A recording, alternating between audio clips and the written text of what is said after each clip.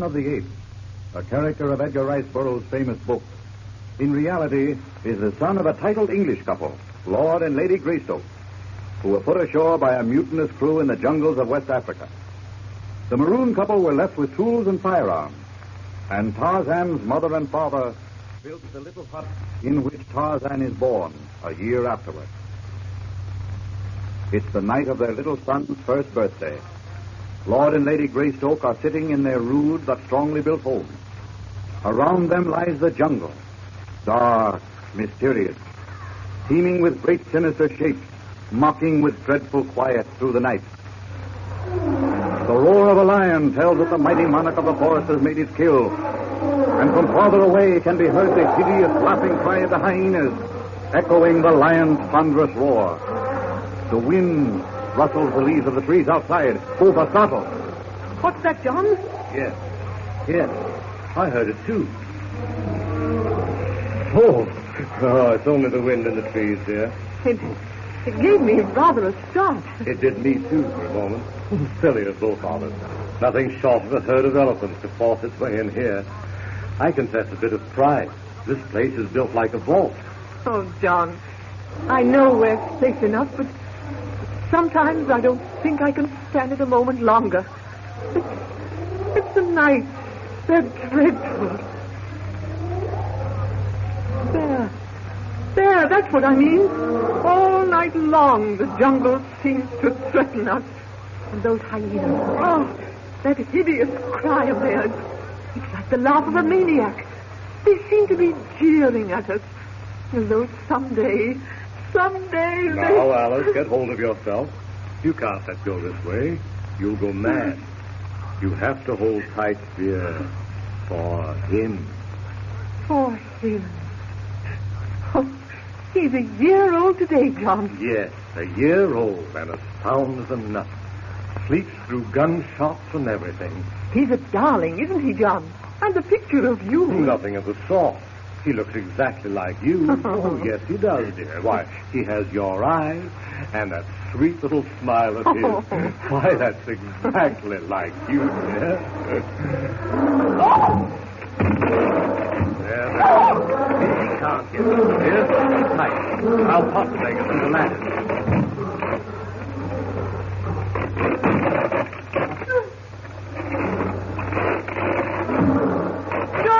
He'll burst the door down. I know he will. Look at the bar. Right. Turn down that lamp so I can get a bead on the beggar through here. All right. There. Don't get your face too close to the lattice. He may strike through. There. See through here. He's a big brute. I don't want to look. Shoot him, John. Shoot him. There, dear. Hold steady. We'll have a lion skin to wrap the baby in. Hurry, John. Hurry.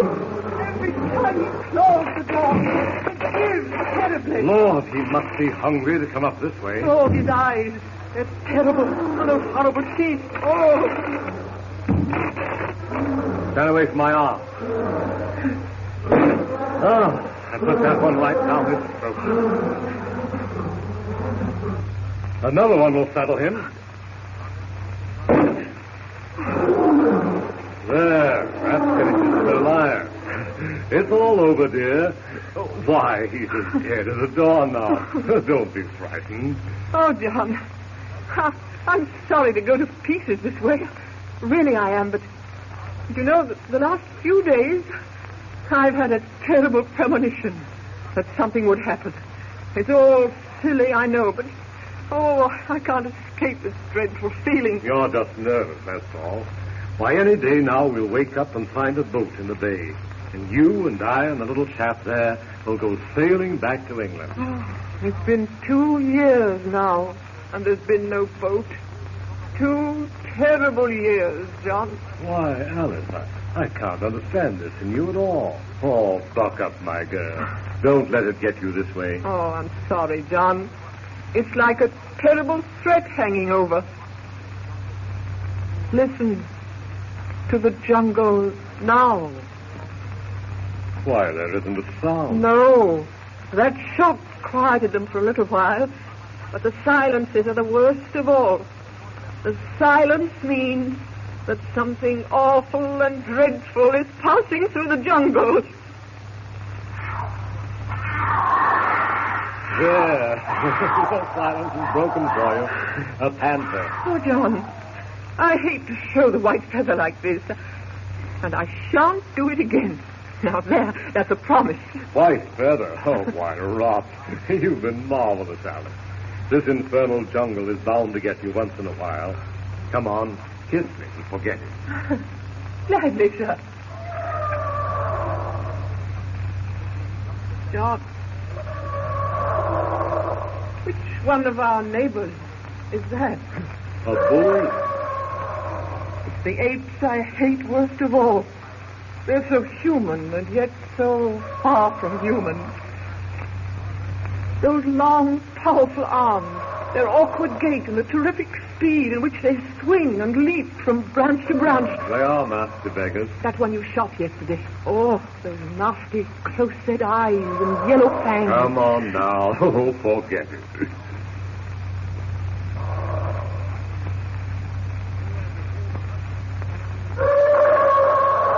Again the cry of a huge bull ape, a brutish creature of terrible strength and awful temper. The ape has suddenly gone mad, raging, foaming mad, with that peculiar madness which suddenly seizes bull apes and quickly passes. He's running rampant among his people. The younger and lighter apes are scampering to the highest branches. Kayla, a young female, comes into the clearing. Her baby is clinging to her neck. She doesn't know. She doesn't know that Boat has gone into one of his terrible rages. Boat spies her. The others yell hoarse cries of warning. He's bearing down on her. She leaps from branch to branch. He has her by the ankles. She breaks loose. Up the tree she goes. Boat behind her. She makes a terrific leap to another tree. She makes it. The jar tears her baby's grip loose from its mother's neck. It falls to the ground with a thud. Boat's roaring grows fainter, fainter, as he hurls his powerful body through the trees.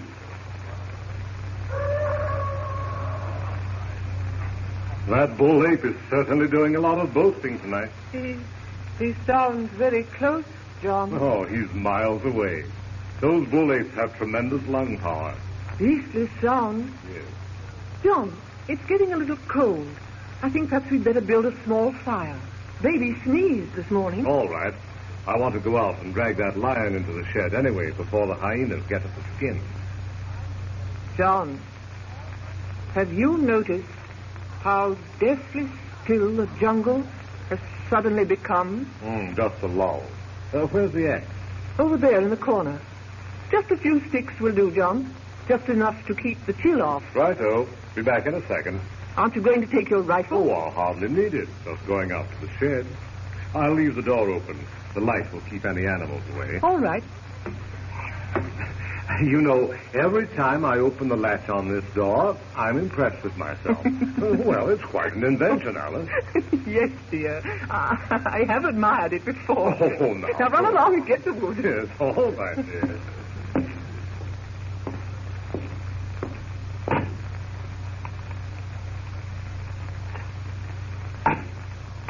The sound of Greystoke's axe echoes through the strangely silent jungle.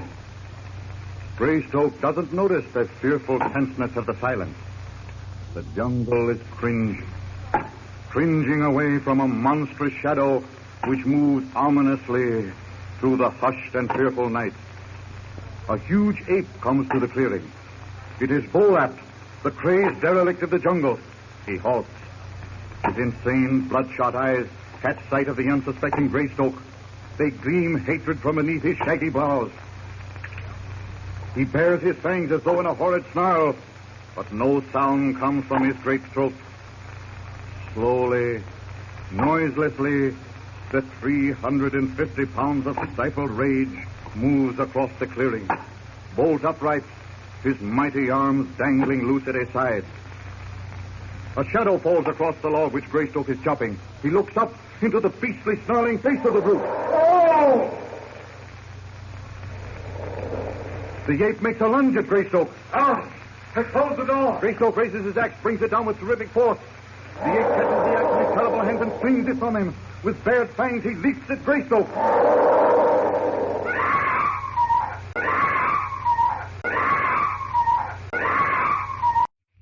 We continue with Edgar Rice Burroughs' famous story, Tarzan of the Apes. Greystoke throws himself flat on his face. The ape lunges past. Greystoke regains his feet. The ape is faster. Greystoke is running for the hut. The great ape from one powerful leap puts him off. It's too late. Those horrible, hairy hands are reaching for him. Greystoke turns. His face is a horrible mask of terror. He looks into those inflamed, raging eyes. Bolat voices a terrible cry. A cry dreadful to hear. He springs. The man crushes his fist into the hairy face. It serves only to infuriate the brute. The huge mouth of the ape opens. His yellow fangs gleam. Greystoke struggles futilely to escape the mighty clutch. The hot-fetid breath in the bull ape is on the man's face. It's the end. The end. Oh, there's no chance now. A shot. From where? The great ape screams with pain. Slowly the great body sags until it drops on all fours, motionless. Greystoke watches the flame go out of the great beast's eyes. With a sighing grunt, the great man-beast of the forest topples over dead. Its jaws fall open. Its eyes grow cold, glazed. For a moment, Greystoke stands in frozen horror and wonderment. Then slowly realization dawns on him. His wife had shot the brute. He whirls and staggers to the cabin. Alice. It's all right, dear. You shot him. Oh, Alice, where's the water? Where's the water? It was God. There, darling, there. Everything is all right. It's all over, dear. I'm safe. And the brute is dead. Oh, the beast. Now, steady now. Everything is all right. He's dead, dear. Don't get excited. Relax, Alice. You're a little hysterical, that's all. Just a little hysterical. While Greystoke is trying to soothe his wife, miles away from the little hut on the seashore, the death cry of Bolat came to the keen ears of the ape tribe. Some of the apes are grubbing at the roots of trees. Young are tumbling over each other in the clearing. Some are swinging indolently from branch to branch in search of fruit. The cry reaches their ears. All pause. All are silent for a moment. They recognize the death cry of one of their kind. As though one accord, they gather in the clearing. The females and young chatter excitedly. The males grumble. The hair on the back of their squat, powerful necks bristles. They hold a chaotic conference. One giant beast assumes command. He is Kerchak. Another male of huge proportion disputes him. In a few moments, one of the two bestial half-men will be the ruler. The other will be a torn and battered victim. The two contestants stand facing each other. The tribe makes a great circle. The greater of the apes emits a fearful cry, which echoes through the jungle to silence all within hearing distance with its ferocity. It is a challenge. With a snarl of rage and hatred, the smaller one hurls himself upon his opponent, burying his fangs deep into the other's shoulder. With a cry of rage and maddening pain, the greater ape smashes the other in the face with his open hand. Without a pause, without mercy, he's upon him again, fighting for a hold. The smaller ape is more agile. He eludes for a moment, but only for a moment. He's upon him again. Again the smaller ape sidesteps him out with a savage blow. The greater ape catches his arm, breaks it with a snap. Howling with pain, the smaller ape turns to stand the other brute's charge. He knows it'll be his last. He's still on his feet, only by the intensity of his dogged animal will. Triumphant, snarling, horrible to see, the brute advances. The others attack as futile against him. The fighting arms affect him not at all. With a roar, the great beast is upon him again. Gasping, he sinks to defeat. The victor picks up the battered form and hurls it to the earth again and again and again. Then, satisfied, he voices his cry of victory, telling the jungle that he is the ruler of the tribe. No one disputes his claim. The rest of the tribe resume their chattering. The new ruler is issuing his first command. He gestures, grumbles. They all understand and take to the trees after him as he starts off through the jungle on his way from whence came the dying cry of Bolat. And in the little hut that Lord and Lady Greystoke built, we find that Alice has recovered from her fright. Oh, John, you're alive. But it's only good fortune that you are. That was a lucky shot. Well, that was a good shot. whether from good luck or good marksmanship. Oh, how I hate the jungle. No, now, Alice. That probably won't happen again in a million years. But this is the first time one of those beggars has even really attacked us, you know. Yes, I know. But I'm so tired of being afraid. And I'm even more fearful since the baby came. No, hush, dear. As long as we're in the hut, we're safe. It was foolish of me not to have taken my rifle when I went out. I'll be more careful after this. And there won't be a thing for you to worry about, dear. Not a thing. John, dear, will you please see what's the matter with him? Righto. What is it, lad? Any complaints to make? Is he covered up? To the eyes? Oh, I see. He's sleeping on that wooden doll I made for him, and he finds it jolly uncomfortable, too. There. How's that? Fine. Now go to sleep and let me hear no more out of you. Oh, is that so? Well, tell me about it in the morning. John, have you ever wondered what the baby will be like when he grows up? Very much like any other English boy, I imagine. Oh, no, he won't. Not living in the jungle all his life. Nonsense, dear. He isn't going to live in the jungle all his life. Why, long before it's time for him to go to school, we'll be picked up. It's only a matter of time. 2 years, and not even a sight of a ship. No. I'm afraid that your optimism is commencing to ring a little false. Nonsense. You're just upset after what's happened tonight, that's all. But even if we were doomed to stay here forever, it isn't so bad, you know. We've plenty to eat, and we're comfortable. Yes, I know. But it's always living in fear of the jungle. However, there's no use harping on it, is there? No, of course not. Try to forget about it. Yes. Yes, I must. Would you mind closing the door? Righto. When Greystoke stepped to the door he was never to close, he came face to face with a tribe of brutish, hairy figures. Oh. Alice! My rifle! Quick! In an agony of haste, John tried to close the door in the face of the great apes, but they thrust it open without effort and stood for a moment, blinking in the light. Alice! The rifle! Hurry! On the table! Don't come there! Throw it! No! Don't bring it! Throw it! I can catch it!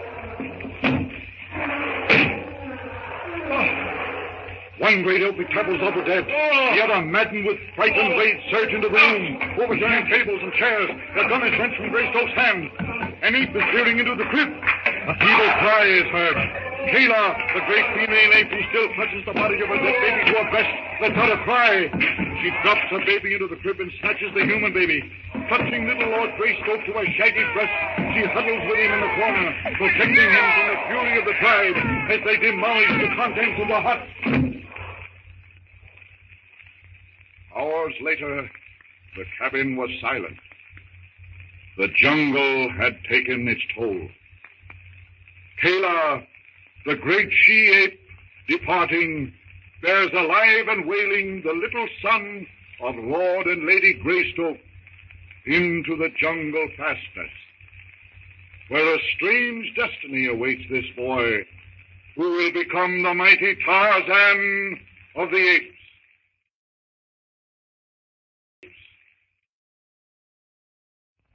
Again, we bring you another chapter of Edgar Rice Burroughs' amazing history of Tarzan of the Apes, the astounding record of a superman who became the master of beasts and the mighty monarch of the African jungle. By the grace of a kindly God and the tender care of Kayla, at whose breast the little son of Lord and Lady Greystoke was nourished, Tarzan grew to young manhood. From his natural parents, he had inherited fineness and intelligence, and from his foster mother, Kayla, and the ape tribe, he had acquired tremendous strength, amazing agility, and animal cunning.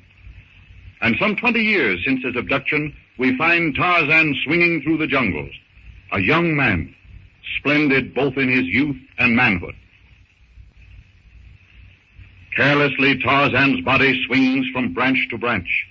There's an easy grace about his perilous leaps and accurate catches as he progresses from limb to limb, which suggests both the assurance of the ape and the flowing rhythmic grace of a trained trapeze artist executing an often rehearsed feat of daring. Tarzan is off on a holiday. He's returning to the one place in the entire jungle that is his own, a place he had discovered long ago. A tiny hut on the shore of the great water. It has taken him many years to learn how to manipulate the odd mechanical thing which had swung open to him the door of that hut, which he would have been surprised to learn was the home of his mother and father, and his birthplace. However, the door of that hut had opened to him more than the interior of the rude cabin which Lord Greystoke had built for his wife and son. It had taught him that he was an M-A-N, not an A-P-E. It had taught him to read and write after a fashion. For hour after hour, year after year, he had pored over the first primer which he found there. But perhaps more important to his physical being and survival, it had given him access to the hunting knife which hung at his side and the locket which dangled from his throat. Occasionally, Tarzan left the ape tribe and ventured to his hut near the seashore, and now he's making his way there. It's late afternoon. The sun of a dying day is filtering through the dank foliage of the trees to make an intricate pattern of onyx and gold on the spongy mold on the ground beneath. The jungle is reverberant with sound. The chatter of monkeys, the singing of birds, and the occasional growling and snarling of the larger animals as they make their imperial way to the waterhole. Tarzan is happy. Happy as a schoolboy on a holiday. Swinging along his tireless arboreal way, he inhales the dank, pungent smell of the jungle with boyish delight. And the grim grandeur, the poisonous beauty of the jungle fills his soul with a feeling for which the ape language has no name. Meanwhile, off the West African coast, a small tramp steamer is plying her way through a placid sea. In the tiny salon of the ship are 4 people. Professor Porter, an old savant who exists in the present but lives in the archaeological past. His daughter, Jane, a beautiful girl whose charm is not only that of beauty but of wholesome loveliness and intelligence. Of these charms, the young man of the group is fully aware. He is William Cecil Clayton, a young Englishman, typical of the blond, blue-eyed Oxford gentleman and eldest son of Lord Greystoke. The other man in the salon is the captain of the ship. What are you reading, Father? Yes, of course, my dear, of course. I asked you what you were reading. Sorry.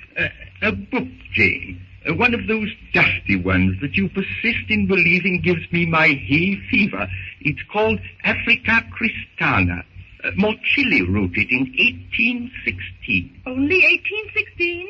That's rather current fiction for you, isn't it? Well, a man ought to keep up with modern literature, or he's liable to become an old fogey. Clayton? I suppose anything published after the flood would be considered rather modern by an archaeologist, wouldn't it, Professor Porter? Yes. No. What did you say? Oh, go on with your reading, Father. We won't disturb you any more. We're almost there, aren't we, Captain Tracy? I beg your pardon? Well, honestly, I don't know which is the worst, you or Father. It's enough to give a person an inferiority complex. I'm the only one aboard that seems to find me most fascinating. You're forgetting me, aren't you? Well, one could never forget anyone so gallant. But really, Captain, a person would think that you were burdened down with all the worries of the world. Not all of them, Miss Porter, but I'm afraid I have my share. Oh, really? What? Merely a matter of ship's discipline. Nothing really important, I hope. Beg pardon, sir, but I'd like to see you, sir. What kind of discipline is this, Newton? Coming in without knocking. Take off your cap. Yes, sir. Sorry, my lady. Well, what is it? I'm afraid, sir, don't ever let them know I told you, sir. They skin me alive, that's what they do, sir. They skin me alive. What are you talking about? Mutiny, sir. Down below deck, sir. They're all in the forecastle, sir. Mutiny? Mutiny? Isn't there some law about that? Mutiny, I smelled it coming. That rotten crew we shipped at Sid. My compliments to Mr. Yont, Newton, and tell him to report to me at once. Here. I'll batter those deck guys down in their hats and scuttle them like rats. Pardon, sir, but it's the first mate Yont that's leading the mutiny, sir. He's down in the Glorio talking to him now, sir. Oh, he is, huh? Is there anything I can do, sir? Don't worry, Clayton. I'll clean this affair up in a minute. You keep Miss Porter and the professor from being frightened. I'm not at all frightened. Beg pardon, sir. I'd better get below before they misses me. They'd kill me if they knew I'd informed you, sir. All right, Newton. I'll remember this. Go below, then, and save your skin. Thank you, sir. Mr. Clayton, You'll find 2 automatics in the drawer of that desk. You'll take one and come with me. Certainly. What am I going to use? Good Lord, it's Newton. Come on, Clayton. Righto. What's the matter? Is the door stuck? Just nothing. We're barred in. While the voyagers from the world outside are at the mercy of the mutinous crew, miles away, Tarzan is hanging from a tree branch, overlooking a clearing in the forest, and sees the beginning of a jungle tragedy. Sabor the lioness is dozing, surrounded by her happy family. One of her cubs wanders beneath the tree that hides Hista, the snake, the silent, strangling horror of the jungle. Hista, hungry and alert, drops part of her great and snarling length down from the branch, encircles the cub, draws it up into the tree to slowly force it down into a constricting being by the undulating, torturous contraction of those great ringed muscles. Sabor, the lioness, awakes to the danger with a snarl of mingled rage and anguish, hurls herself with a terrific leap to rescue her cub. She misses. Again and again she leaps in a frantic effort to reach the snake. Her roar shreds the chaotic monotone of the jungle into tatters. Sabor's bestial anguish moves Tarzan to pity. He falls forward, giving himself a tremendous impetus with his legs, and catapults himself through the air. It's a tremendous leap, superhuman. He's leaping for the end of Hista's tail. If he makes it, he may not be able to cling to that slimy, lashing length, and will fall to the infuriated beast below. He won't make it. He won't. He does. He slips. He slips. He holds. His weight nearly jerks Hista loose from the branch. Like lightning, Hista contracts to lash him to the ground. But Tarzan lets go, drops to the branch beneath. Grasping it just in time, he falls fast. He dangles for a brief moment, but just for a moment. A snarl warns him. He's hanging close enough to the ground to be in reach of Sabor's vicious leaps. He pulls himself up to the branch. The tip of one of Sabor's claws cuts a tiny gash in his heel. He stands on the branch, gathers himself for a leap. Oh! Hista, seeing his body, slaps itself around his waist, tightens, then slowly commences to draw him up to the branch above, where it shall hold him fast against the branch and exert the terrific pressure which will crush him. Tarzan struggles terrifically, but slowly feels himself being drawn. Tarzan's mind races. With a great effort, he unwinds the grass rope around his waist, snatches the long hunting knife from its sheath, and plunges it into the narrow part of the reptile's tail. The snake writhes, but doesn't lose its hold. Hastily, Tarzan works the blade through the resisting muscular strength until the handle protrudes at one end and the blade at the other. The serpent's agony has caused it to lose the distance it's gained in drawing Tarzan to the branch on which it lies. Tarzan is on the level with the branch from which he's drawn. Hurriedly, he ties the rope above the knife, letting it slide down the snake's body until the knife keeps it from slipping. Then, working like a madman, he snubs the rope around the branch. Hista strains. The branch creaks ominously, but doesn't break. The pain of pulling against the knife in his body makes Hista slowly release its hold on Tarzan. Unable to let go of the branch above and secure to the one below, the great serpent is all but powerless. Its body is stretched up almost straight. Its dreadful leverage is gone. Tarzan climbs up the trunk of the tree, gains the upper branch. The cub is still struggling feebly. Tarzan, still clinging to the tree, extends his legs out, locks them around the branch and Hista's neck in what is known in wrestling as a scissors. He applies the pressure of those powerful legs. Harder, pulling the lion cub from the mouth of the reptile with one free hand. Hista's great mouth opens wider and wider, no longer eager to keep her prey, only anxious to escape the pressure of those powerful legs. The cub is free. Tarzan swings down, drops the cub gently on the ground and up again on the branch before Sabor can hurl herself upon him. Sabor, seeing her cub restored, pounces upon it, licking it, turning it over gently, worried. The cub recovers its breath and whimpers. Convinced that her offspring is safe, Sabor turns her attention to the thing up in the tree. Tarzan sits panting. Strange that after his good deed, Sabor should be anxious to tear her benefactor into ribbons. Jungle gratitude. However, undismayed, Tarzan looks down into the baleful eyes and snarling face of Sabor. There's an ominous creak, a splintering. The limb under Tarzan is given way. He's falling into the merciless fangs and terrible claws of Sabor. He grasps a small branch. It breaks. Tarzan plunges downward, falling to the ground. He strikes the ground. On his head and shoulder, he lies still, unconscious.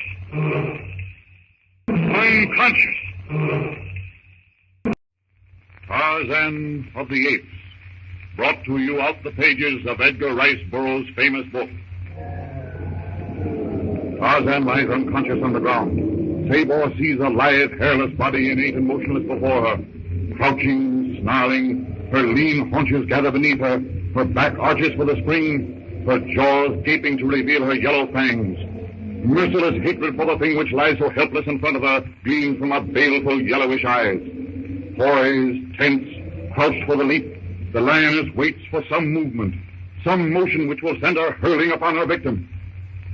There is a moment of silence, a tense moment, a moment in which furious death waits to execute its grim mission. Poised, waiting. Slowly, Sabor's animal brain connects the presence of her cub with Tarzan. Hista was devouring the cub. Tarzan fought Hista. The cub is safe. Slowly, suspiciously, the great beast relaxes. The hair on her short mane gradually lies down, and her tensed haunches straighten. Slowly, very slowly, she advances toward Tarzan's limp body. Snarling deep in her throat, she stops, showing this strange creature lying so still before her the deference of fear. Cautious, ever ready to crush the life out of the thing with a mighty paw should it move, she advances closer and closer, step by step. Her sharp, pungent breath is hot on Tarzan's neck. Sabor sniffs. The thing has a strange scent. Not the scent of an ape. Sabor is puzzled. Tarzan stirs. Moans a little in his unconsciousness. Sabor leaps back, snarling, her powerful paw raised to crush the head of that strange creature. Slowly, she puts her foot back on the ground, circles Tarzan, and without further ado, trots away, urging her cubs before her.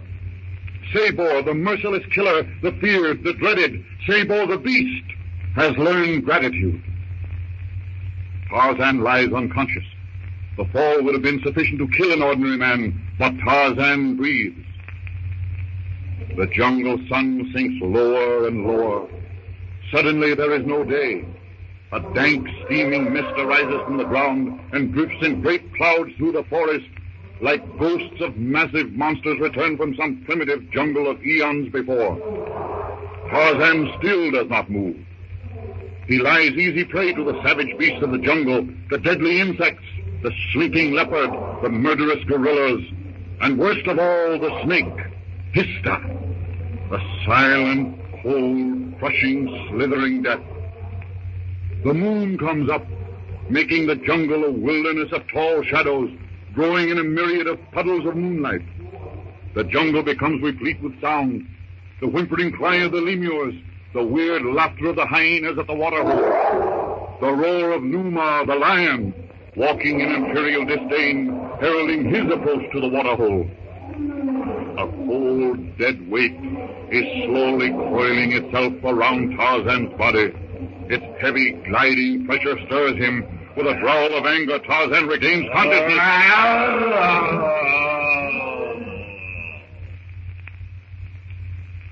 The small steamer, bearing our passengers and the mutinous crew, steams down the golden path laid by the moon, off the sea, on the West African coast. The same moon which shines down upon the inert Tarzan, his cousin Clayton could see if he chose to look through a porthole of the ship Salon. How closely related, and yet how far removed these two. Tarzan, the ape man, and William Cecil Clayton. The four in the Salon, Jane and Professor Porter, Clayton and the captain, discovered that they're locked in. The crew is mutinied.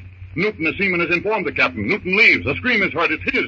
Grabbing the two automatics, the captain and Clayton rush to the door. It's locked. We're barred in. Oh, what are they doing to that poor man? There, dear. Everything will be all right. I'm afraid it won't be all right. This is mutiny. We can't stand here and let them torture that man this way. Open the door. Open it, you hear that? I won't stop him. I can't stand here and listen to that. I'm going to try and shoot the latch off the door. We'll do nothing of the sort. I'm captain here, and as long as I am captain, I'll be obeyed. Understand that. We've a devilish grave situation. This is mutiny. If I can get them to open that door of their own will, we have a chance. If I can't, we're better off in here. I'd suggest, Mr. Clayton, that you leave the matter entirely in the captain's hands. Sorry, Captain. Not at all. Miss Porter. Yes, Captain. You will find in the top drawer of my desk a small jade green bottle. Its contents are deadly. I hope it proves to be a souvenir of an unsuccessful mutiny. You don't think, Captain, that it would be necessary? This brew is the scum of Port Said. And Port Said, my dear Clayton, well, you've seen it. I found the bottle, Captain. Thank you. Isn't there some way that we can placate these mutineers, Captain? If it's money, why, I have a little... And I have a great deal. See if you can buy them off. If they take the ship, everything on it is theirs anyway. Yount, my first mate, is in back of this, and Yount is no fool. Rather an intelligent fellow, in fact. I've had several conversations with him. Seems rather interested in archaeology. You'll stand away from the door, Miss Porter. Thank you. Mr. Yount! Mr. Yount, do you hear me? Yount! Yeah, I heard you, Captain. Come here and unlock this door. And get shot down? No, thank you, Captain. Throw those 2 automatics. They're in your desk off the port first. Are you presuming to order me, Mr. Yount? You'll lose your papers for this. My papers? You're on the high seas now, Skipper. Not at the Admiralty. My papers, they've been changed, Tracy. They're Captain's papers now. You're mad. This is mutiny. You realize what that means? Yes, and you'd better realize, too. Throw out those automatics on the deck. I'm not asking you. I'm telling you. And I'm telling you, Mr. Yount, that I'll see this ship run aground in Hades before I'll take orders from you. Yeah? Well, we'll twist the bloody arms off of your nosy man Newton here and throw him over the side. If those guns aren't thrown out on the deck in exactly 1 minute. Oh! Throw them out, sir! Throw them out, please! Just throw them out! Oh, Captain, throw them out, please. Please throw them out. There goes mine. All right. Now, where's the other one? Well, I guess they've got us there. Did you take the clip out of that automatic before you chucked it out, Clayton? No, I didn't. Not very clever of you. Well, here goes. You're learning to take orders readily, Captain. Come in here. Oh, I just happened to think. Quick, Father, give me that map. Why, yes. Where did I... Why, here it is. Randall, you and Gates watch this door. If either the ex-captain or any of these passengers start to leave, I saw it. well, Tracy, it seems... You dirty cad, you. Shut up, Clayton. I won't shut up. What? You kill Satan. Stand back there, all of you, or I'll start blasting. That's just to show you how this ship is going to be run from now on. Only next time, I'll use the business end and not the butt of the gun. I wouldn't be surprised if you'd killed him, Yount. It doesn't make a great deal of difference, Tracy. Not to you, it doesn't.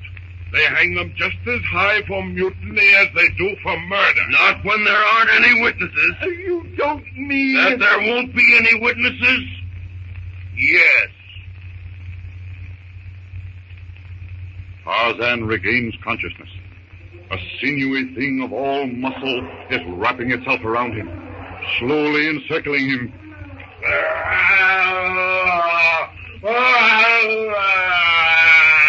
He voices the ferocious cry of a battling beast.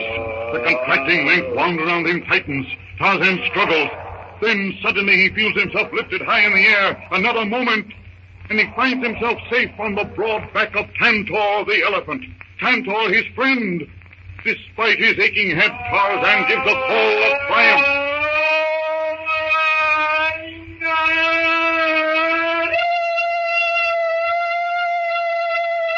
Tantor, the great beast of the jungle, whom even Sabor fears, hears the call of his friend. The wise beast knows that all is well with the white ape upon his back. Tantor is happy too, for Tarzan is dearer to Tantor than all else in the world. A strange jungle friendship, as strong as it is odd. Tantor throws back his great trunk and trumpets to tell the fastest of the whole forest and its denizens that the mighty Tantor and his friend Tarzan are passing on their way. Let all beware. Tarzan feels himself all over gingerly, and then shrugs. Nearness to death is life, not adventure in the jungle. Guiding Tantor by kicking him behind the ear, Tarzan directs the great beast to the seashore and his cabin. Tantor sways along his way at a speed which is almost unbelievable for so clumsy an appearance, tearing up the trees and brush which impede his way. Then Tarzan hears the beating of the surf. and in a few minutes they come out of the jungle onto the beach. A strip of white sand, a sea of darkness divided by golden bands. Tarzan looks down the path of the moon on the water. He gasps. A boat! That means men. Tarzan the ape thrills because he sees in them that which he most wants to be, man. Tarzan the man.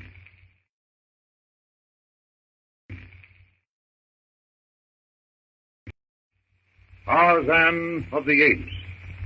From out the pages of Edgar Rice Burroughs' immortal book, we recall the strange history of Tarzan.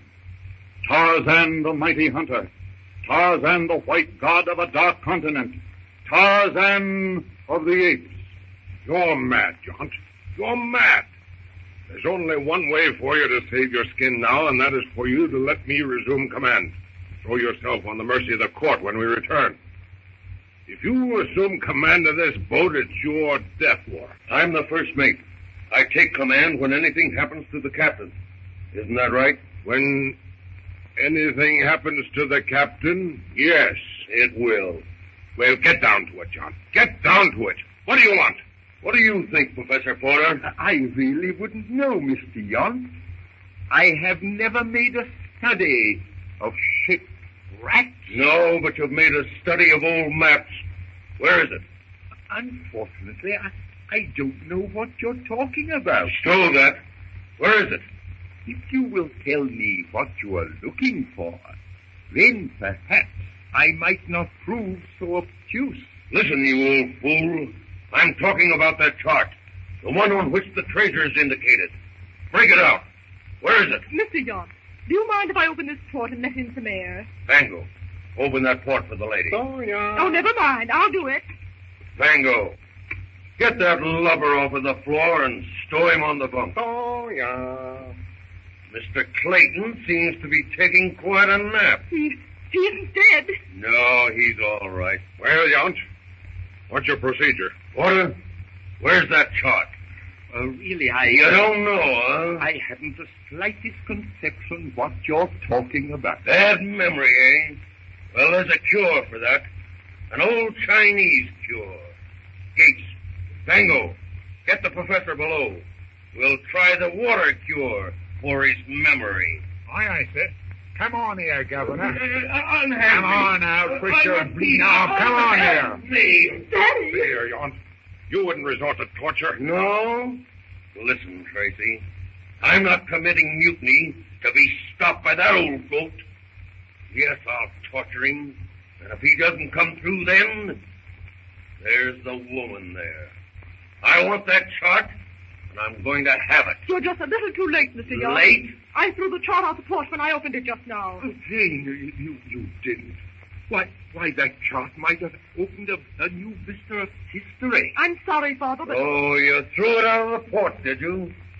Well, young lady, I think you're lying. And for your sake, you'd better be. I'm going to search your stateroom. And if I don't find it... Gates, you and Fango keep watch here. Skipper, I would suggest, John, that you drop anchor. You're coming in pretty close. The coastal curve is very gradual on the African west coast. I'll run the boat, Tracy. I see you will. Now go around. And another thing. If I don't find that chart in your stateroom, I'm going to give you exactly a half an hour to produce it, Porter. And then your daughter will wish you had. You swine! We're in a quandary, I'd say. What would you suggest doing, Captain? John isn't bluffing. The best thing is to give him the chart he's talking about. Because if we don't, John will make good his threats. Where is the chart, my dear? Be careful that these men don't overhear. I told the truth, Father. I did throw it overboard. You mean the chart is gone? Why, yes. Will it make any Any difference? difference? All the difference in the world.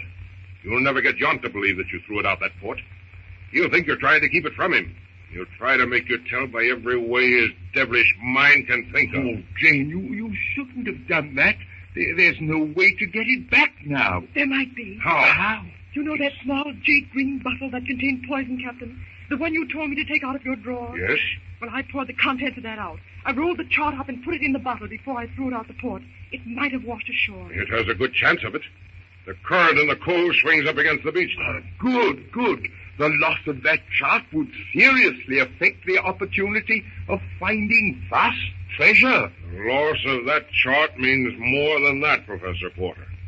It will mean the loss of all our lives. We've got to find that chart. We have to find it, that's all. And if we don't? It will be unfortunate that Miss Porter emptied the contents of that bottle. Meanwhile, Yount, the mutinous first mate, has searched every inch of the passengers' cabins, ripping open mattresses, scattering the contents of their luggage, but to no avail. He cannot find the chart. Yount has risked much to get the chart. He leaves the wreckage of the last cabin. He will have that chart. He'll resort to the terrible torture used many years ago on the China Seas, the water cure, where the victim has water forced down his throat until his eyes protrude and his stomach distends, until the intense pressure inside his body bursts his heart. Anything to get that chart. Gaining the deck, Yount notices that the boat is well into the harbor. He orders the anchors dropped and the engines cut. Then, with a fiendish, dreadful glint of purpose making his eyes inhumanly cruel, he makes for the salon. He rips open the door. Tango, go below. Bring 4 men topside, with buckets and lots of water. See here, Yount. You're making a mistake. That chart did go out the port. I don't believe it. You're all lying. But when I get through with you, you'll be begging to tell the truth. Begging. Don't be a fool, Yount. We know what you're planning to do. Listen. Miss Porter threw that chart out the port. Before she did, she put it in a jade green bottle. The current in this cove will wash that bottle up on the beach. Let me and one of your men go ashore and look for it. To find it's our only chance of saving our skins. Yount, convinced that Captain Tracy is telling the truth, finally agrees that the captain shall go ashore with 2 of his men to look for the bottle on the beach. But before Captain Tracy leaves, Yount takes the 2 men who are to accompany him outside the cabin and talks to them. Gates, you and Fango go ashore with Tracy. He's looking for a jade green bottle that's washed ashore. Aye, sir. And when you come back alone. Understand? I understand, sir. We'll stick the blighter. Fango's a hitching to carve his even initials in somebody's back. All right. Get those davits out and put that boat over the side.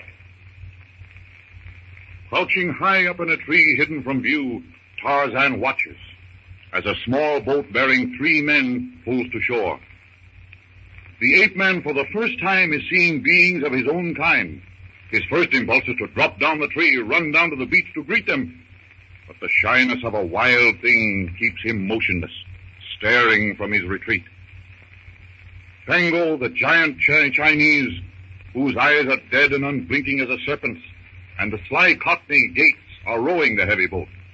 In the bow sits Captain Tracy, his weather-beaten face a mask. Tarzan watches the men beach the boat and start walking slowly down the shore looking for something.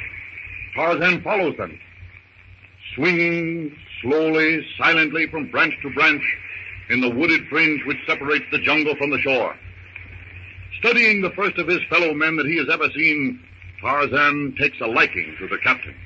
The other 2 he despises. They slink behind the tall men as 2 cowardly hyenas following a sick lion. Tarzan's mind is in a chaos of curiosity. For what are they looking? Then he sees the tall man reach down with a cry and pick up something green from the beach. The 2 others snatch it from his hand. With a gesture, Tarzan freezes. There will be a fight. 2 against 1. Tarzan will go to the aid of the tall man. But to his surprise, the tall man merely shrugs and turns about to return to the boat. Is he afraid, Tarzan wonders? They retrace their steps. The tall man is still ahead, followed by the copper man and the weazened one. Tarzan follows them. His keen eyes see the weazened man nod to the copper man, whose eyes are like hista, the snakes. The copper man slowly draws a long knife from his waist. He stoops, then rushes up behind the tall man. Tarzan yells to warn him. Tracy turns at the fearful cry. The Chinaman's knife is descending on him. Tracy's fist shoots out. It lands on the Oriental's jaw. The knife descends, gashing his arm. But the blow has sent Fango back so that the cruel blade is not plunged into his body. For a second, all three stand motionless. Then Gates dives at Tracy's legs. Tracy brings up his foot, catches Gates full in the mouth. Gates groans, but catches the captain's legs.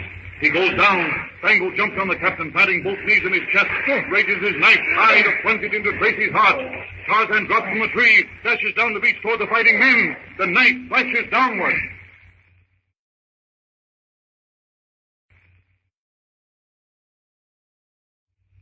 And now we bring you another episode of Edgar Rice Burroughs' amazing story, Tarzan of the Apes. Tarzan drops from a tree, dashes down the beach toward the fighting men. The knife flashes downward. Tracy closes his eyes. It's the end. Tarzan's flying feet send silent sprays of sand shooting out behind him.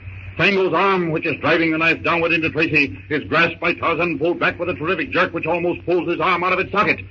The Chinaman is hurled from Tracy's body and sent sprawling backwards. Gates draws a knife and leaps upon Tarzan's unprotected back, but his shadow on the sand warns Tarzan. He whirls, catches the Cockney's upraised hand in his, and with his free hand he grasps the Cockney's throat. Tarzan's vice-like fingers close the man's windpipe. The Cockney's eyes bulge.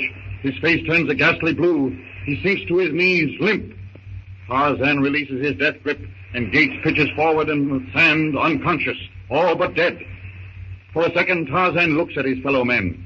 His lip curls contemptuously. He turns to the others. Fango snatches the green jade bottle and runs for the jungle. Tracy's after him. Tracy knows that to return the battle to Yount is the only way to save Jane, Clayton, and Professor Porter. The giant Chinaman is swifter by far than Tracy, who doggedly runs after him. The two men disappear in the rank undergrowth of the jungle. Tarzan, puzzled, watches, and then follows them, leaving the inert Gates lying on the sand. Gaining the jungle, Tarzan leaps into a tree, swings off after the pair. His mind is in a quandary. The copper man and the wizened one are not trying to kill the tall man because they want to eat him. It's because of the green thing he had seen them pick up on the beach. They belong to the same tribe. They came from the same boat, yet two of them had tried to kill the other. It's all very strange, Tarzan thinks, as he speeds through the trees following the trail of the two men.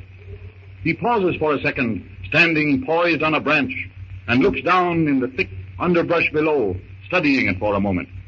Evidently, the copper man, with eyes like Hista's, had outdistanced the man whose face he liked. The tall man had gone off in one direction in pursuit. It would be better to follow the copper man, the man he did not like, for he had the green thing which he had taken away from the tall man. Tarzan leaps to another branch and is on his way with terrific silent speed of an arboreal ape on the hunt. He comes upon the Chinaman pushing his way through the jungle. He is no longer running, but walking, seemingly a little uncertain of his course. The man is lost. With a suddenness which makes the Chinaman step backward with a cry, Tarzan drops down in front of him. An expression of terror crosses the Oriental's face. But he's no coward. He stands his ground, waiting. The Chinaman is nearly as tall as Tarzan. He's a brute of a man, heavy-muscled, agile. The copper man appraises the bronze giant who stands observing him so curiously. Slowly, hardly perceptibly, the Chinaman's hand creeps to the knife at his belt. Tarzan sees the movement, but is indifferent to it. By the time it'll take the copper man to draw the knife and come close enough to bring it into play, he'll be ready for him.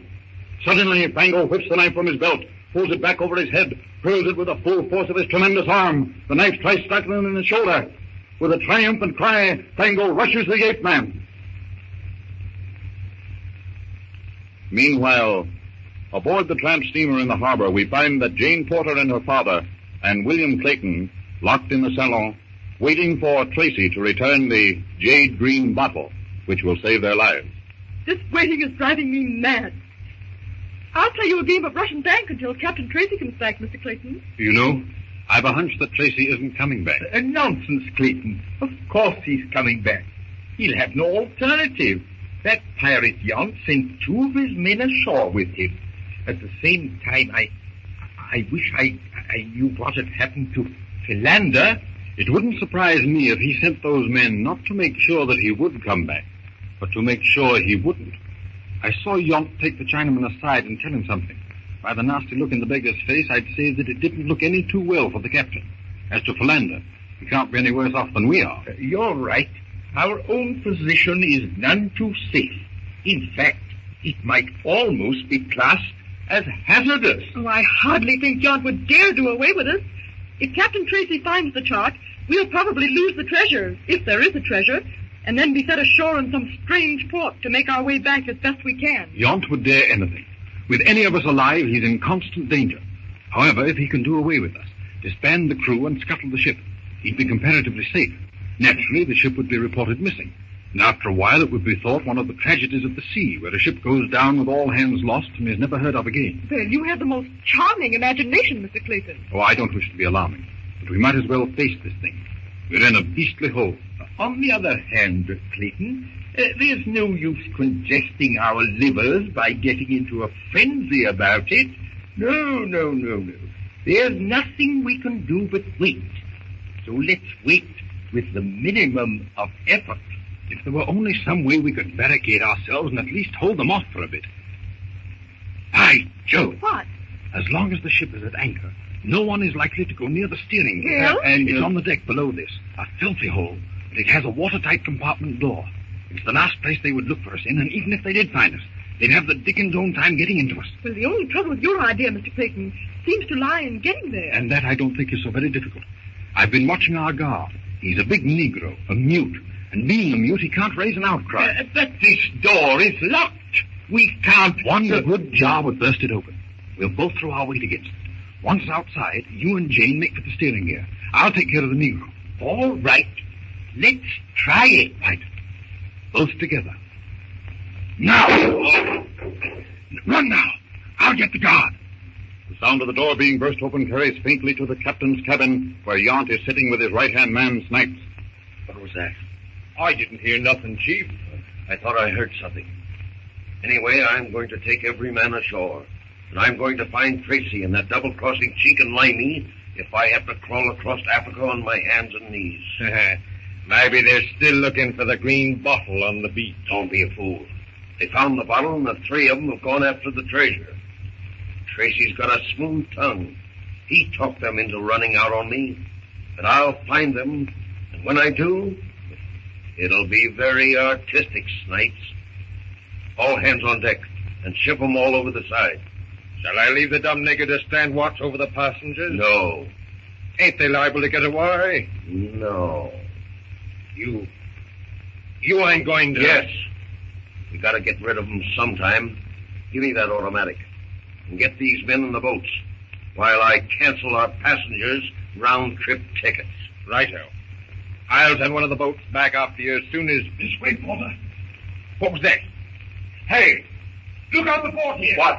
The guys have busted out of the town. Now, let me see. A fine guard you put over them. Shall I put 'em, Chief? No, they're going below. Let's see what their game is. Right, no. Come on. Now we return to Tarzan. He tries to lift his arm. There's a shooting pain in his shoulder. If he moves his arm, he'll cut a muscle. The arm is useless until he removes the knife. Fango is upon him, confident that his strength will equal that of Tarzan now that one arm is crippled. Fango snatches up a dead branch, swinging the club around his head, bears down upon Tarzan. Tarzan stands motionless, waiting. Fango wheels the club high, brings it down with tremendous force. With a speed greater than any boxer's, Tarzan sidesteps. The club barely misses him. Tarzan's good arm shoots out, catches the Chinaman around the waist. With a mighty jerk, sends Fango spinning, the club flying from his hand. Before he falls, Tarzan is upon him. Running low like a football player, Tarzan strikes Fango with his good hook just above the knees. Chinaman falls over Tarzan's back. At the same time, Tarzan stands up, grabbing the Chinaman's foot. Fango hangs over Tarzan's shoulder like a sack of meal, holding the Chinaman's ankle in an armed grasp. Tarzan starts to revolve. Faster, faster. Fango swings out wide in an arc. Tarzan, with superhuman strength, clings to his ankle as he turns faster, faster. Tarzan is swinging Fango around with him, and as an athlete will swing a hammer, leaning back farther and farther, turning faster and faster. Suddenly, Tarzan lets go. Fango flies through the air with a flash of fire. Fango crumbles at the base of the tree, stunned. He struggles to his feet, wavers. There's fear in his eyes. Fear for this man whose strength is that of the great apes. Tarzan is upon him before he can run. Fango picks up a huge rock, raises it high over his head with both hands, and hurls it at Tarzan. The rock flies directly at Tarzan's head. Tarzan ducks. It misses him by a fraction of an inch. On Tarzan comes. Fango turns to run. It's too late. The ape-man's charging body strikes him, drives him against a small tree. Tarzan's good arm wraps about the Chinaman in the tree. The great muscles in his arm tense. Slowly, as he crushes the murderous, writhing Fango against the tree. The great muscles in Tarzan's neck, shoulder, and arm knot and swell as he exerts his terrific strength. Tarzan releases his hold. The Chinaman slumps to the ground. Tarzan gives no further attention to the dead man. Slowly, carefully, he removes the knife sticking from his shoulder. The pain makes his jaw muscles bulge. The knife comes out easily, and to his surprise, he can now move his arm. The wound is minor but painful. Tarzan selects leaves from a nearby shrub, and with them treats the open wound. He turns his attention to the dead Chinaman, searches him until he finds the green bottle, and starts with never a backward glance at his victim to seek the tall man to whom the bottle belongs. Swinging with easy grace and miraculous speed, Tarzan comes upon Captain Tracy, hopelessly lost in the maze of undergrowth. A slight movement in the tall grass behind Tracy catches Tarzan's eye. A tawny shadow. Numa, the lion, crouched for a spring.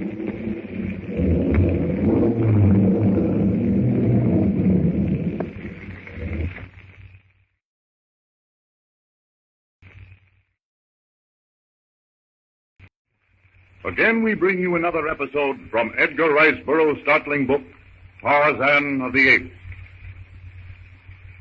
Swinging with easy grace and miraculous speed, Tarzan soon comes upon Captain Tracy, hopelessly lost in the maze of undergrowth. Silently, unseen, Tarzan looks down upon the man and pities his inadequacy. A slight movement in the tall grass behind Tracy catches Tarzan's eye. A tawny shadow, Numa, the lion, crouched for a spring. His sinewy legs drawn deep under him, his lean body low, yellow fangs bared, lips twisted in a fearful, soundless snarl. His body sinks lower, crouching for that terrific, deadly spring. Lower, lower, inch by inch, lower. In a moment there'll be a roaring snarl, a mangled body. Lower, lower. With swift, steady fingers, Tarzan snatches an arrow from his quiver, fits it into the bowstring. With bow pulled taut, Tarzan waits. The lion's eyes glow. His body is tense, ready. Slowly, the merciless yellowish-green eyes close as the huge, dripping mouth opens. Numa snarls. Tracy whirls. Pulled into the face of snarling death. Tracy screams. There's a moment of deadly tension. Numa springs. As the lithe, muscular body launches itself, an arrow flies from Tarzan's bow, plunges deep into Numa's side. For a moment, the charge is stopped, but only for a moment. Numa turns, snaps at the arrow buried in his lean side. Tracy starts to run, stumbles, falls. And Numa, in an agony of pain and rage, whirls around, tenses for one more terrific spring upon the prone man. Tracy crawls, rolls, digs his fingers deep into the earth to drag himself to safety. It's no use. Numa springs. Like a plummet, Tarzan drops from a tree, lands upon the hurling beast in midair, his fingers clutching the infuriated beast's shaggy mane. They twist in the air, fall. Tarzan's mighty right arm encircles the beast's neck. The giant paws strike out. Tarzan clings to the brutish neck. Slowly, with sinew-tearing strength, he pulls the great head backward. Twisting, snarling, clawing, backward, backward. Suddenly, Tarzan's knife flashes, plunges with terrific force into the side of the lion again and again and again. Slowly, the great muscles of the lion relax. The yellowish-green fire fades from his eyes. The great head goes loose in Tarzan's grasp. Numa is dead. Dropping the dead lion, Tarzan throws back his head, beats his chest as he sends echoing through the jungle his cry of triumph.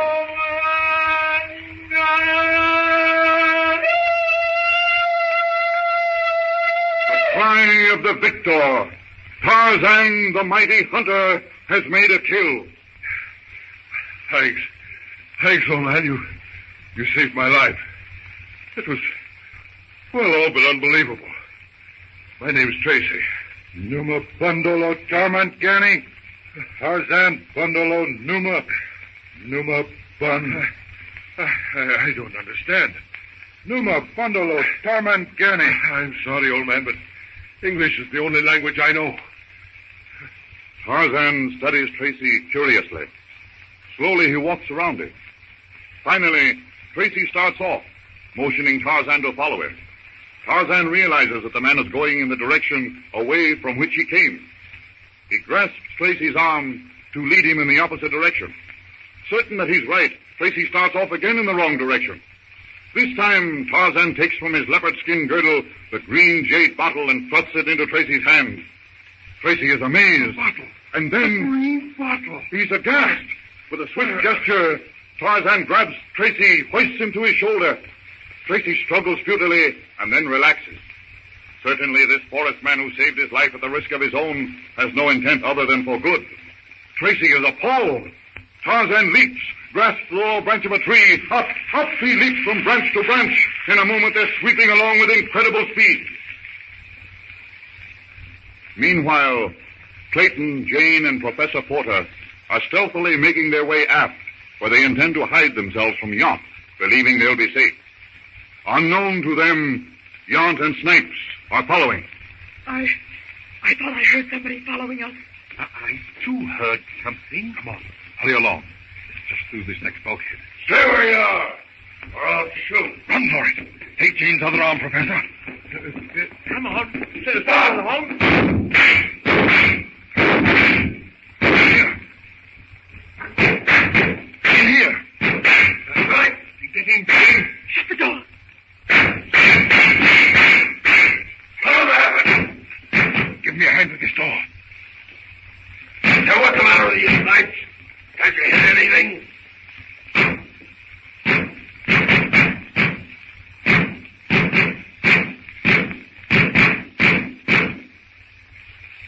Well, they might it. Fine marksmanship. Fine marksmanship, Snipes. Them 45s ain't so easy to handle. You couldn't hit him with a machine gun. And what are we going to do? We ain't got a chance of getting through that door. Nor of them getting out. There's a latch on both sides. Fasten the bolt. Hey, Chief, what's the lie? Am I supposed to sit on my ditty bag doing nothing but waiting for them to get ready to come out? They aren't coming out. Oh, Yount, that's pretty raw, ain't it? Letting the dime starve to death? They aren't going to starve to death. Open that seacock. They'll drown like that. Why, I ain't soft or nothing, but... Well, can't we just maroon them someplace, sort of give them a run for their alley? Don't be a fool, Snipes.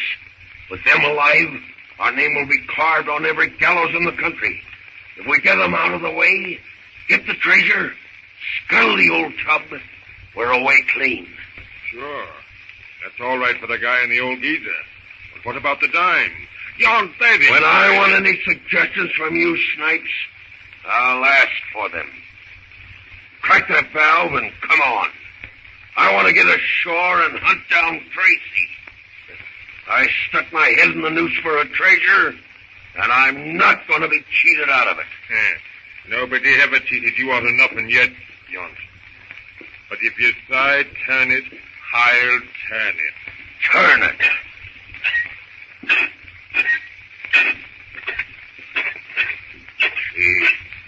She's on full? Yeah. As far as she'll go. That ends 3 of our worries. Come along. Have you a match, Professor? There ought to be a lamp in here somewhere. Something just ran over my foot. A rodent of some sort, no doubt. Hurry, Mr. Clayton. Put on the light. Here are some matches. Always the last pocket in which one looks. There's a lamp over there. Oh, what luck.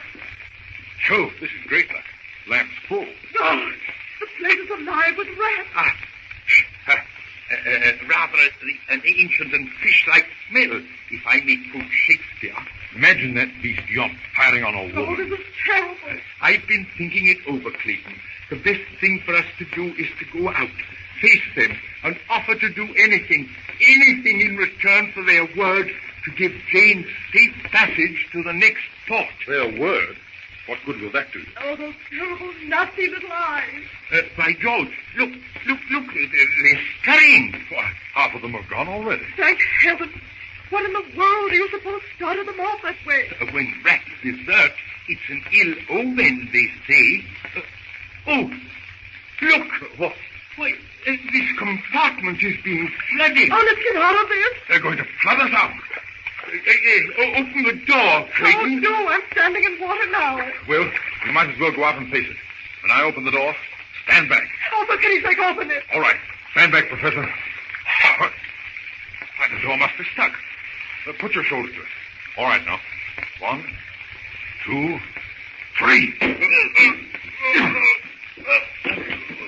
That door isn't stuck, Clayton. It's bolted on the other side. You mean we're locked in? Oh, now, don't worry. We'll pound on the door and they'll open up. Hand me that bar over there. Oh, Jane. Yes. Let me help you up on the pipe there so you can keep your feet dry. Oh, don't bother. I'm wet up to my knees now. Hurry, knock on the door. Here, Clayton. Here's the bar. Right. They'll hear this. Oh, surely they'll open the door. Why, of course. But that's funny, they don't answer. Yon, open the door. Yon, you're here. Open the door. You can't let us drown like this. Yon!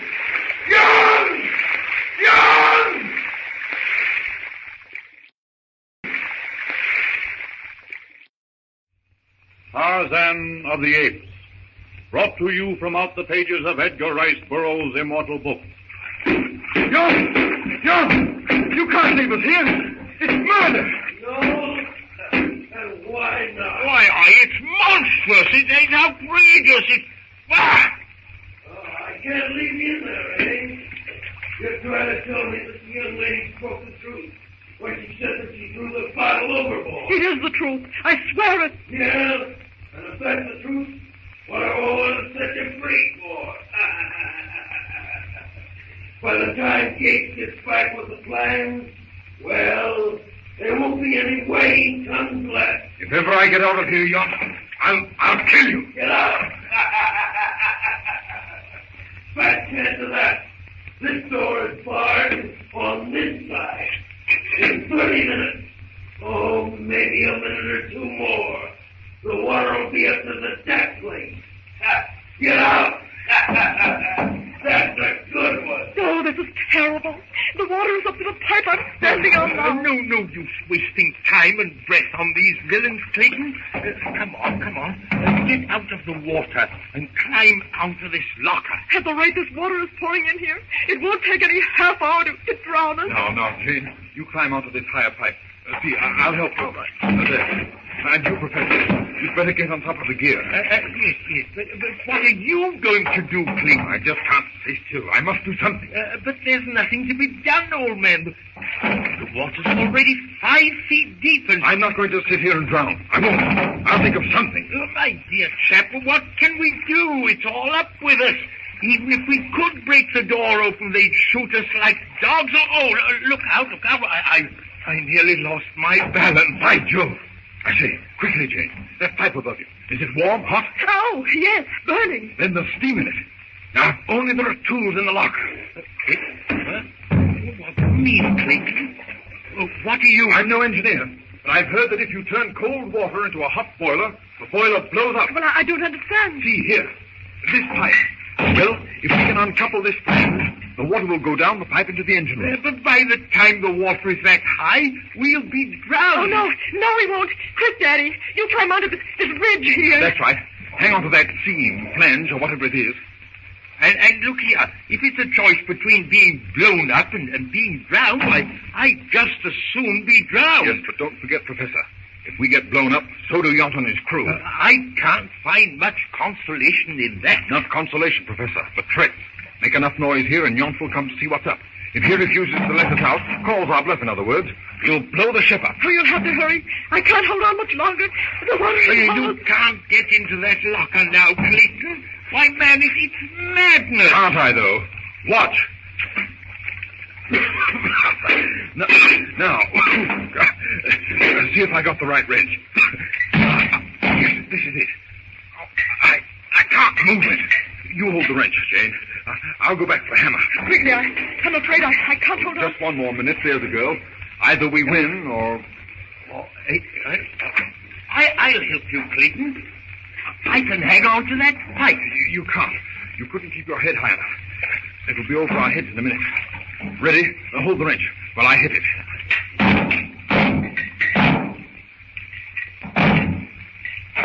Making it, Clayton? Yes, Daddy. There are 3 of them out. Bolts, I mean. How many more? Just 2 more. And... Hey! What's going on in here? What are you doing all? Get Yount! Tell him if he doesn't open this door, we'll blow the ship up! Tarzan stops in his race through the treetops. Tracy draws a deep breath. Since the moment Tarzan had thrown him across his shoulders, the journey has been one long nightmare. Every moment he's expected to be his last. Any second to find himself hurtling through space, down to the ground, 100 feet below. Tarzan lowers Tracy from his shoulders, holds him until the captain's feet find a resting place. But Tracy needs no warning to hang on. Stretching himself, Tarzan grins, opens his mouth, and rubs an expressive hand across his stomach. Tracy laughs. Yes, old man, I am hungry. And language or no language, there's one sign I understand. Tarzan nods. He grips Tracy about the waist. With the speed of a falling stone, like some burnished bronze missile, he drops from limb to limb. The speed almost sickens Tracy. He closes his eyes, only to open them again when he feels Tarzan shaking him. Finds himself on solid ground. With a word and a sign, which Tracy takes to mean, stay here, Tarzan speeds into the undergrowth. He searches with keen eyes the moss-covered ground. His nostrils quiver. A sigh of satisfaction escapes him. The fine hairs on the nape of his neck stand up. He has seen the spoor of Horta, the boar. Tarzan crouches, moves forward stealthily, his sun-bronzed body melting into the jungle growth. His feet fall on the tangled twigs and leaves with never a sound. There's a crackling of bush ahead. He brushes aside a giant fern leaf, looks into the clearing. There is his meal, Horta, the boar. And Horta has seen the ape-man. With a snarl, the beast lowers his head. Its piggish eyes glint evilly. The curled, foaming lips draw back viciously from the pointed tusks. Its cloven hoofs paw the ground. The tough hide tightens as he tenses for the charge. Tarzan grips his knife. His muscles quiver, stand out like knotted cords against the gleaming skin, waiting for Horta to make the first move. Horta charges. The gleaming fangs, sharper by far than Sabor's, miss the ape-man's leg by a fraction of an inch. Like a flash, Tarzan drops on Horta's back. The brute stops, leaps forward. Tarzan hangs on. The boar weaves from one side to the other, digs its hoofs into the moss, lashes its tail. Then, a vicious swing of its head, tusks bared. One of them grazes Tarzan's leg. But it's the move that Tarzan's been waiting for. His arm raises and falls. He plunges his knife into the brute's neck. A scream of pain. Horta raises on his haunches, throws himself on his back, rolls over. Upwards, down, sideways, Tarzan's knife flashes again and again. The gleaming steel sinks into the brute's neck, but Horta is not easily killed. Stretching, squirming, twisting, he throws Tarzan from his back. Like a flash, he turns on his tormentor. The maddened brute is on top of the ape-man. Tarzan thrusts both arms upward, trying to keep those deadly shots from his throat. He raises his knee, strains his back, pushes upward. The veins in his forehead are almost bursting. A superhuman effort as he forces Horta's head back. Slowly, a fraction of an inch, a little more yet. Horta strangles, gasps, closes his eyes, turns his head. Tarzan draws his right arm back, brings it forward with a blow like a sledgehammer, buries the knife in the brute's throat, and throws the carcass aside. Tarzan jumps to his feet, places his foot on Horta's neck, and from his powerful throat comes the victorious cry of the great ape.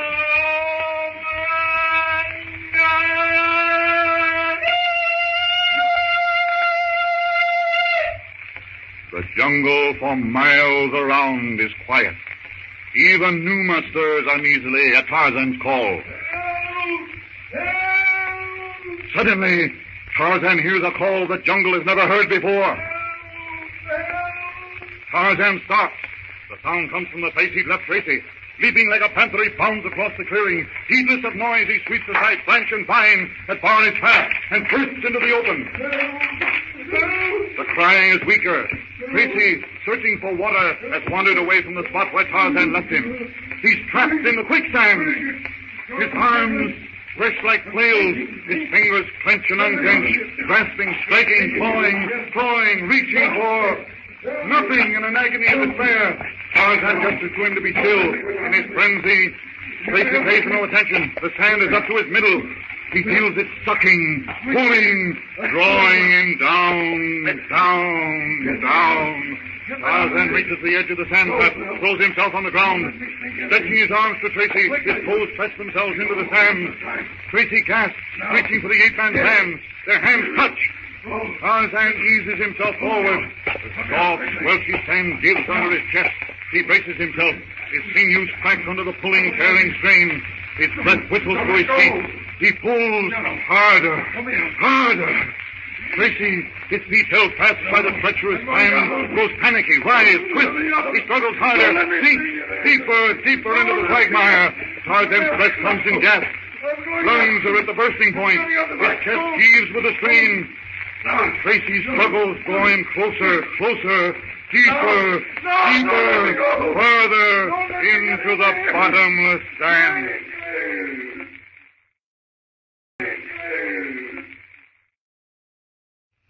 Tarzan of the Apes, brought to you from out the pages of Edgar Rice Burroughs' amazing book.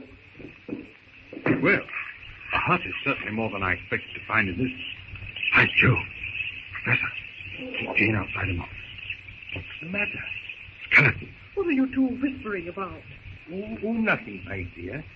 Just a moment. You see, Jane, in simple language, my dear, the previous inhabitants of this hut, poor souls, evidently met their end together, with the inevitable result that their bodies are still here? Oh, no. It must have been years ago. Then what you are trying to say is that there are two skeletons and... 3 to be precise. There's a baby in this crib. Oh, how terrible. Oh, the poor thing. To think of them all alone. Well, now, don't be upset. It happened a long time ago. You just sit down outside. It'll only take a few minutes. I'm not squeamish. Not after our experiences of the past few days. All right. You can put things in order. If that is, if you don't mind. Just put them where you want them. I understand. Get ready to set up housekeeping in our new home. That's the idea.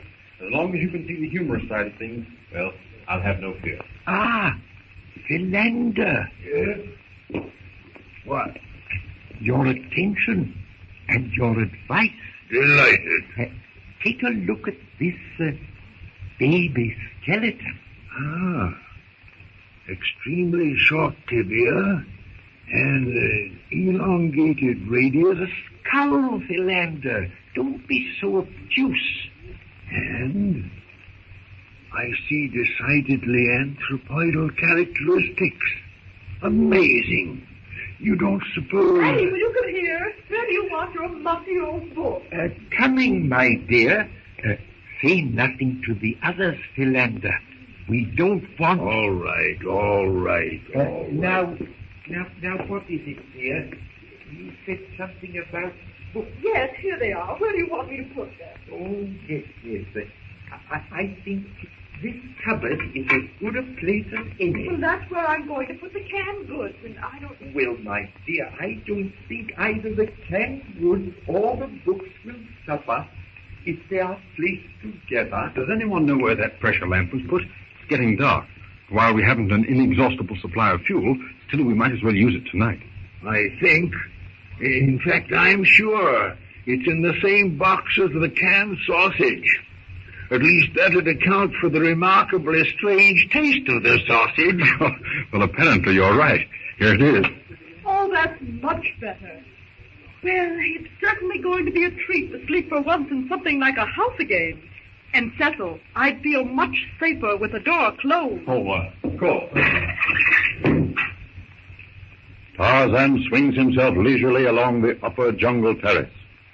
A pale moon sends streaks of shimmering silver across the waters of the bay.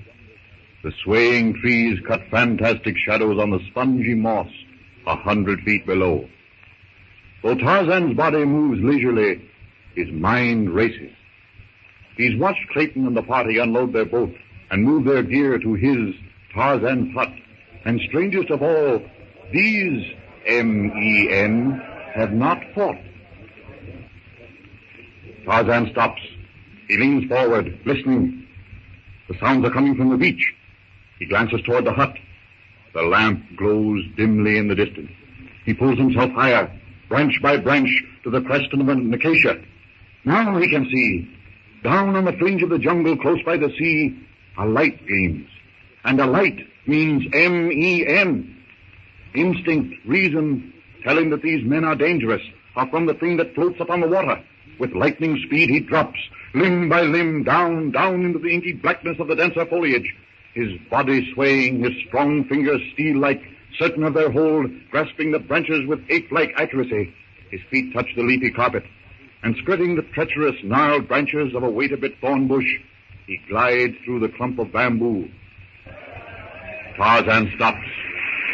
He sees the pirate crew gathered about Yount, a big man with heavy, beetling eyebrows. The big man waves his arms and points angrily at the ground. A little man detaches himself from the group, picks up a thing like a club. The big man doubles up his fist, shakes it in the little man's face. The little man swings. The big man steps back, but too late. The club-like thing crashes the big man to the ground. You killed him, Snipes. I meant to. What's the use of the likes of him? All he could do was holler. He couldn't work. But he could navigate. What's the word about styling a bloomin' ship? Well, never mind. Let's get this treasure up. This place gives me the creeps.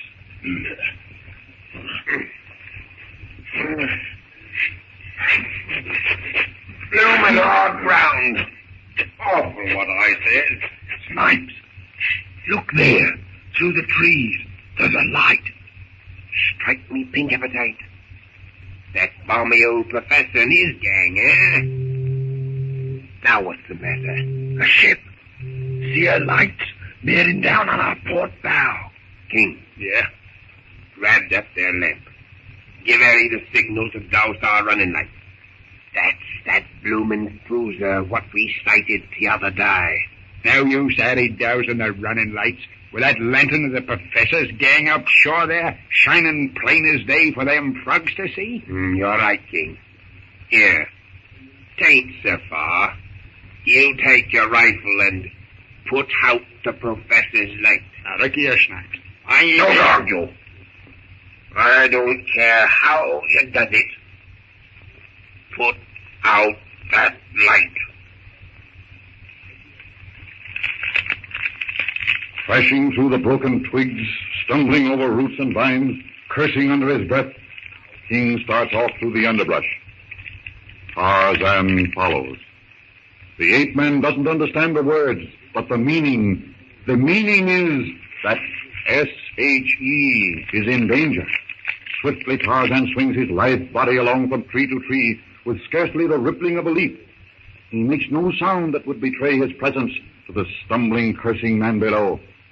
Now he's between King the pirate and the little clearing where she is. He waits. Tense, he crouches on a low-hanging limb. From his right hand, he dangles a length of grass rope, looped at the end. King is coming. What a contrast. The clumsy sailor stumbling, crashing through the brush, while Tarzan, graceful, sleek, lord of the jungle, waits. The pirate is nearly under the tree where Tarzan crouches, ready for instant action. Now, King is under the tree. Tarzan throws his grass rope. It settles over the man's head and shoulders. The man yells. With a mighty heave, Tarzan yanks the mutineer into the air. King's arms are pinned to his sides. He struggles, kicks, curses. Tarzan shakes him like a terrier shakes a rat. Back and forth, back and forth. King is terrified. Is Tarzan going to kill him? Tarzan gathers the sailor into his arms. Swiftly he winds the rope around the man's body. King cannot move hand or foot. Tarzan leans the sailor against the tree. King's eyes almost start from his head when he sees the brawny, brown figure of the ape-man. Slowly, deliberately, Tarzan draws his knife from its sheath. He points to the cabin and threateningly, significantly, draws the knife across his throat. King's teeth chatter. He cannot talk, but he understands and vigorously shakes his head. Tarzan, satisfied that the man will leave the hut alone, picks him up by the scruff of the neck and tosses him across his shoulder, and without effort, grasps a vine and swings to a branch. He balances himself a mere fraction of a second, then leaps into space. To miss either footing or grip means that two bodies will go hurtling down through the crashing branches to certain death 100 feet below. But with a skill surpassing that of the great apes, his practiced hand and sure foot carry him branch after branch, vine after vine, soundlessly, swiftly, closer and closer to the pirates. He stops. He hears the ring of metal on metal, a shovel striking the treasure chest. Diving, mate. The map's all right. Here's our ruddy treasure chest, right enough. A good size, too. It's even up. Get hold of that end, Chunky. Heave now. You, Bill, grab the other corner. Lively now. Heave up, please. Oh, she won't move. Wish King was glad. Must be $1 million in her. Take 4 of us to budger. Aye, mates. That French cruiser's getting closer. We'd better dig another hole. Dump the chest in. Get aboard and blow before the cruiser heaves to. And leave the treasure? Yes. If that cruiser overhauls us and searches, it's goodbye treasure and the yard arm for all of us. Then why move the box? That cruiser's getting too close. Don't forget, matey. This professor bloke might have another map. No. We got time. She can't see without light. Now, heave on, me hearty.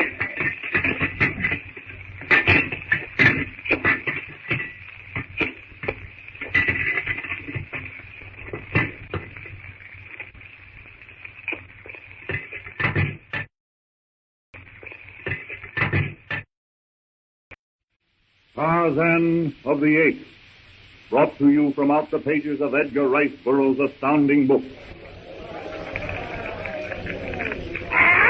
Tarzan tightens his grip. A scream dies in King's throat. Below, his mate stands fascinated, hypnotized, frozen with fear. Tarzan looks down upon the group. In awful silence, his toes gripping the rough bark of the broad limb, inch by inch he moves toward its tip. With one quick movement, he draws the sailor to him. The mighty forearm flexes, tenses, and like a stone shot from a catapult, King shoots down upon the heads of his comrades. The sight of King, one of his mates, hurtling from the tree, shocks Snipes, the leader of the pirates, into action. He reaches for a gun. He fires. The shot rings and echoes through the jungle. The bullet with a piece of scrap buries itself in the tree. Before Snipes can press the trigger again, Tarzan, swift as a leaping panther, flashes upward and is lost in the black shadows of the towering caucasus trees.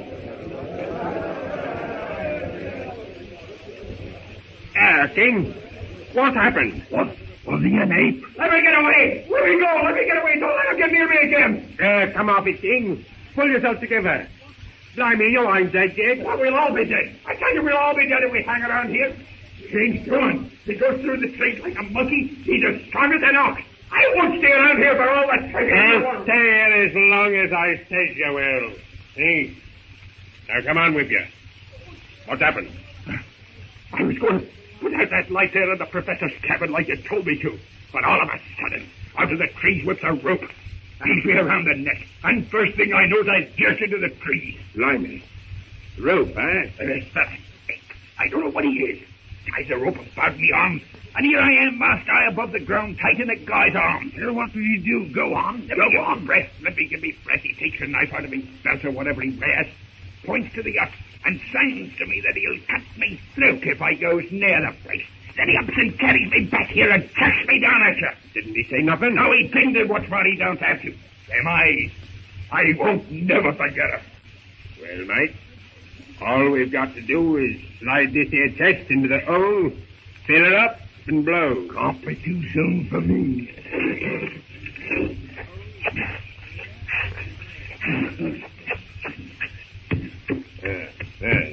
That's it, mate.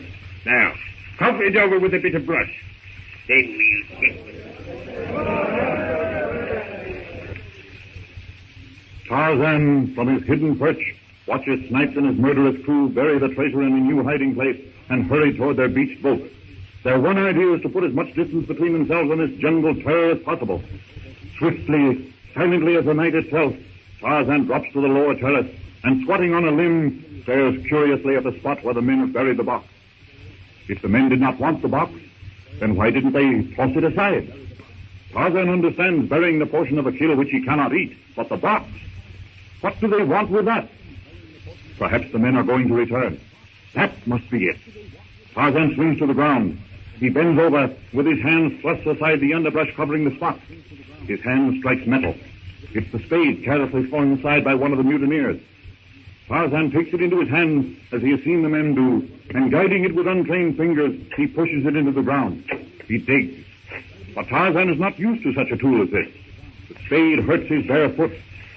His hands will not guide it as he wishes. Yet the ape man goes on. He digs and scrapes away. The loose dirt yields to it. The spade strikes the chest. Tarzan casts the spade aside. He peers into the hole. He runs his fingers over the chest, examining it.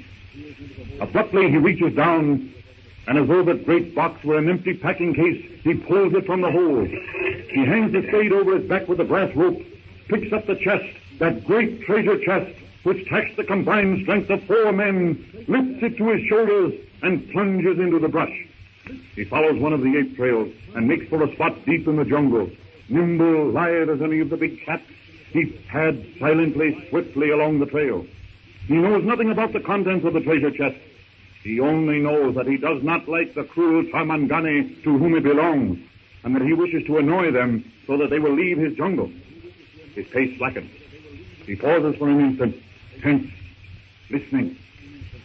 Satisfied, he flings down the chest and begins to dig with the spade. Tarzan learns quickly. The little practice has taught him a great deal about its use. The hole deepens rapidly. In the surrounding trees, sleepy monkeys wait, blink their eyes, gaze down at the ape man, and scold. The first golden fingers of the coming dawn tinge the eastern sky. Tarzan works fast. The hole is big enough. Quickly he dumps the chest in, scrapes the earth over it. Bending, he smooths the dirt, covers it with twigs, leaves. A perfect concealment. Vastly different from the brush piled on his clumsy hiding place by Snipes and his mates. With one last backward glance, Tarzan catches a vine and swings into the trees. Leisurely he makes his way toward the little cove, beside which stands the hut. The sun glints over the distant mountains. The jungle wakes to a new day. Tarzan glances down into the clearing. He stops, fascinated. There before the hut stands S.H.E. Quietly he lowers himself to the branch and sits, swinging his feet. While Jane is outside the hut preparing breakfast, Professor Porter, Philander, and Clayton are inside discussing their escape from the mutineers. Rather a novelty for us, isn't it? To be able to sleep all night without the possibility of waking up with our throats cut. Now, Archimedes, you know that one can't wake up with a cut throat. Tut, Philander, I was speaking metaphorically. One who is so lax in his mode of expression, you are much too meticulously particular. Metaphorical or not, I endorse the sentiment. This is the first time for a week that I've had both eyes closed while I slept. Where is Jane? Outside, learning how to make coffee without a percolator. Do my senses deceive me? Or do I really smell bacon? Most emphatically, you smell bacon. Most amazing. Here we are on the west coast of Africa, miles from civilization, and yet we have bacon for breakfast. There's nothing amazing about it. I carried that bacon ashore myself. Breakfast? You want it served in the hut or outside? Outside, I'd say. Most assuredly. But why eat in the hut when we can eat out under the trees with the birds singing and the flies, Professor.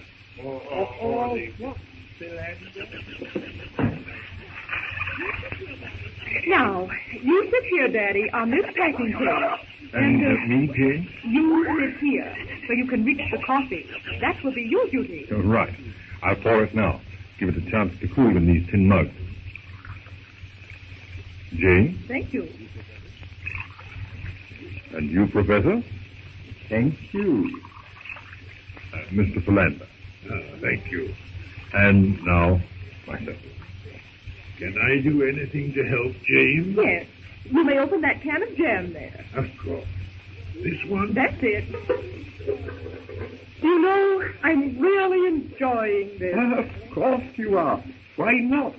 Have I not always been an exponent of the much-debated theory that the simple life is the only solution of the conditions resultant from our chaotic existence of today? Just the same. Now, don't mistake me. I'm not being pessimistic. But the outlook here is not of the brightest. In the first place, we deliberately came to a place off the beaten track. Hence, our chances of being picked up are, well, remote. Then you think that we are here for the rest of our lives? Oh, no, not necessarily. The loss of the ship will result in a search. But we can't build too much of it. Really, I don't know that I care much. Possibly. But what about Jane?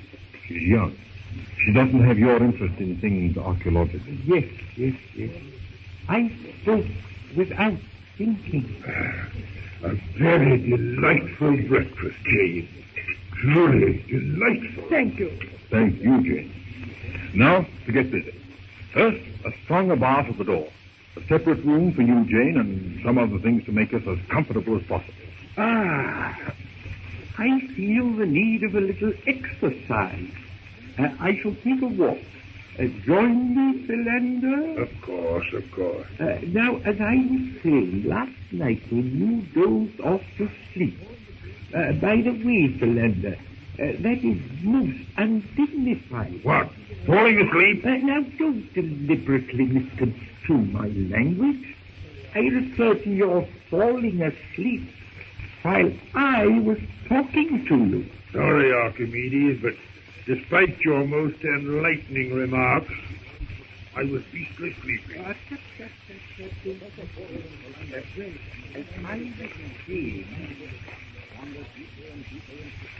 Professor Porter and Philander, intent on their discussion of things scientific, wander deeper and deeper into the jungle. Night falls. Oblivious to everything except their discussion, the two friends wander on and on. From the matted mass of underbrush, Numa's cruel yellow eyes watch. Numa roars.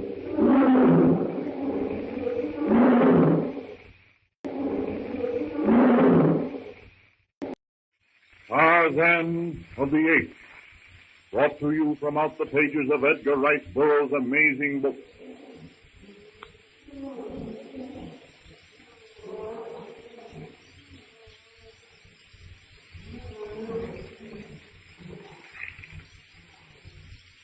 Bless me, Professor. There seems to be someone approaching. Tut, Philander. How often must I tell you that? But I think I am Mr. Philander. I now find you guilty of a flagrant breach of courtesy in interrupting me to call attention to a mere quadruped of the genus Felis. As I was saying... Professor, a lion? If you insist on using slang, yes, a lion. Oh, reprehensible. I shall most certainly report this outrageous breach of ethics to the directors of the adjacent zoological garden. Let's go now.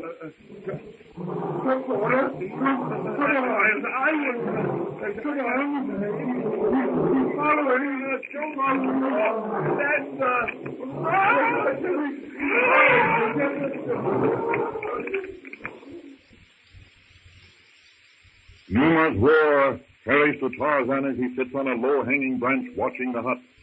It's the roar of the king beast as he crouches, tawny belly hugging the ground before the steely muscles propel him with terrific force upon his helpless prey. Tarzan springs to his feet. He leans forward, grasps the tough stem of a trailing vine. His knees bend as he pulls the vine toward him. His feet seem to grip the rough bark of the branch. His strong hands work their way down the vine. He crouches like a sprinter at the mark, and with one glance across the clearing gauges his distance. He tenses, thrusts himself out into space, In a wide swinging arc, he crosses the clearing. He lets go. He flies through the air, 10, 20 feet. His arms reach out. He catches another branch, hangs on, drops again, down, down, down. He sees Numa crouch, lips curled back, tiger legs, fangs bared. Tarzan's feet touch the branch for a brief second. He sees Porter, Philander, white with terror. They stagger toward a tree. Porter trips. He throws out his arms to get his balance. He falls. Tarzan, with grace and skill beyond the dreams of any wire walker, runs out the branch. It's only a few feet from the ground. He bends down, drops, catches the branch with his left hand. His right hand shoots out. He grips Porter by the arm, pulls him off the ground. Numa's tail quickens. Her ears are almost flat against her head. The greenish yellow eyes gleam viciously. Tarzan lifts Porter to the branch. Satisfied that the professor is hanging on, he reaches for Philander. Numa screams. Philander clutches desperately at the branch. He touches it. The lion is within inches of Tarzan's foot. The ape-man feels a hot, pungent breath. The brute's mouth is open. Rasp-like tongue pressed hard against gleaming teeth. He snarls. Numa's jaws close with a vicious snap. The coarse, bristling hairs on top of the beast's head brush Tarzan's feet. Tarzan draws his knees up on a level with his chin, swings himself to safety.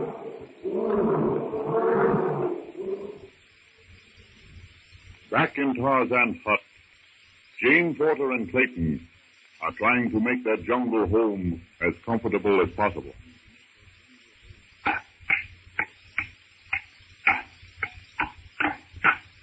There. Take a look at this, Jane. Oh, that's fine. Now I can use the cupboard for our dishes. If tin mugs can be classed as dishes. Well, it isn't much to look at, but it's the first shelf I ever made, and I'm quite proud of it. At least it won't come down. You know, we are badly in need of something to sweep with. Do you think you could make a long-handled broom? Why, yes, I think so. Let me see. Why, I can tie a bunch of these feathery leaves to a reasonably straight branch. Oh, that will be perfect. I can put up with almost anything but these enormous spider webs on the beams and in the corners.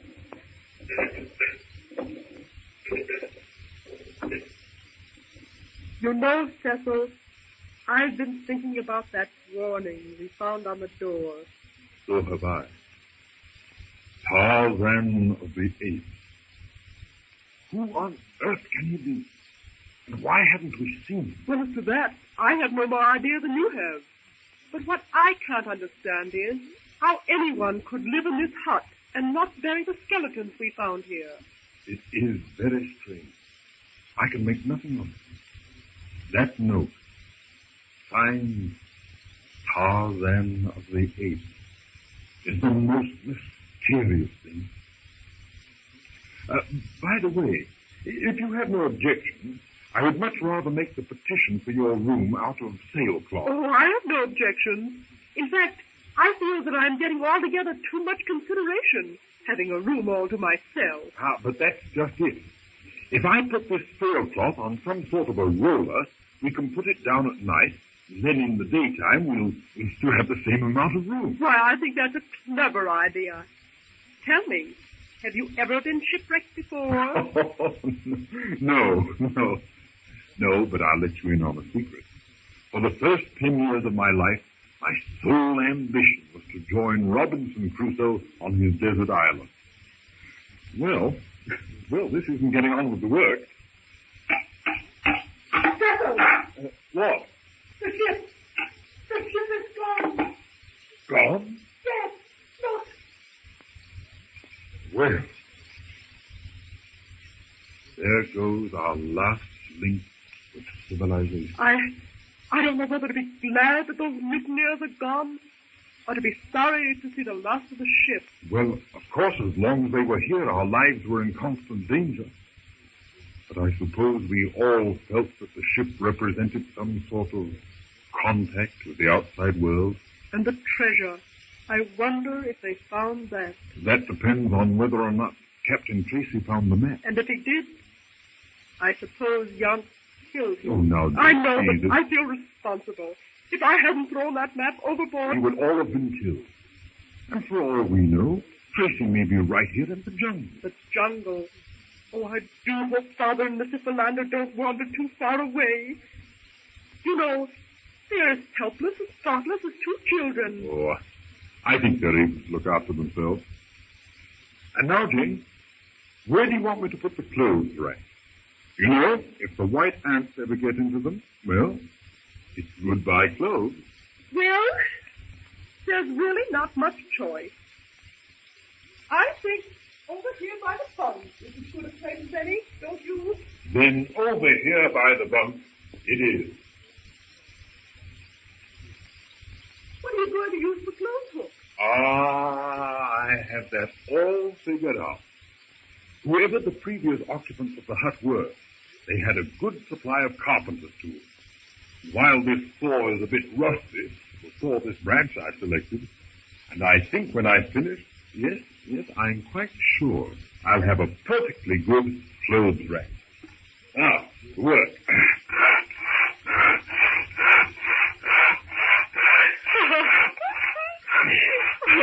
Well, your Robinson Crusoe ideas are certainly standing up in good stead. I could do a much better job if I had some decent nails. Have you used the ones from the packing case? Yes, I have. But after pulling them out and trying to straighten them on rough stone, they bend too easily. Well, I think you're doing wonders. Well, I'm not much of a carpenter, but I guess they'll do it. Phew. My, that's warm work, Jay. Yes. What is it? Look here. What? Up on this shelf. What? Look. Way up here in this corner. Well, I didn't notice them before. Books? What sort of books? Well, they're sort of dusty. But this one looks rather like a diary. Cecil, look. John Clayton. London. Your uncle, Lord Greystoke? Yes. But how do you account for these things being here in this savage African jungle? Well, there's only one explanation. Instead of being lost at sea, as we had believed he was, Greystoke died here. I wonder what happened to the famous Greystoke locket. What locket? A diamond-studded locket that has been in the family for generations. It was always presented to the bride of a Greystoke at her wedding ceremony. I'm sorry, Cecil. I'm awfully sorry. There seems to be nothing here but the book. Yes. Of course. The locket would have been with Lady Greystoke. She was called the beautiful Lady Alice, wasn't she? Yes. I've seen her portrait, you know, in the gallery at the manor. Well, this explains a lot of things and leaves a lot of other things unexplained. Why? What do you mean? I mean, this diary proves conclusively that they were not drowned. What happened to the crew of the vessel? How did Lord and Lady Greystoke come to this place? Were Lord and Lady Greystoke the sole survivors? Or is history repeating itself, as it so often does? Did their crew mutiny and put them ashore? Perhaps the diary will tell us. Oh, well, I rather think the famous locket has been worn for the last time by the bride of a Greystoke.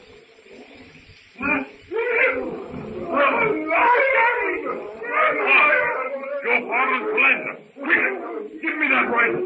Take the other yourself and bar the door after me.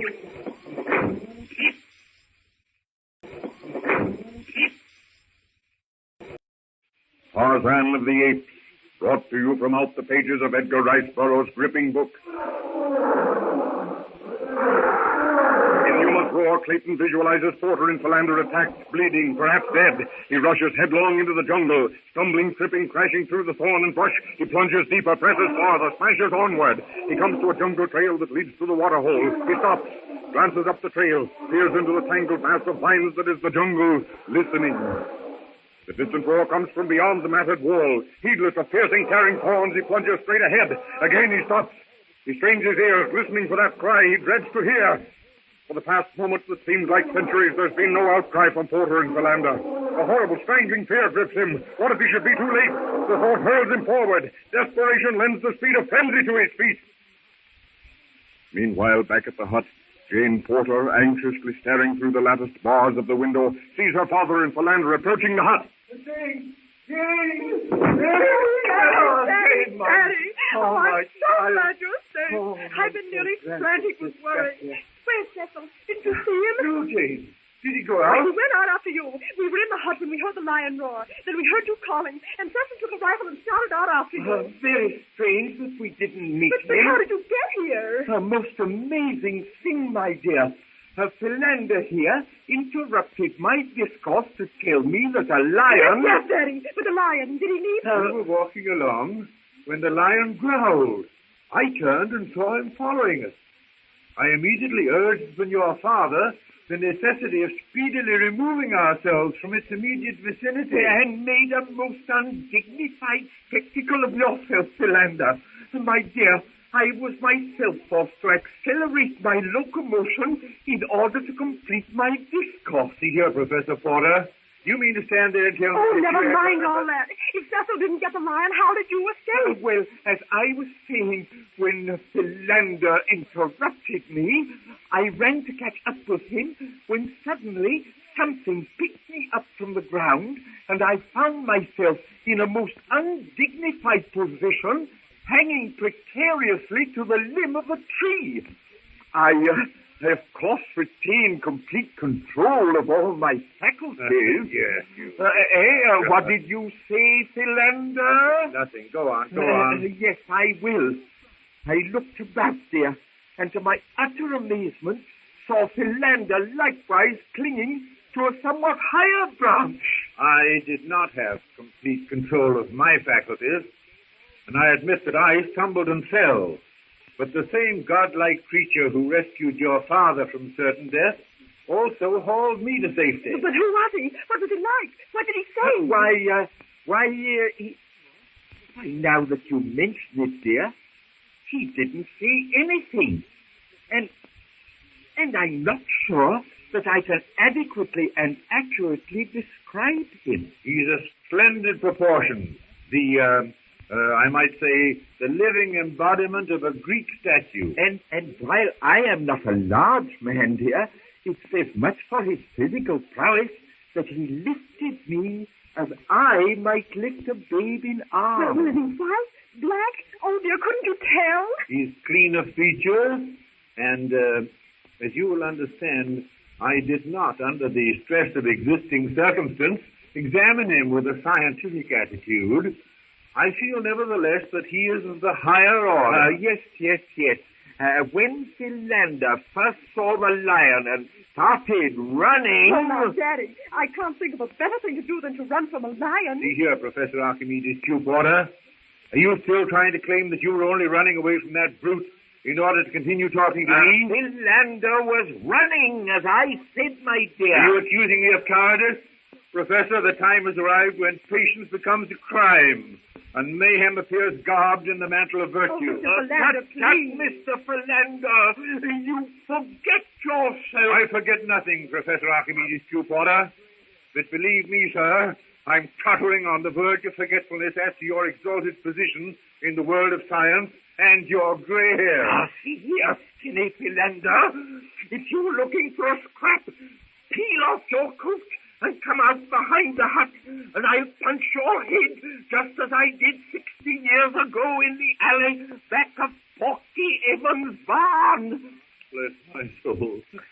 Why, Ark, how good that sounds. When you're human, Ark, I love you.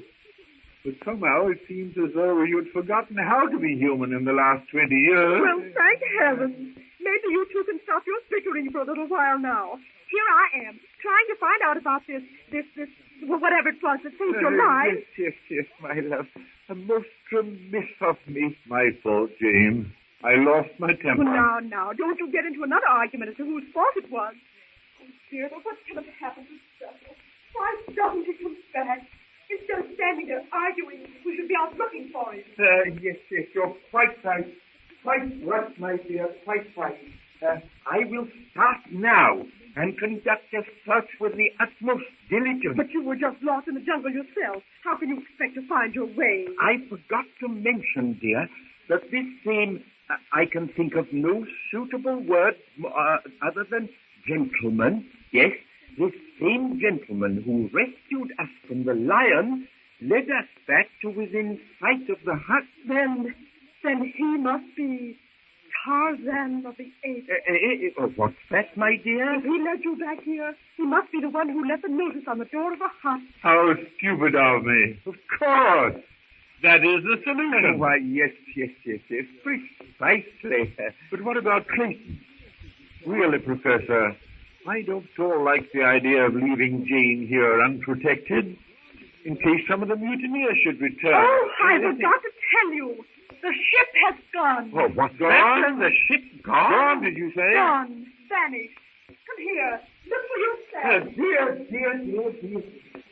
Yes, and the ship has gone with the treasure. Dear me, the loss to science in general and archaeology in particular will be the most regrettable and most unfortunate, absolutely irreparable. Well, I, for one, am glad to be rid of the ship and those terrible men. Of course, with those piratical villains in charge of the ship, the situation was decidedly uncomfortable. One could never be quite sure in one's mind as to what their next actions would be. But no, dear. The loss of the ship is not nearly such a catastrophe as the loss of the treasure. But, Professor, without a ship, how could we have removed the treasure? One thing at a time, Philander. How often must I tell you that concentration of the mental faculties... Oh, I thought you were powerful. Do you think if we fire a shot? No. Clayton might be unnecessarily alarmed, my love. Your previous suggestion that we search for him has my hearty approval.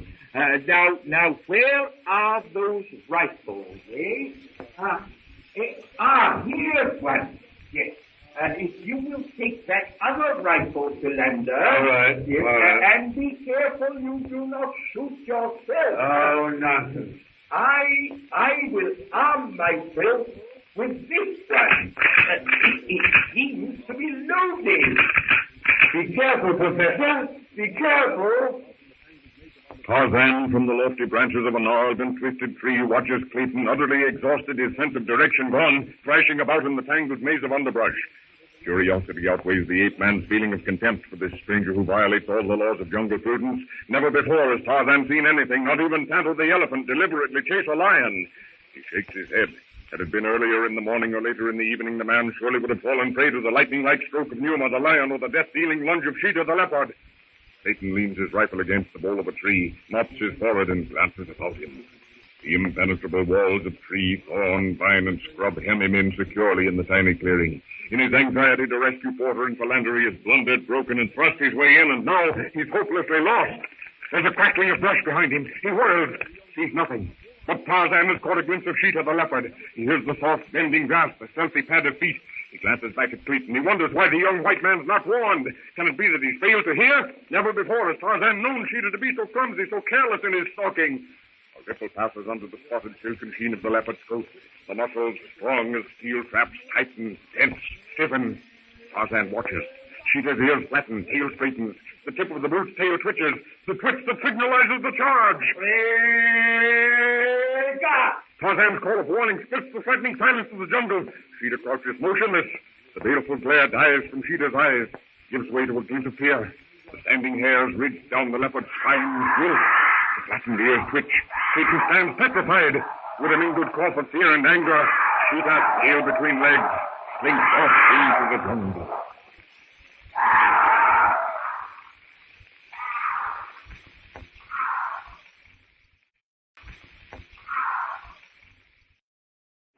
Tarzan of the Apes, brought to you from out the pages of Edgar Rice Burroughs' thrilling book. Tarzan watches the result of his terrifying call of warning. He sees Sheeta's glossy form slink behind the cover of a spreading mimosa bush.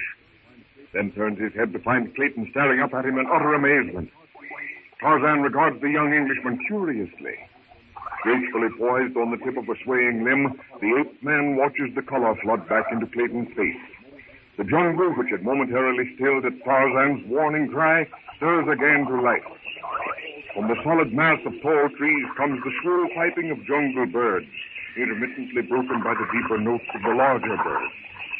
Half hidden by the dense verdure, Manu the monkey chatters and scolds. The high sun, filtering through the lacy maze of vivid green, floods the clearing with flashes of gold. Tarzan's bronze body melts into the shadows. With the ease and skill born of years of habit, he drops limb by limb, branch to branch behind the dense screen of tropic leaves, and lands on the moss-deadened ground behind Clayton. The Englishman wheels around, reaches for his rifle, stops when he sees Tarzan. Thanks, old man. You certainly saved my life. Tarzan says nothing. Curiously, he examines Clayton's clothing. He runs his hand over the woolly texture of the khaki hunting shirt. Clayton turns to face the ape man. Tarzan grips him by the shoulder, spins him around. Into Clayton's mind flashes the memory of the warning note pinned to the door of the hut. You must be Tarzan the ape. Tarzan pays no attention. Now he's examining Clayton's boots. By Jove. I say, don't you talk? By way of answer, Tarzan pulls Clayton's right foot from under him and continues his minute examination of the strange white man's leather feet. Clayton struggles to regain his balance. Look here, old chap. Don't you think this has gone far enough? Tarzan lets Clayton's foot go. He reaches for the rifle, but Clayton's too quick. The Englishman tries to get his hand over the trigger guard. Tarzan grips barrel and stock. He twists. Clayton winces, his fingers caught in the guard. They sway from side to side. Tarzan raises his arms above his head. Clayton hangs by his fingers to the trigger guard. He can't hang on. His fingers slip between the trigger and guard. He tries to draw them clear. He can't. Meanwhile, back at the hut, Jane, her father, and Philander discuss Clayton's prolonged absence. I completely fail to comprehend why a practical man like Clayton does not return. Oh, do you suppose anything could have happened to him? Almost anything might happen in this wilderness. Don't worry, Jane. I'm sure Cecil is perfectly capable of taking care of himself. Yes, of course he is. Dear me, so many things have happened. I've hardly had time to write a line in my notebook. Dear me, I had built such high hopes of finding the treasure in order that it might defray my archaeological research costs. Oh, did it ever occur to you, Daddy, that perhaps there might not be any treasure, that it all might be a hoax? Oh, dear, what has happened to Cecil? Oh, tut, Jane, I'm perfectly convinced by internal evidences deduced by me from the map. Well, mightn't it have been a forgery? Yes, perhaps. To be perfectly fair in my judgment, it might have been a forgery. However, I feel that such an eventuality is remotely negligible. Well, have you thought that there might be a duplicate map of the treasure location? Duplicate map? Why, yes. I've read in books about pirates that it sometimes happens that one of the crew makes a map for himself unknown to the captain. Then he can come back and steal the treasure for himself later. Oh, dear, I wonder where Cecil is. Well, really, most interesting, my dear. I must admit that the possibility of such a thing had escaped me. Perhaps. Yes, it is quite a possibility. But I fear it is too much to hope. I fear the mutineers have absconded with our treasure and are probably even now dissipating the proceeds. Oh, it's not the treasure we should be worrying about now, Daddy. It's Cecil. It seems hardly likely that he would have stayed away as long as this. You're right, my dear. Then, as you suggested, we had better prosecute a search. Professor, hadn't I better remain with Jane? Why, certainly not. Nothing will harm me. And then we will proceed at once. Come, Philander. If Cecil returns while you are gone, I will fire one shot. That will be the signal for you to come back. Splendid idea. Why, yes. One shot. Remember, Philander, one shot. I shan't forget. Now keep within sight of the cabin. But, my dear, if we keep within sight of the cabin, it will seriously impair the efficiency of the search. Well, be very, very careful then. We shall be careful. Well, come, Philander. Let us enter the primeval fastness. Here, now, please point that rifle either at the ground or at the sky. You lead, Professor. Have no fear. I've handled rifles before. Oh, do be careful. Yes, my dear. Does it not appear reasonable to you, my dear Philander, that in any sort of serious research work... Look, Professor. There's a broken branch. That means Clayton has passed this way. Again, my dear Philander, you are indulging in that most mentally debilitating habit against which I have so frequently warned you. That of jumping hastily at conclusions. The process of reasoning... Quite so, Professor. But I read in some book, rather, I can't recall at this moment the title, that the aborigines of these regions unerringly read such signs in the forest. But I might call your attention to a faulty major premise, Mr. Philander. You are not an aborigine. And... our friends in the treetop evidently agree with my scientific conclusions. Apropos, I believe we're out of sight of the cabin. And Jane said... Right. Jane did say for us to remain within sight of the cabin. But might she not have meant hearing rather than sight?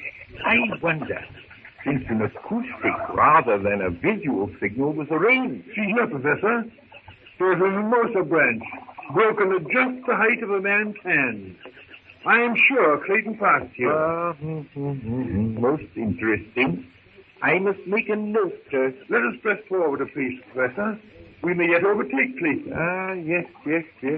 The mimosa, when crushed, gives off a pungent odor. Would you describe the odor as pungent, Philander? Or should I say... Oh, say whatever you please, but hurry. We must find Cecil. One moment, Philander. Do not be so precipitous, I say. Pungent odor, yes. I would describe it as pungent. And in that connection, I might also mention that the female of a certain species of fruit fly... Bless me. Well, what was that? Rifle shot. Clayton must have got back. Come, Professor. Come on, let's be going. Come on. Hurry. Back in the hut, Jane hears the shot.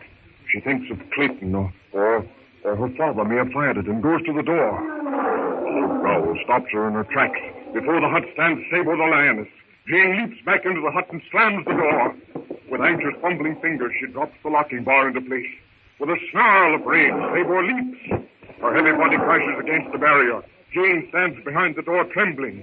The lioness scratches at the rough planking between her and her prey. Sniffing and growling, she circles the hut. She stops, looks at the barred window. She raises herself on her hind legs. Forepaws on the sill, she glares through the window. Sabo sees Jane watching at the end of the hut. The wicked eyes gleam. The long, brutal claws work convulsively. She tests the bars with her huge paw. She drops to the ground, gathers her haunches under her. Crouching. With a roar, she hurls herself upward. She crashes against the wooden bars. They creak under the terrific impact. They hold. Sabo slips back to the ground. She makes for the door. Hurls herself forward again with terrific force. The door holds.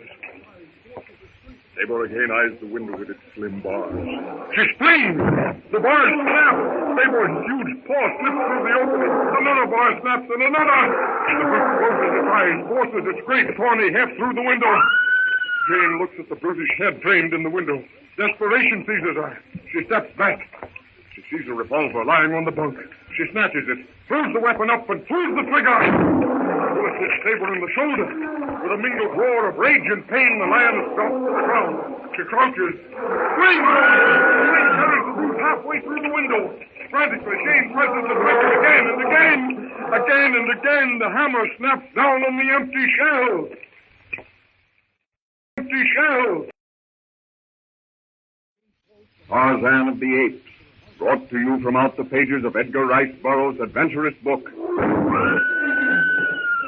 Jane's calls for help, and the shattering crash of the revolver shot carries to Tarzan and Clayton standing face to face in the jungle. Jane, never! Tarzan seizes Clayton and swings him to his shoulders. Clayton struggles futilely and then stops. Surely this man who has rescued him from the leopard can mean him no harm. Tarzan springs into the lower branches of a great tree. He grips a trailing vine and, in spite of his double burden, swings into the lower terrace of the forest. Up, he goes into the bending, swaying branches of the higher terrace. His sure eye and practiced hands carry them with incredible speed through the maze of interwoven vines and branches. Faster and faster they speed toward the hut. Now the foliage is less dense. Tarzan's penetrating gaze sees Sabor, crouched, ready to hurl her bulk at the frail latticed window of the hut. She screams. The light bars give under her hurtling weight. Tarzan knows the lattice will not withstand many such shocks. He leaps into space, grips a sturdy vine, a dizzy, flashing rock. He lets go, grips the lower branch. It bends. Again he lets go. Down, down he drops. He disappears into a deep well of tree fern and bamboo. Spinning, swinging downward from branch to vine, he plunges toward the jungle floor. Tarzan's feet touch the ground. Clayton flies from his back. Together they race toward the hut, clearing the intervening ground with lightning speed. Sabor leaps. The last bar snaps. The great yellow head and four paws are inside the hut. Tarzan covers the last few feet with a flying leap. He seizes Sabor by the tail. Twist. Flings his body back. Feet raced against the hut. Pulls with all his mighty strength. Clayton grabs the lion is trying to help. Tarzan shouts to Clayton to plunge a poisoned arrow into Sabor. The Englishman can't understand the ape man's orders. Sabor's clawing, fighting to force her way into the window. With a snarl of rage, she lets go her clutch on the sill, the twist, and pounce upon the enemy behind her. Tarzan lets go. With the speed of a striking cobra, he launches himself full on the infuriated beast's back. Like lightning, his arm encircles the brute's neck. He digs his feet into Sabor's loins. Tarzan's biceps swell. Back, back. Inch by inch, he pulls the tawny, twisting head. Sabor throws herself on her side, slashing, tearing. Her working claws barely miss Clayton as he leaps aside. Cobra and Philander break through the brush bordering the jungle. One glance through them doors and struggling with Sabor, they start to run toward them. Sabor twists her head. The snapping, foaming jaws try to reach the arm of steely muscle about her throat. Tarzan tries to get his knife. Sabor springs to her feet. She leaps into the air. Harder and harder, Tarzan pulls the flashing head. Now he has his knife. Back, back, he forces Sabor's straining neck. The knife flashes up, down. Again and again, the gleaming blade rises and falls, plunges deep into Sabor's unprotected side. Slowly, the lioness crumples to the ground. Tarzan leaps aside, taps his foot on Sabor's neck, raises his face to the sky.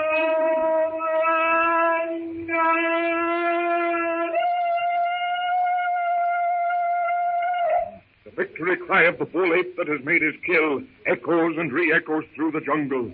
Tarzan glances once at Clayton, reaches for a low-hanging branch, and swings himself into the tree. Jane! Jane, are you hurt? No, I'm all right. My dear. Jane. Oh, my darling. I was looking for you. I heard the sound like Now.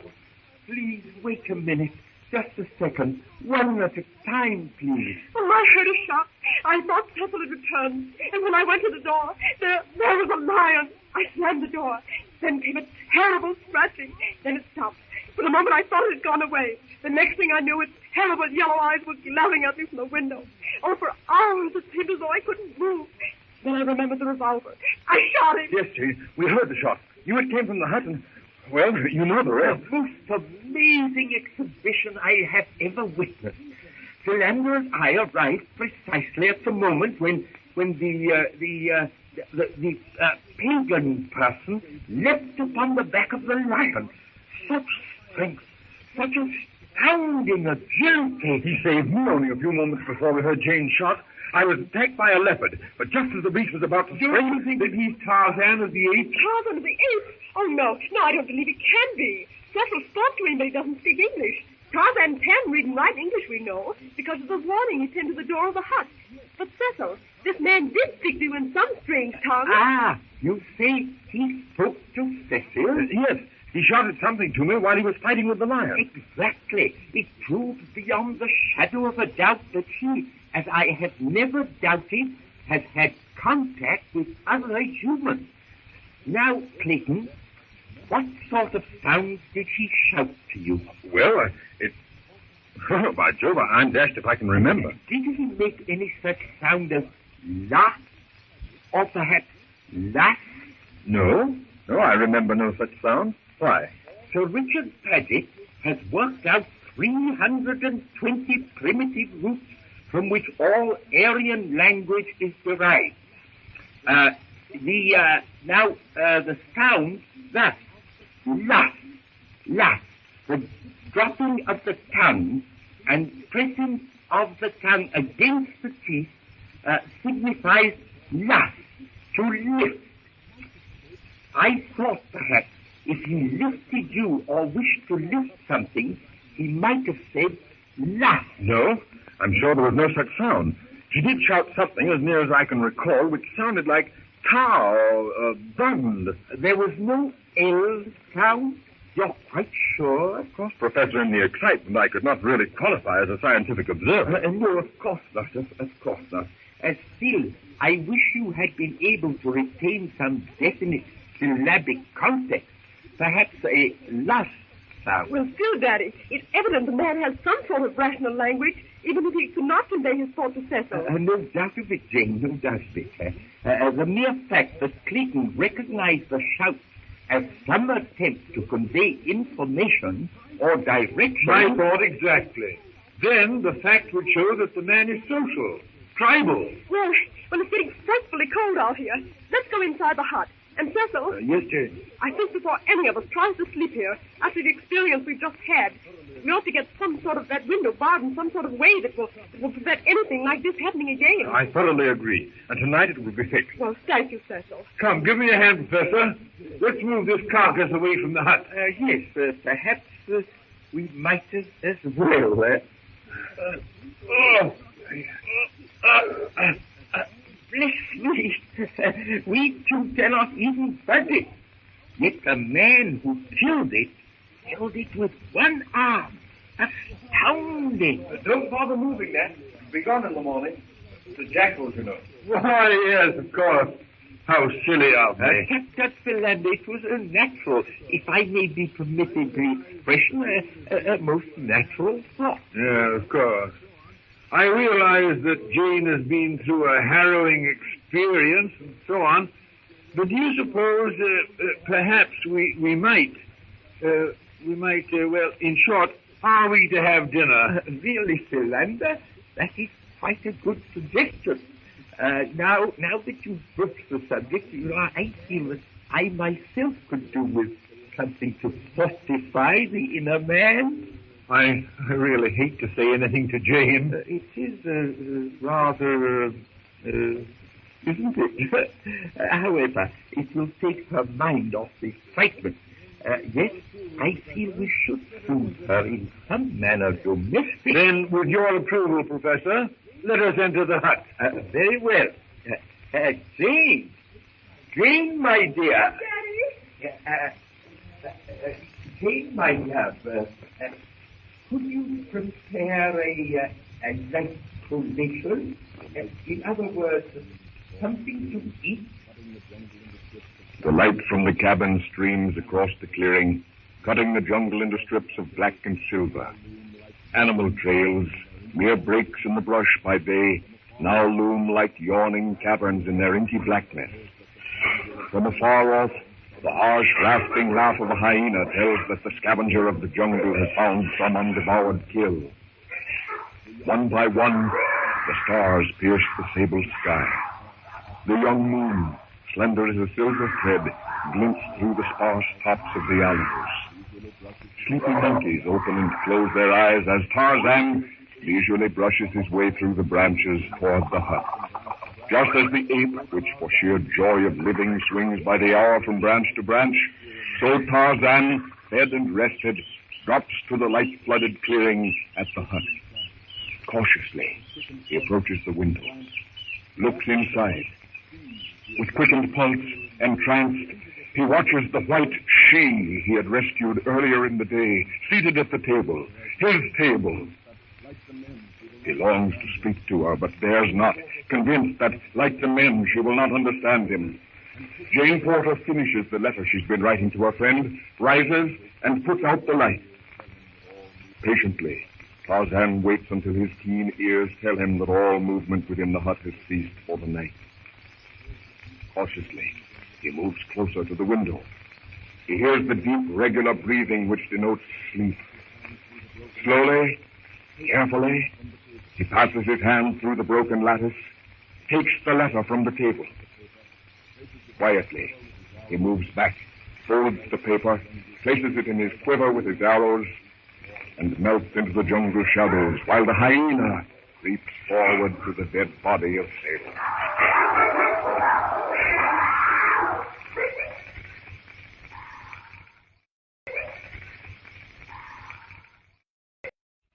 Tarzan of the Apes, brought to you from out the pages of Edgar Rice Burroughs' romantic book. Hidden behind the screen of festooned creepers, Tarzan, forehead wrinkled in thought, tries to decipher Jane Porter's letter. After hours of study, he has at last found a resemblance between the bugs of his picture book and the girl's handwriting. He shakes his head. The contents of the letter baffles him. He can read it, but all that it means to him is that her name is Jane. And though he cannot express it in sound, he feels an association, a kinship, a bond, a something that was not there before. Tarzan folds the letter carefully, places it in the bottom of his quiver, and rises to his feet. He faces that red disk that is the setting sun. All about him, seen and unseen, the beasts of the jungle, Numa the lion, Tantor the elephant, even the little mongoose, all, great and small, are facing the west. There, tinting the mountain that straddles the equator, is that which all the beasts of the jungle worship, the setting sun. Tarzan watches the deep greens fade to purple, blend again into deeper blue, and then, lost in the sky, the snow-cap sparkles with reflected gold. We find Jane Porter and Clayton watching the same sunset. What a perfectly gorgeous sunset. Daddy, Mr. Fernandez. Yes, what is it? Why don't you join Cecil and me outside the hut? It's so nice and cool after the heat of the day, and the sunset is so beautiful on the sea. A very excellent suggestion, Jane. Don't you think I'd better get you something to put over your shoulder? The tropic evening is as dangerous as it is magnificent. Strange, isn't it? That, well, the jungle, everything here that is so beautiful should be so terrifying, so dangerous. But that, my dear, is life, which, like the toad, ugly and venomous, wears yet a precious jewel in its head. And this, our life, exempt from public haunts, finds tongues in trees, books in the running brooks, sermons in stones, and good in everything. Ah, my dear Clayton, it's so refreshing to find in an army man an acquaintanceship with the immortal Bard of Avon. Possibly Shakespeare found books in the running brooks. But you, Daddy, require something much drier than a brook. I believe, Professor, if we'd only rescued our chessmen with which to beguile our evenings, you and I would find the setting perfect. Oh, you too. If you were interested in the beauties of our surroundings. Oh, but no. Nothing appeals to you unless it is wrinkled with age. Oh, come, my dear. Never mind, Daddy. I was only teasing you. Oh, by Jove. What's the matter, Cecil? I completely forgot to look at our beacon today. Monkeys or other animals might come upon it and drag away the wood, but it's cost me a sore back to gather and pile there. I'll just jog along and look it over. Dark is coming on, Cecil. Couldn't you leave it till morning? I'd rather not. It's one of my duties, and I'll feel better if I look after it tonight. I'll come along with you, Cecil. I feel the need of exercise. Oh, good. We shan't be long. Come along, dear. Tarzan sees the figures of Clayton and Jane moving up the beach toward the headland. The setting sun dips over the horizon, and the long, tapering shadows of the jungle cast a mellow twilight across the clearing toward the beach. Tarzan wonders where the humans can be going at such an hour. Usually they lock themselves into their cabin at sunset. Curious, he swings himself along the upper reaches of the gigantic jungle trees, lazily, almost carelessly. To Tarzan, who covers many miles an hour through the trees, the white man and woman below move at the pace of tiny beetles. The figures come to a stop before a pile of dry wood, heaped upon a promontory which looks out to sea. Tarzan drops swiftly, noiselessly, easily to the lower branches in order to gaze more clearly at that white she to whom he's so strongly attracted. Blood calls to blood. Tarzan at this moment would give almost anything to drop from his perch, boldly walk out and talk to these, his own kind. A shyness overcomes him. He hears Jane's questioning voice, Clayton's answers, and inhibitions born of contact with the wild bid him remain hidden from those he cannot understand. Evidently no animals have been here. I suppose Why, it looks as though it hadn't been touched. I think you did a wonderful job in making it, Cecil. No, it wasn't anything. Only wanted a bit of work in the doing. Look across that water. Thousands of miles of it.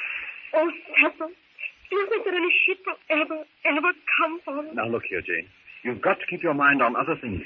You can't be longing and yearning for something like that without going a bit balmy, you know. All right, Cecil. I won't think of it anymore. There are wonderful things right here to absorb, aren't you? Wonderful. And the most wonderful thing of all is that white man from the forest. Do you know, I can't for the life of me understand what a white man can be doing off here in the midst of the African jungle. Do you suppose he might be Tarzan of the Apes? I don't know. It may be possible. Yet the man who has saved us from the animals doesn't speak English. And we know that Tarzan of the Apes does because of the note we found pinned to the door. Well, it's beyond me. Cecil! What's that mean? I don't know. I've heard native drums in other parts of the world, but that sound isn't like anything I've ever heard. Oh, Cecil, it frightens me. Oh, sure. I don't suppose it's anything to be frightened of, really. Come along. I'll race you back to the hut.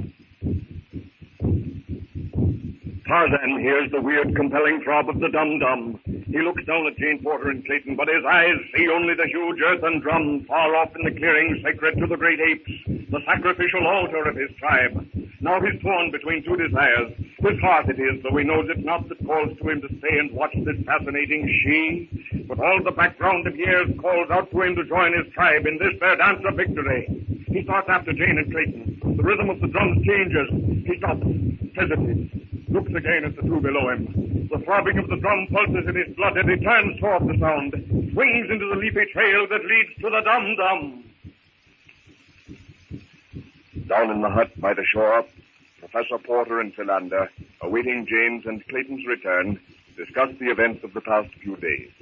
I have been meaning to speak of it for some time, Mr. Philander, but we've so seldom been alone since the day the lion... Quite so, Professor Porter, quite so. I wish to speak to you concerning the skeletal remains of... Of Lord and Lady Greystoke? Yes, I understand. And now, Mr. Philander, I beg of you, please check this irritating propensity for jumping at conclusions. It was not of the mere mature beings that I wish to speak, but of the... Of the baby skeleton, Professor? Quite so. You will doubtless recall that I brought to your attention at the time the baby skull. You did, Professor, and I gave my opinion, and I give it again, that the skull was simian, one of the anthropoidal apes. That coincides perfectly with my own opinion, my dear Philander. I wish to caution you, however, lest you let slip some incautious remark before Jane and Clayton. I feel that it would only unnecessarily disturb their minds to let them into the secret. Don't worry, Professor. No unguarded remark of mine shall betray it.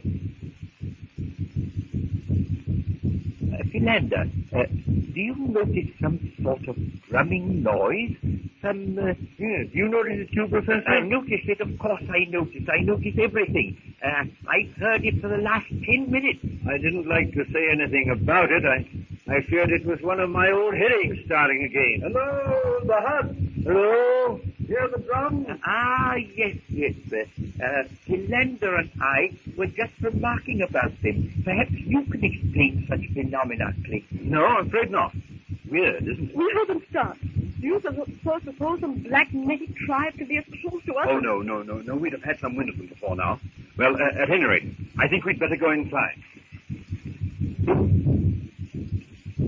Deep in the almost impenetrable fastness of the jungle, the great apes circle in mad confusion their earthen drum. From out that hollow mass comes the death throbbing that penetrates to the uttermost corners of the wilderness. Faster and faster, leaping, snapping, gyrating in fearful contortions, the apes pause in their dizzy circling to beat with short sticks upon the drum-like mound. The female apes and their offspring swaying back and forth to the uncanny rhythm form an outer circle about the maddened bulls.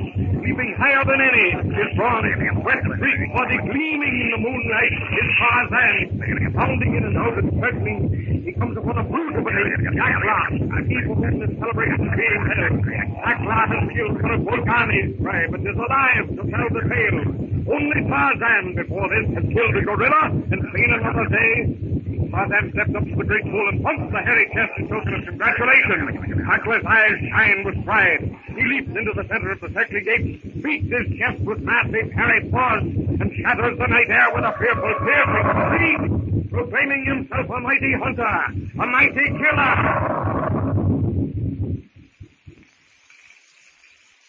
The moon pales in the sky. The great apes sleep the deep sleep of utter exhaustion. Not so Tarzan. Fearful lest in his absence something may have happened to White She, he returns to the hut. Quietly, with cat-like tread, he creeps to the lattice, tests it. Well within the shadow, he moves to the door, cautiously lifts the latch. The door holds. Satisfied that those within are safe, Tarzan lifts himself into the trees, curls himself in a moss-grown crotch, and falls asleep.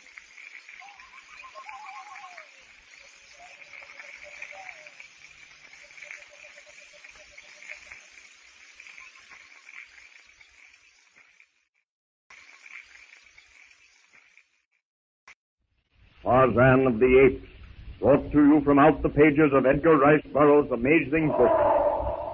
The jungle dawn flames into another day. Tarzan wakes and stirs. He stands up, raises his arms high above his head. He gazes about him. All around, the waking animals yawn and stretch. Little birds try a preliminary flight.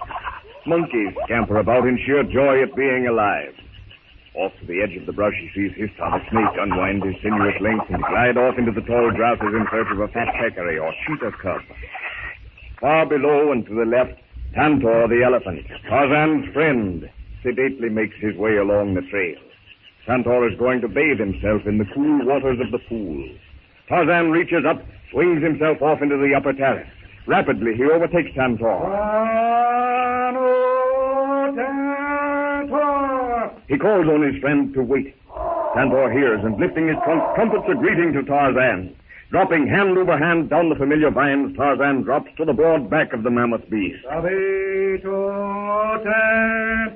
Tarzan greets Tantor, seats himself behind the flapping ears, and together they wend their way to the water. At the little hut in the clearing, Professor Porter and his friends have arisen from their slumbers. Breakfast is almost over. Just a drop more coffee, if you please, Jane. Your appetite certainly speaks well for my cooking, Cecil. This out of doors air does make food taste good. Out of doors air. Indeed, Philander, although I know that you are a well-educated man, I am sometimes perfectly aghast at your phraseology. Mr. Philander probably means that living in the open gives one an appetite, Daddy. Exactly, Jane. Then he should choose his mediums of expression with more meticulous scholasticism. Well, you understood me, Professor. But that's not the point at all. In thought communication, whether by vocal or manual signs, a precise interpretation... More bacon, Daddy. Thank you, my love. I believe I will take some more bacon. Cecil, what are you worrying about? You seem so thoughtful. What are you thinking about? Well, to be frank with you, I've been wondering about my uncle, John Clayton, Lord Greystoke. Yes, Cecil, I've been wondering too. One cannot but help to speculate. Our finding Lord and Lady Greystoke's diary here. Bless my soul, how stupid of me. Why did I not think of this before? Go ahead, then, Professor. Go ahead. What was that you said, Philander? I didn't say anything. You did. You said you'd thought of something. Yes. Tell me, Clayton, you think Greystoke's diary was kept up the time of his demise? Presumably so.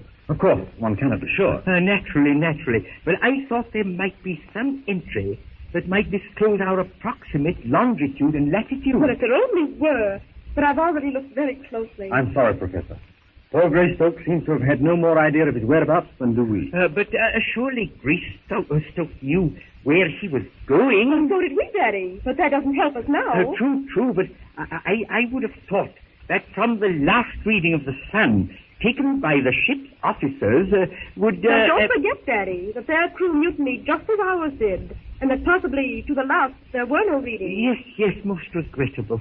Most regrettable. If only I had devoted some of my time to the study of navigation, or even astronomical mathematics, So much of my leisure time could have been devoted to other subjects. On the off chance that you might at some future time be shipwrecked, or marooned, or cast upon a desert shore, that Philander, such self-condemnation displays a very fine spirit, but somewhat unnecessary morbidness. Incidentally, Daddy, now seems as good a time as any to ask for an explanation. Yes, my dear, yes.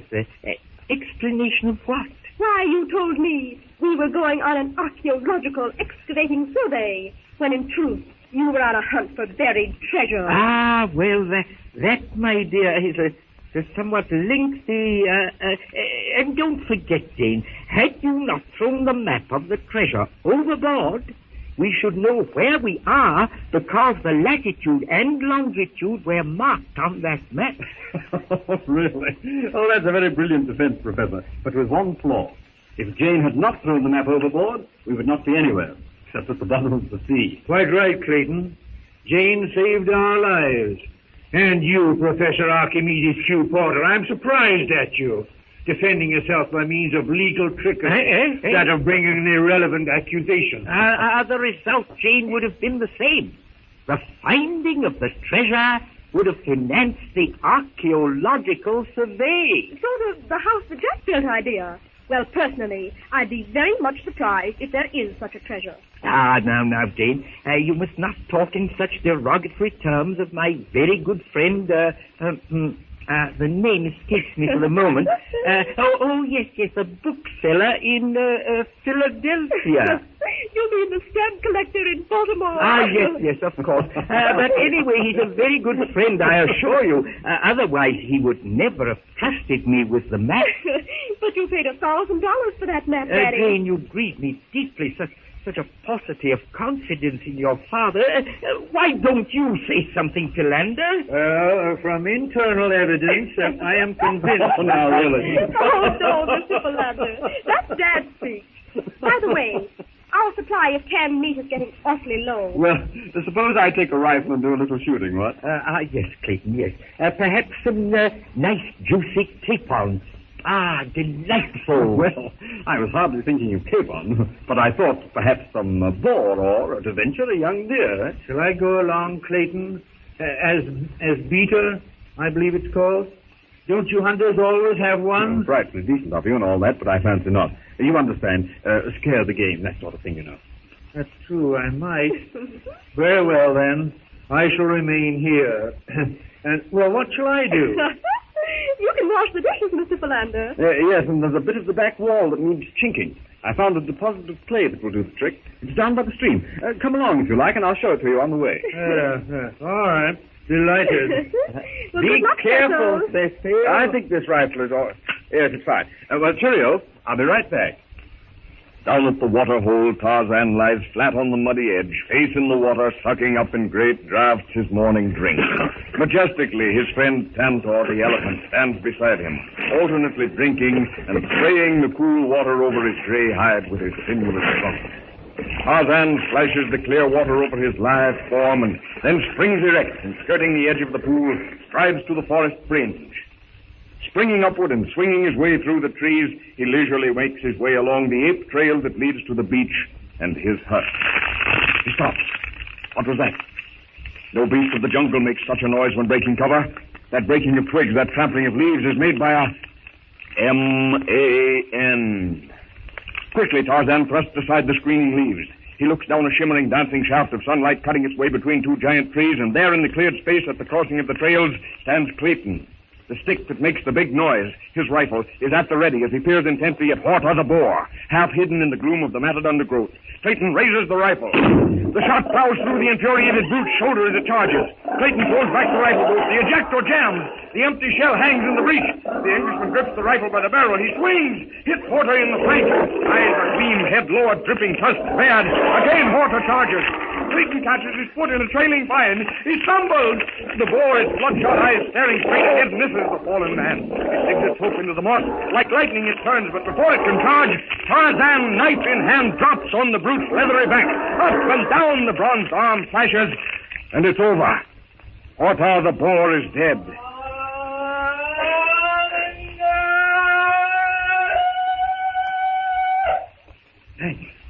Thanks. My rifle jammed. Once again, I owe you my life. Armagani, avant bundle, Horta. Tarzan points to the bullet hole in Horta's shoulder. Clayton shakes his head. Sorry, old man. I don't understand. We were running short of meat. Boar. Eat. Clayton points to the carcass and then to his mouth. Tarzan understands. He nods his head, bends down, and with never an effort hoists the dead boar to his shoulder and takes to the trees, followed by the indignant chatter of disturbed and scolding monkeys as he carries his burden through the high branches toward the hut.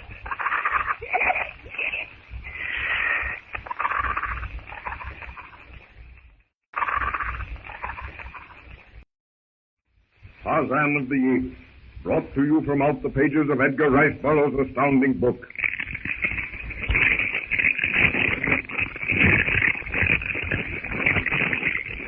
Come now, Professor. There's still a chance they'll see our signal. Yes, I know. Perhaps they... Look, Clayton. They've seen us. Look. They're swinging out a boat. By Jove, Professor, you're right. They've seen us. See, they're putting a small boat over the side. Clayton, can you tell what nationality the cruiser or gunboat is? I can't be positive, but from her color, she's either British or French. It must be French. Don't you recall, Clayton? A few days before the sailors mutinied, we saw a French cruiser. You're right, Professor. We did sight a French cruiser. And if we'd only known what was in store for us... Yes, how different. Oh, my daughter, my lovely little Jane. If only... Now, Professor, bear up.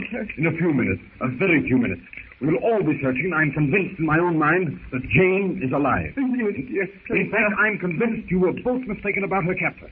And that it was that jungle fellow who carried her off into the trees. But Clayton, I saw the ape. You were distraught. You were hardly conscious of what was taking place. No, I'm sure that... Clayton, why should the jungle man rescue us, Philander and me, save you, and kill the lion that attacked Jane, only to end up by harming her? Possibly from his standpoint, he has no intention of harming her. All this is supposition, mere conjecture. Meanwhile, the boat swung out, and we have quite a long way to go to get to the beach. Right you are, Philander. Why, they're close enough to see now. They are French, I'm sure of it. Come, Professor. Philander, the sooner we get to the beach, the better. Back in the jungle, Jane Porter and Tarzan finished their breakfast. To Jane, the jungle has changed overnight. No longer is it a place of inexpressible dread. No longer does her blood run cold at the rasping cough of the panther, the deep-throated growl of New Mother Lion, or the weird laugh of Dango the hyena. True, Jane is not altogether comfortable, but with white skin, as she calls Tarzan, close at hand, dangers seem less dangerous and fear gives way to interest. The girl is puzzled. She does not know that white skin is Tarzan, and she wonders about Tarzan. Over and over her brain tells her that she must get back to the hut, but her heart whispers that were it not for her father, she wouldn't care much. She turns and looks at Tarzan stretched beside her on the moss-covered roots of the tree. The ape man's finely developed muscles ripple under the bronzed, satiny skin at his every movement. Mentally, she compares him with the men of her acquaintance. Presently, she leans forward. White skin. Tarzan looks up. Jane? Jane. She looks at him for a moment, then rising to her feet, she points off into the jungle in the direction she believes the hut to be. White skin, we must go. Tarzan rises and looks in the direction indicated by her pointing finger. He looks at Jane. Go? Go? Go? Yes, Jane, go. Jane, go. White skin, go. She takes a few steps toward, as she believes, the hut. Jane, go. White skin, go. Tarzan holds her back. He shakes his head. This is beyond him. In that direction lies Munga's village, and certainly this white she knows nothing of these black men that eat their kin, a thing the great apes do not tolerate. Jane stops. Again she points. Jane, go. White skin, go. Vigorously she nods her head while repeating the two words. Tarzan slowly shakes his head. How to tell Jane that in that direction lives the cannibal Gomangani? He takes her hand in his, lifts it to his mouth, and pretends to bite her arm in an effort to tell Jane that the savages are cannibals. Hungry. Eat. Jane. He points to the village, the direction in which he had started to go, and shakes his head. Munga. Hungry. Eat. Jane. Terrible. Tarzan does not understand the word, but the horror in Jane's voice convinces him that she knows what he means. He points again in the direction of Monga's village and slowly, emphatically shakes his head.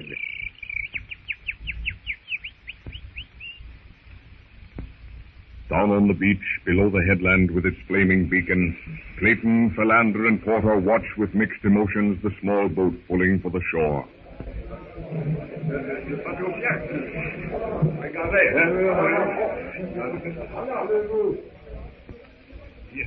Yes, Professor, they are French. That's a French naval officer getting out of the boat now. The mere sight of him gives me renewed hope. I'm sure our troubles are over now. Here he comes. Monsieur Clayton, I presume. Yes, Lieutenant. And you? Lieutenant Darnot of the French Navy. Thank heaven you've come, and I hope in time. In time? What do you mean? First, permit me to present you to Professor Porter. Sorry, monsieur. And this is Mr. Philander. Pleasure, monsieur. Oh, Lieutenant, if you will but help us. May we of a certainty, but please explain. Miss Porter, the professor's daughter, was carried off yesterday by an ape. Mon Dieu, an ape? It is impossible. Ça c'est incroyable. Oh, it is too horrible to contemplate. The brute did not kill her at once. We heard her scream several times. Therefore, we feel that it may not yet be too late. Ah, Monsieur Darnot, you will help me to search for my child. Oui, monsieur, but certainly.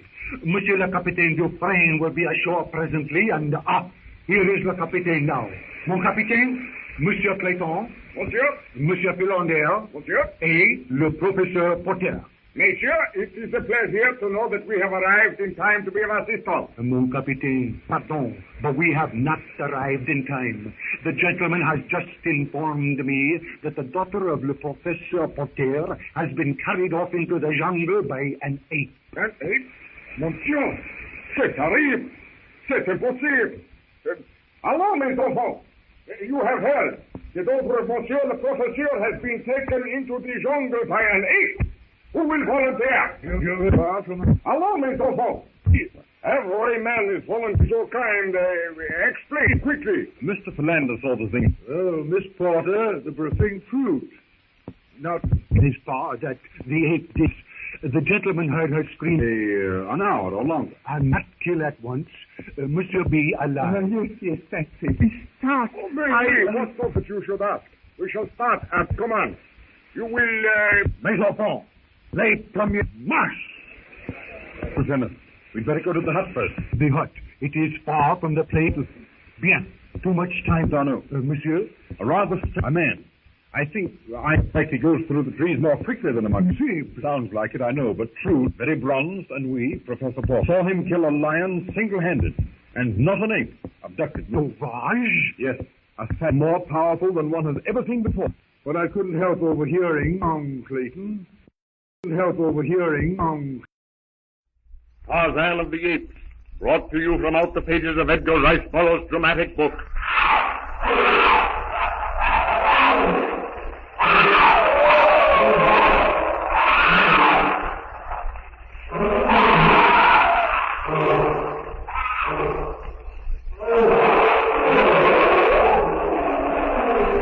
Tarzan watches the column of flame-licked smoke curling upward. The hut, his hut, he thinks to himself. For a moment he's torn between two desires, whether to go at once to the hut or to return, and he stops. He has no words with which to tell Jane what he wishes to do. Go to the hut he must. It is his. Next to Jane Porter, he values it above all else. It was there that he learned that he was a man and not an ape. There, too, is the little book he cannot read, Lord Greystoke's diary. Tarzan does not know it, but that diary is the only thing which can prove him to be the true heir to the Greystoke titles and estates. Tarzan looks down from the treetops, down to where Jane Porter is hidden by the dense screens of tropic green. Limb to limb, branch to branch, he flashes downward. He thrusts aside the matted verdure and stands before Jane. What is it? What is it? What is it, Whiteskin? Tarzan looks at her.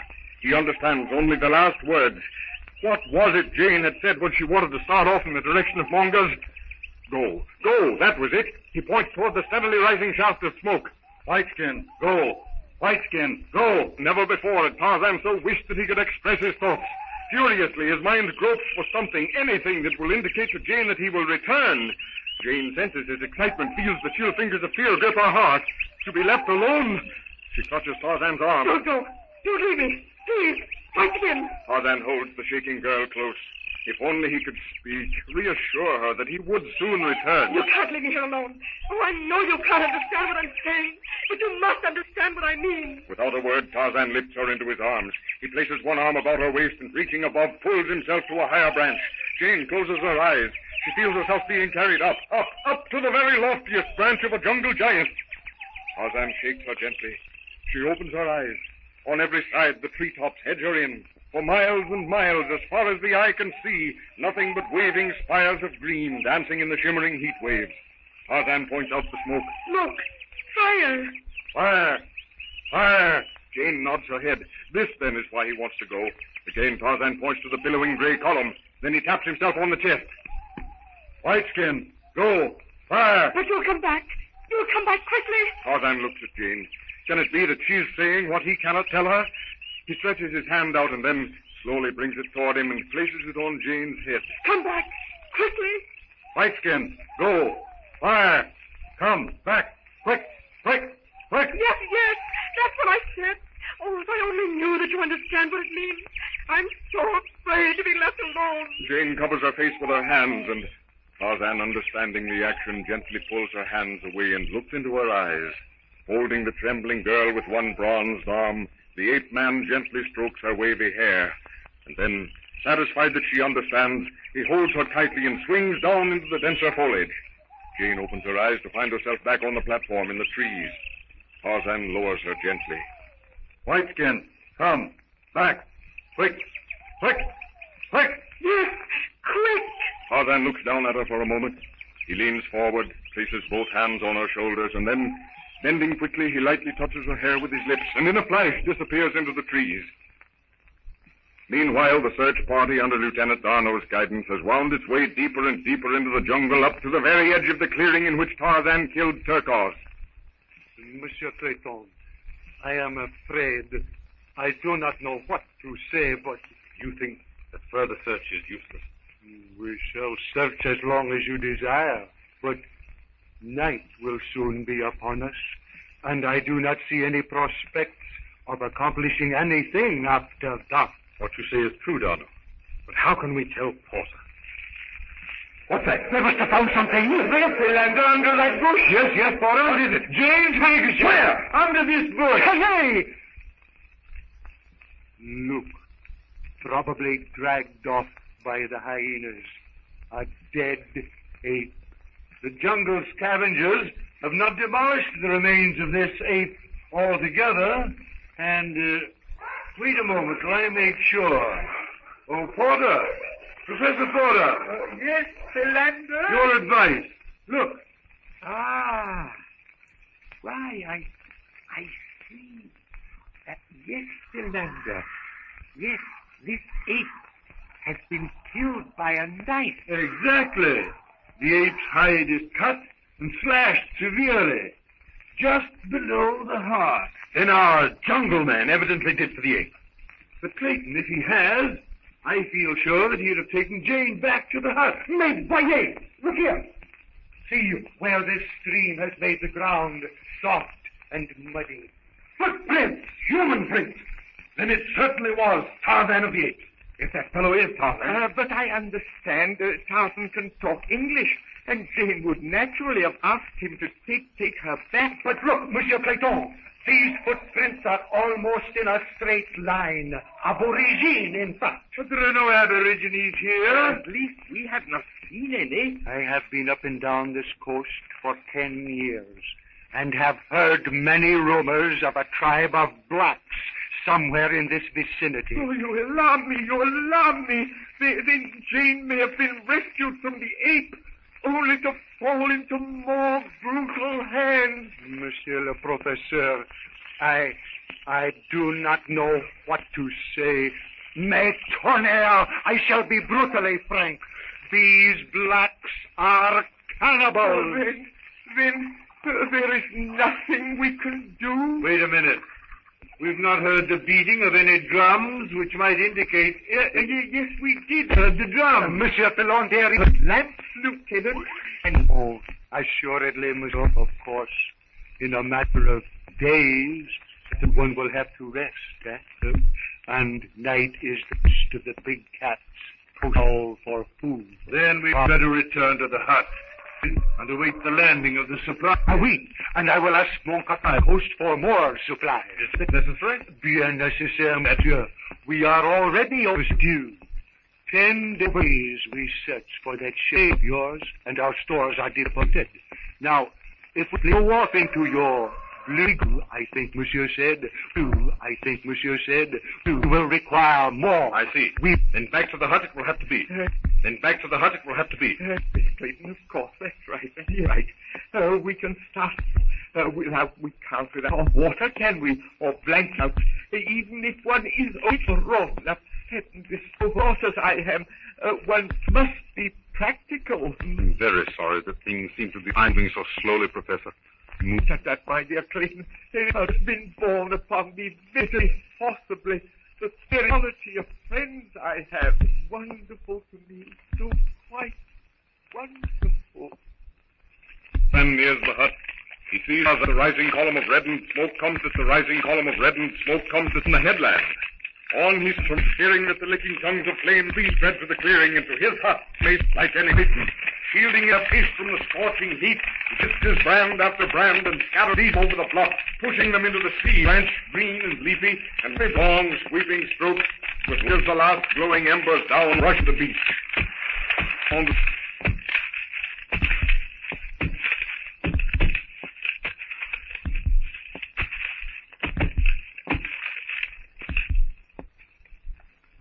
Satisfied that there's no longer any danger to the hut, Tarzan turns it and swings himself easily yet sternly into the trees.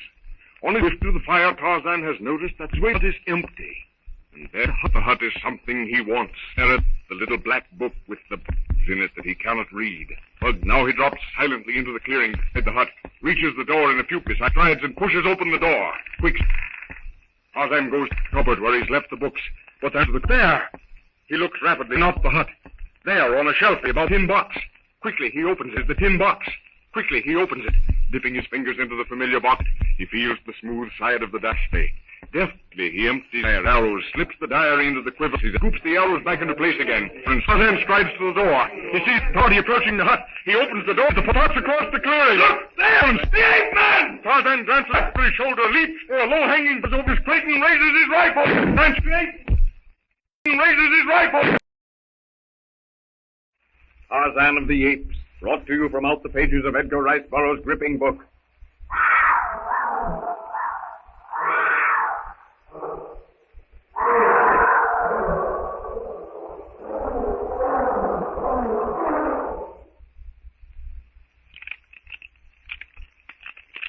Come on. He went that way. Don't. Wait a minute, Clayton. Don't shoot again. I tell you, I saw him. The ape man, whoever he is. Monsieur, what is the matter? The ape man, and here we are wasting time. But surely Monsieur would not shoot. I did shoot. But Clayton, listen to reason. Don't you understand? I intend to get him, and that's all there is to it. One moment, Monsieur.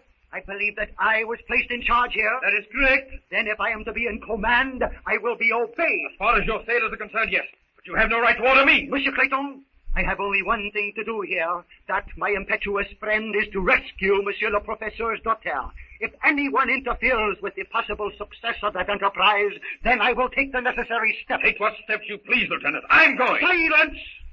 If you do not obey me, Monsieur Clayton, I am sorry, but I will find myself compelled to order you aboard the cruiser, and regretfully, very regretfully, clap you in irons. Come, Clayton, you're distraught, upset. I don't blame you.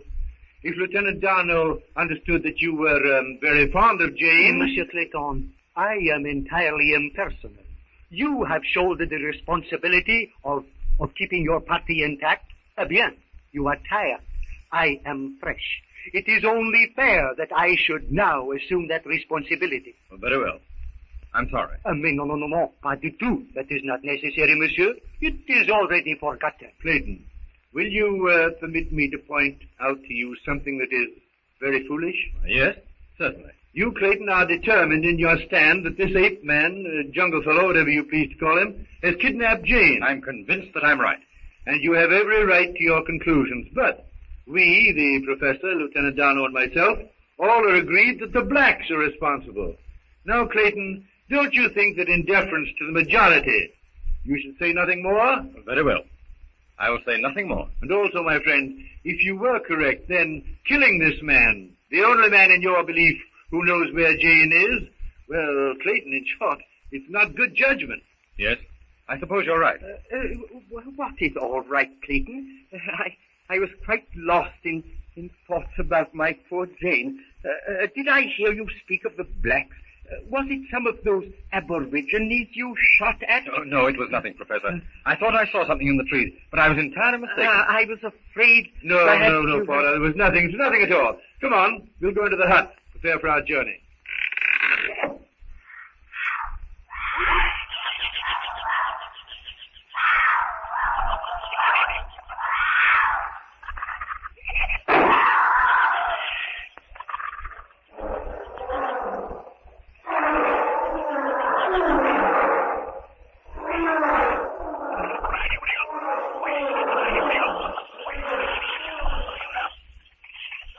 In the forest, Jane Porter, awaiting Tarzan's return, hears the distant report of Clayton's rifle.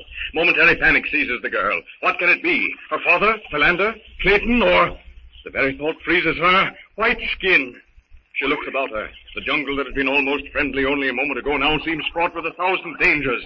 If White Skin should never come back... Again, Jane Porter's eyes search the jungle depths. To be left alone. To die here...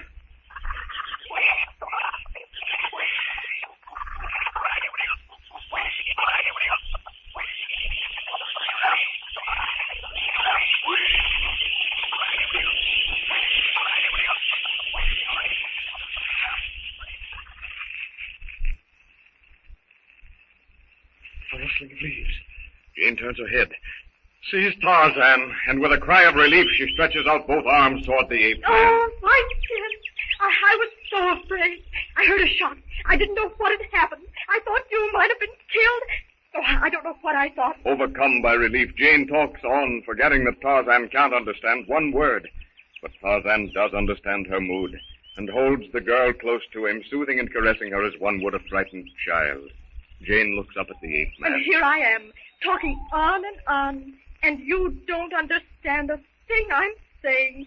But you haven't any idea how glad I am to see you, how I long for you to come back. White Skin, come back. Come back, quick. Yes, I suppose you have, but it seems like centuries to me. White Skin, sit down. Sit down, White Skin. Sit down. Sit down. Jane releases herself from Tarzan's arms and, taking him by the hand, motions him to sit beside her.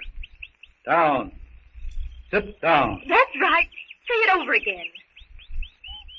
Over. Again. Over again.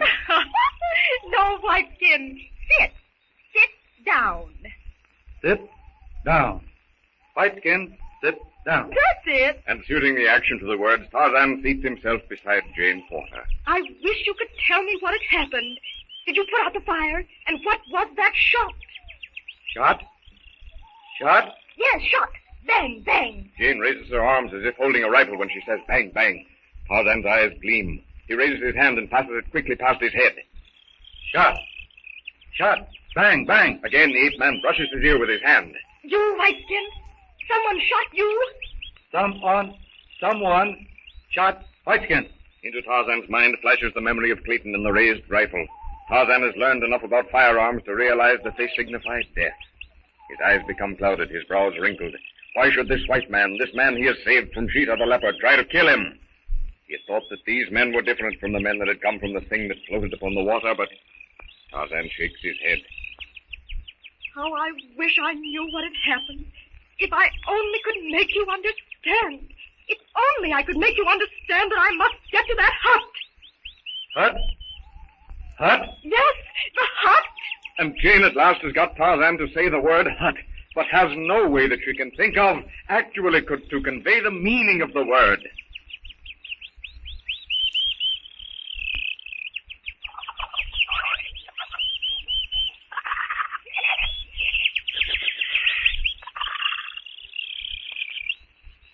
The sun falls away to the west. All afternoon, the sailors have carried supplies from the cruiser to the hut, and Professor Porter, Philander, and Clayton watch with satisfaction the final preparations for departure. Soon it will be dark, and tomorrow will see us well on our way into the jungle. Yes, Professor. And well on our way towards finding Jane, I hope. I'm so nervous. I know it sounds ridiculous, but this waiting is doing nothing. Yes, Clayton, we know. By the way, Clayton, it's barely possible that we shall not return here. Don't you think that you should take Greystoke's diary and papers with you? Oh, thanks, Philander. I hadn't thought of that. By Joe, this tin box has been moved. Porter, Philander. Yes, what's wrong? What is it? Greystoke's diary. It's gone. Well, you must have placed it somewhere else, Clayton. No one would think of I'm taking sure I did not.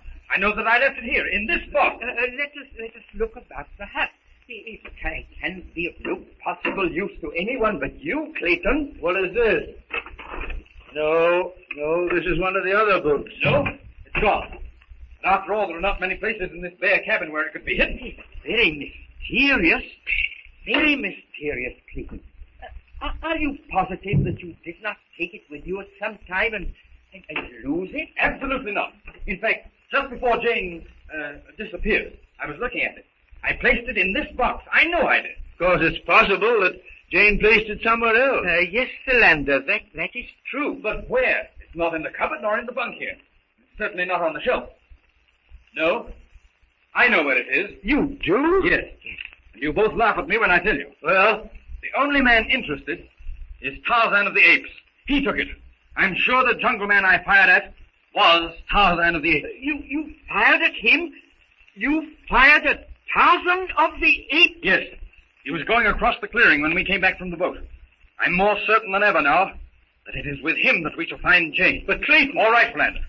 I have no more idea than you have as to what he could want with the diary. But I'm just as sure that I'm living here. Well, Donna, are we ready to start? In a very little time, monsieur. I think that we had perhaps better rest and be ready to leave at sunrise, which, my friends, is not so very distant. Oh, it seems very stuffy tonight. I was thinking. Tell me, Lieutenant, will your men be carrying supplies all night? But yes, monsieur. Then I suggest that we leave this door open, since there's no danger with the sailors moving about. Excellent idea, Clayton. Come, Porter. You too, Clayton. Let us get some rest. The jungle night, somber, stifling, menacing, closes in. The curling fog rolls in from the sea and hangs in murky banks of blackness along the jungle fringe. Suddenly, quietly, a shadow, black and fantastic, detaches itself from the surrounding gloom. Closer and closer to the hut it creeps. Now it stands up. It's a man. Slowly he draws an arrow from the quiver at his back, fits it to the bowstring, his gleaming eyes on Clayton, and pulls.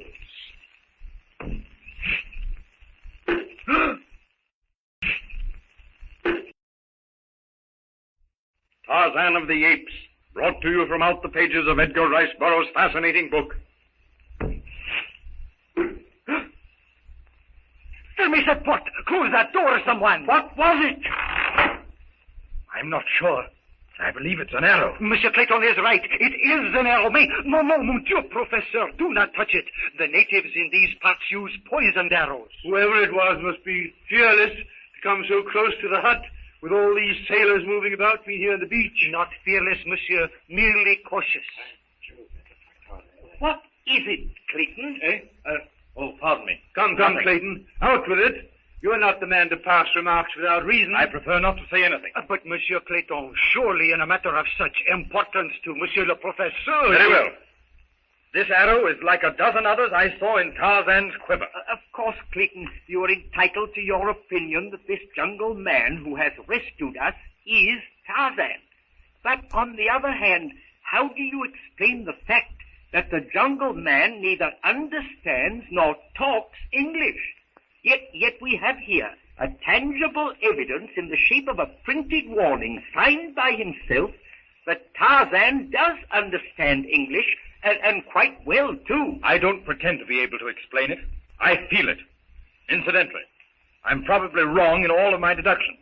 But if this jungle man is not the one who fired the arrow, then who is? This is my explanation. Les cannibales. Then if the cannibal shot the arrow, and since I myself have seen similar arrows in the ape-man's quiver, it seems reasonable to assume that the ape-man has some contact with the cannibal. As to that, of course, we cannot answer. No. Exactly. I shall go and question the men as to whether or not any of them saw anything, but I think not. If they had, I feel sure they would have mentioned it. You bring up a very important point, Clayton. Very important. Very disconcerting. Very disconcerting. Because it disconcerted me was the reason I was loath to mention it. But we might as well face the fact. It's all very puzzling. For the life of me, I cannot see why this man should have been so solicitous about our welfare and then act in the manner you suggest, Clayton.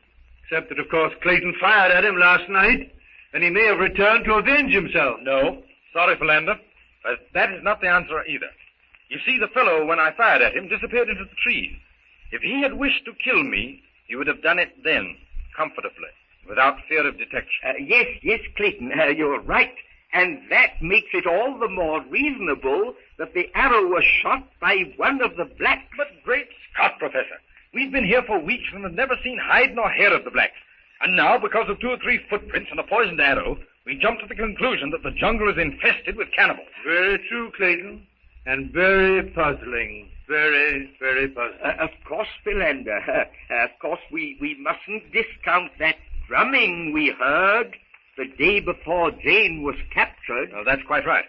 And also we have Darno's word for it, that there are cannibals quite close at hand. All that puzzles me is, why have we not seen or heard them before? Monsieur, the men saw and heard nothing, but we have discovered footprints, and many of them. Then, if Jane is in the hands of the blacks, she must be nearby. In a very short time, it will be daylight. We shall follow then the trail, and I pray le bon Dieu will grant us success.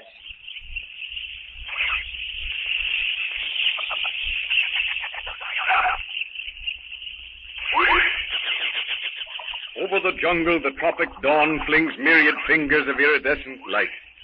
Jane Porter, in the rude shelter built for her by Tarzan, wakes and lies listening to the muted voice of the wakening jungle.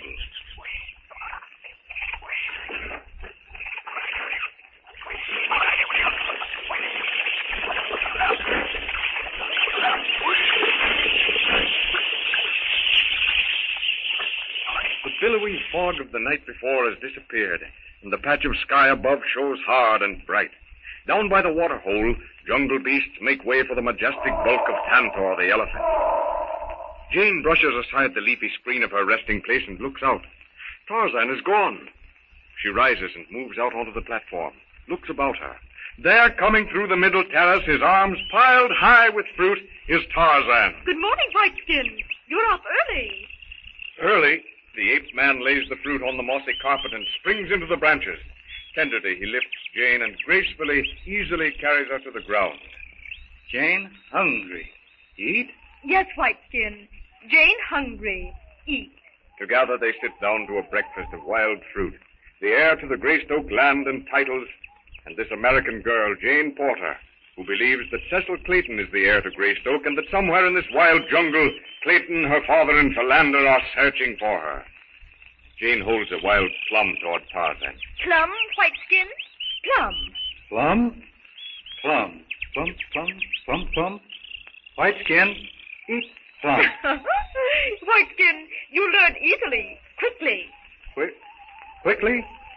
Quickly. Yes, Whiteskin, but you have a little difficulty with that one. One? Yes, one. Jane holds up one finger, then two, and repeats the numbers alternately. 1, 2. 1, 2. 1, 2. 1, 2. 1, 2. Jane, 1. Whiteskin, 1. Jane, Whiteskin, 2. That's it. Now you started to count. Count? No, that's too hard.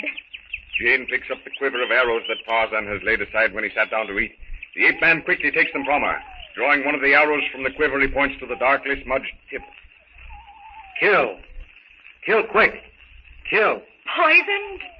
Tarzan looks puzzled. He has just learned the word kill, used it as he believes in the proper sense, and now he looks inquiringly at Jane. Yes, Whiteskin.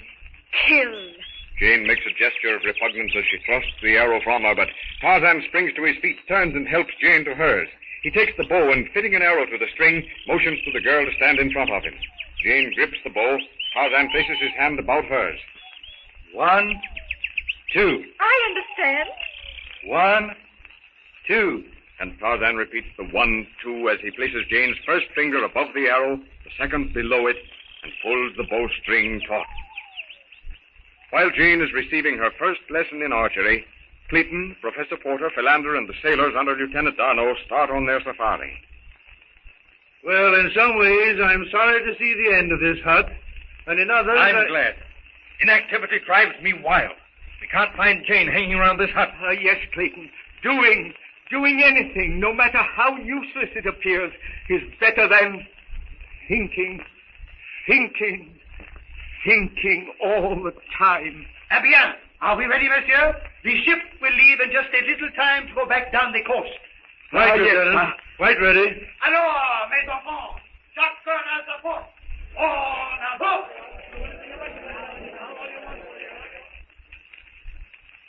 I will close the door. I think it's better. Yes, Philander. Although there is something final about closing a door, still I think perhaps we had better leave it as we found it. Come on. You don't want to get separated? Come in, Clayton. We'll be right with you. Wait a minute. We'll be right with you.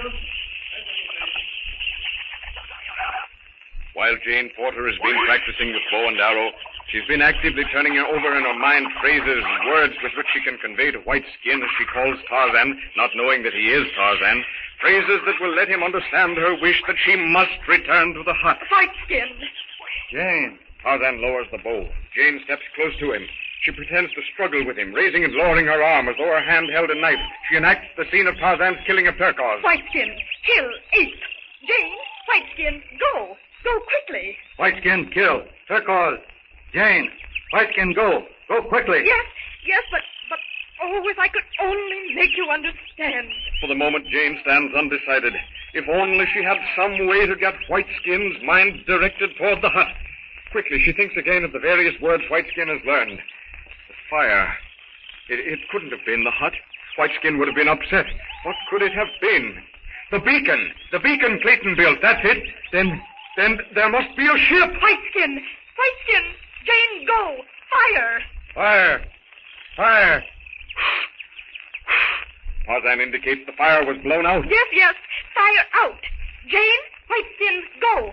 Fire. Tarzan grasps the meaning. He bends down, picks Jane gently from her feet, and leaps into the low-hanging branches.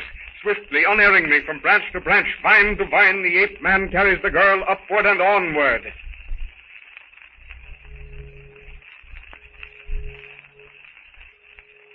What is that? A ship. Ship? Yes, a ship. Oh, we may be rescued after all. Oh, hurry, White Skin. Hurry. Yes, go quickly. And Tarzan, understanding Jane's excitement, speeds with her in his arms toward the hut and the ship.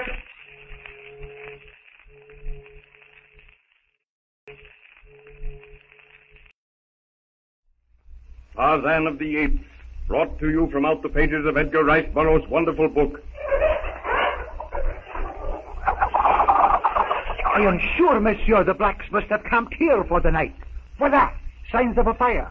And there, a broken gourd. Then if it was one of this party who shot the arrow, he probably left the camp. And indulged in a little archery practice, Clayton?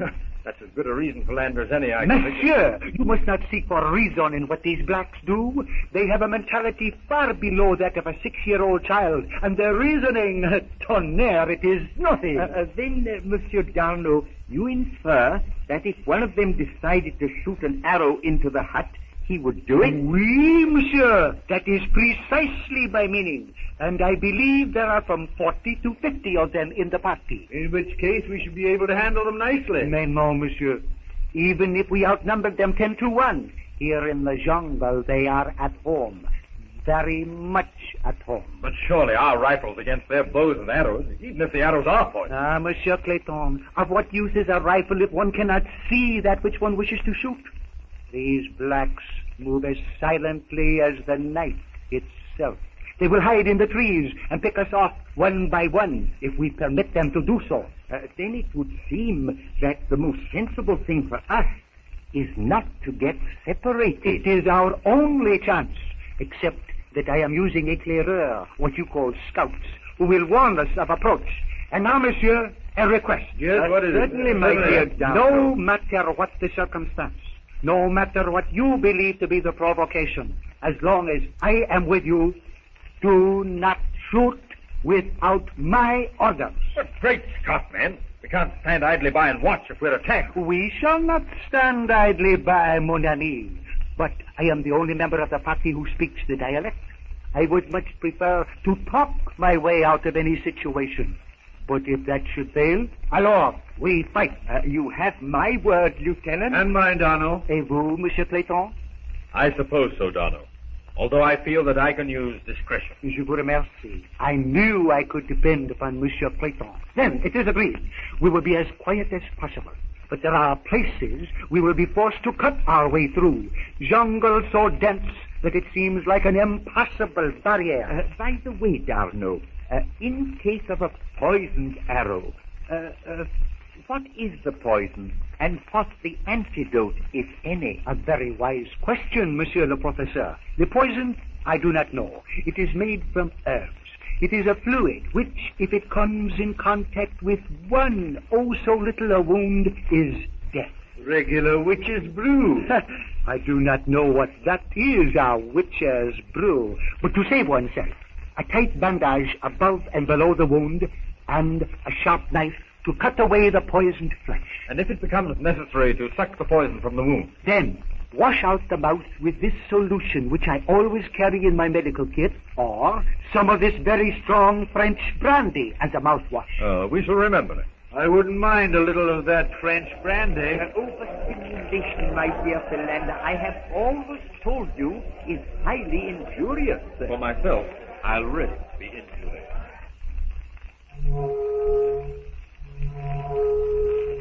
To Jane Porter, carried along at unbelievable speed in Tarzan's arms, the distant blast of the steamer's siren brings conflicting emotions. It signalizes the rescue of her father, Philander Clayton, and herself. But does she wish to be rescued? She looks up into the ape-man's face. The fine features, unmarred by dissipation, were her guarantee that he would never harm her. And she's strangely content. On and on they speed through what appears to be a solid mass of verdure, yet scarcely a leaf touches her. As if by magic, the way seems to open before this forest god. We must be close, Whiteskin. Without slackening his speed, Tarzan looks down into Jane's face. Close? Close? Yes, Whiteskin. Close. Sunlight suddenly pours through the breaks in the trees. They're at the clearing. Tarzan holds Jane with one strong, bronzed arm as he drops quickly from limb to limb to the ground. Jane opens her eyes to find herself on the moss-carpeted jungle floor. She points through the more openly spaced trees. The hut. There's the hut. Hut? Yes. Yes, Whiteskin, the hut. Jane, go hut. Whiteskin, go hut. Tarzan slowly shakes his head. An indescribable longing overcomes the ape-man. This she, Jane, wishes to leave him, to return to her own kind. Come, Whiteskin. Quick, go, hut. Again Tarzan shakes his head. The law of the jungle is that he should hold her by force. But had he, Tarzan, not killed Turquoise, the bull ape, because he had taken this white she, Jane, by force? Tarzan himself does not know that it is the centuries of breeding, warring against a lifetime spent in the wild, and winning, that compels him to act as he does. Jane goes toward the hut. She looks back over her shoulder to Tarzan. Come, Whiteskin. Go to hut. Jane, go to hut. Tarzan stands still, watching. Jane looks out to sea. The steamer is fast disappearing into the blue of the horizon. The steamer! The steamer is going away! Oh, am I too late? Quickly, she runs across the clearing to the hut. Daddy! Daddy! Daddy! Empty. Everything's gone.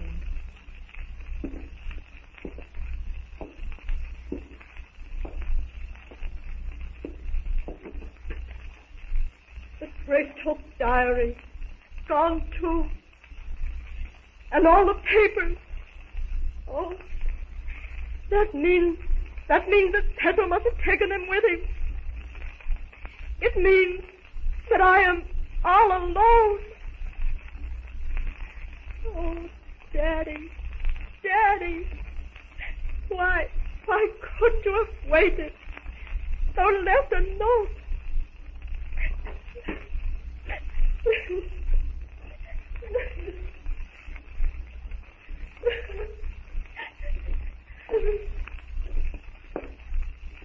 Oh, well, I suppose it's natural. They thought I was dead. And the steamer came. Daddy always said steamers won't wait. So they went. And now, Jane, back to the jungle. And White Skin. As Jane Porter drops the locking bar into place, she turns tear-dimmed eyes toward the departing steamer. To her, not knowing that her father, Philander, Clayton, and Darno are in the jungle, the disappearing steamer means the cutting of the last tie between herself and civilization. She glances behind her at the hut. She would much rather live there than in the treetops, but her whole safety, her very life, now depends on White Skin. Oh, White Skin, you'll have to look after me. You're all I've got left. Jane runs across the clearing and throws herself into the ape man's arms. Tarzan holds the weeping girl to him. Gently he smooths the tumbled curls. Tarzan cannot talk, cannot say what is in his heart, but he understands. Jane has been hurt. Not a hurt that can be bathed in cooling water, but a hurt that only words can help. And Tarzan does not have the words. Jane, go quick. White Skin, go quick. Tarzan sweeps his hand toward the treetops. Jane looks up at him and tries to smile through the tears. The events of the past weeks tumble through her mind. Surely not events to cry about, she thinks. If White Skin had not saved her father from the lion, if he'd not saved her from Turcos, oh, surely she can depend upon White Skin to be her protector. Jane, go quick. White Skin, go quick. Yes, White Skin. Jane, White Skin, go quick. And with the unruffled mien that characterizes this lost heir to the house of Greystoke, Tarzan lifts Jane from her feet, grasps a trailing vine, and easily, gracefully swings Jane with him into the trees. Meanwhile, far off in the ever-increasing denseness of the jungle, Darno's safari cut and hacked their way. Utterly impossible to find one's way without a compass. You're right, Clayton. Almost unbelievable. The thickness of this tall grass. And, Philander, equally unbelievably... It will soon be dark, and to move in the dark is to invite disaster.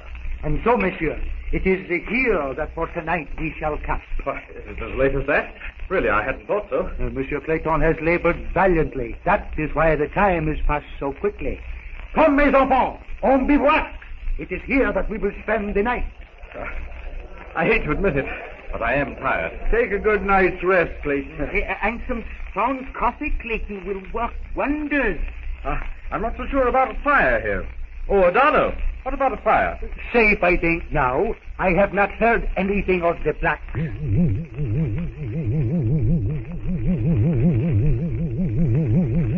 What?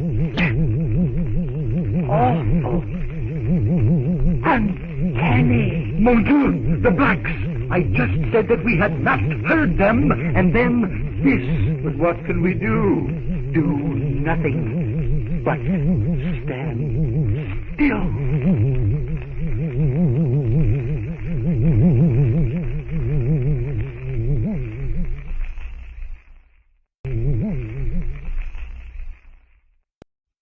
Tarzan of the Apes, brought to you from out the pages of Edgar Rice Burroughs' entrancing book. Weirdest thing I've ever heard. What do you suppose it can be? It is impossible to say, Monsieur Clayton. Different tribes have different methods of producing such sounds. To me, at least, it doesn't sound human. No, Philander. It is distinctly mechanical. Sort of compelling, too, don't you think? But yes, Monsieur le Professeur, that is its purpose. To entice you away from your friends, to follow it, and then, voila, fini. Darno, You're acquainted with their methods. What do you make of the noise? Two things, Monsieur Platon. First, that they know where we are. Second, that knowing where we are and not attacking us leads me to believe that we outnumber them. Or else, they would not use this sound. They would attack at once. Very logical explanation, but Darno, what do we do? That thing at Tarzan. We cannot go to sleep. That would be foolish. We cannot light a fire to make a mark of ourselves, but we must watch for the wild beast. But we can't stay here forever. We must do something. When these blacks find that we are not to be lured by their witch doctor sounds and that we are watchful, they will go. And when they move, we shall follow. No matter how much the weird sounds might appeal to my penchant for investigation, I should never voluntarily follow such sounds. No, not you, Monsieur le Professeur. But the uncultured blacks also have the penchant for investigation. But they lack the intelligence that says, stay where you are. Listen to that. Distinctly uncomfortable feeling, this, of unseen enemies. I may be wrong, monsieur, but that to me signalizes their departure. And then what? We shall settle down for the night, and in the morning we follow. But we have followed. We've caught up with them, in fact, and nothing came of it. What in the name of Clayton? You do not understand these primitive people as do I. If we were to attack them, they would in turn fight until the last man dropped, and then we should have no other way to discover Mademoiselle Portel's whereabouts except to look and look and look for a cannibal village. Par cette méthode, in this way, mon ami, we leave them unmolested and they lead us where we want to go. Well, I hope you're right. I'm sure after the time that has been... Here is he! Speak! Qu'est-ce Pierre? What is the matter, Pierre? Your men seem to be carrying something. A man. A black man. He seems to be in the last stages of exhaustion. Buona. Jambo, Tundi? Tubo. Bado Kidogo. Buona. Tubabaya Sana. Akabaka. Beat Mange. Tuba. Shai. Boma. Can you understand him, Donald? But yes. He says they, meaning his tribe, were badly treated by their white boss on the plantation and were on their way to their native kraal. Ask him if he knows anything about Jane. I'm afraid, Monsieur le Professeur, there is no use asking him anything more. No, Professor. He is dead.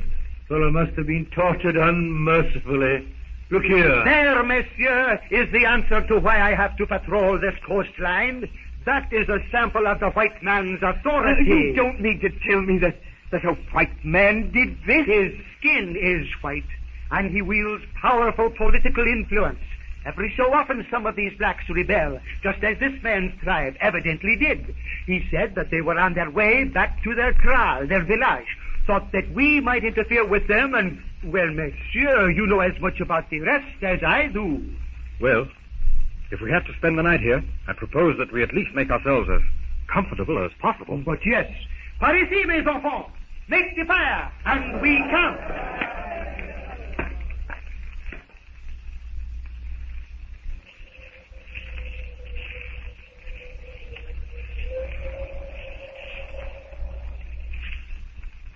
The jungle night closes in, oppressive and sullen.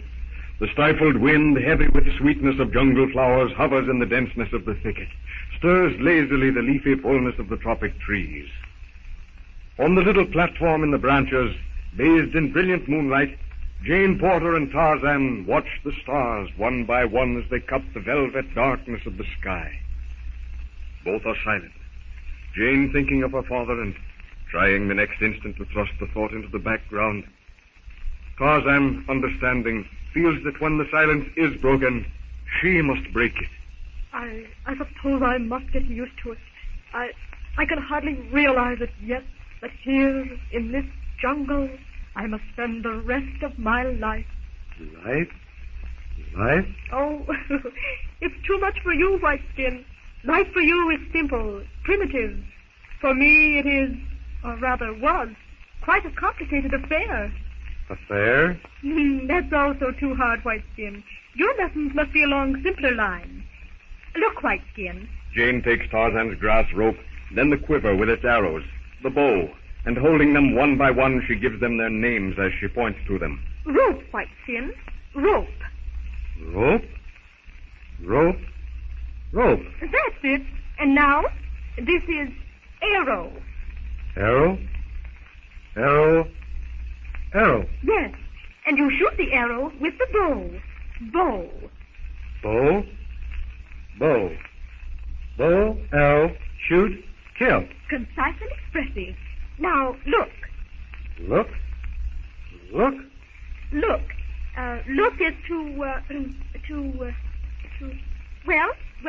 look. And Jane, suiting the action to the word, shades her eyes with her hand and peers from side to side. Look, see. Look, see. That's right, Whiteskin. Look, see. Look. Tarzan takes Jane by the arm, points down the jungle trail. Jane's eyes search the gloomy depths of the forest. Tarzan points to a clump of wild bulrushes bordering the lowland where it falls away to the water hole. A lion? Numa, lion? Numa, lion. Jane watches the king of beasts pad his silent way down the trail. Again, Tarzan grips her arm and points to the opposite end of the clearing. Cheetah. Horta, Numa, cheetah. Kill, eat, Horta. It's a leopard and a boar. As Jane says the word, Horta, the boar scents Cheetah and darts in the opposite direction. Numa, feeling that he'll lose his wheel, bounds forward. Numa and Cheetah, both intent on Horta, the boar, have not seen one another. Jane wants to cover her eyes with her hand, but fascinated, she watches. Cheetah gathers his slim, muscular haunches under him. The brute's lips curl back, the long, spotted tail straightens. Cheetah springs. Numa stiffens his forelegs, braces his 20 bouts. With a roar, the lion springs. The beasts meet in midair.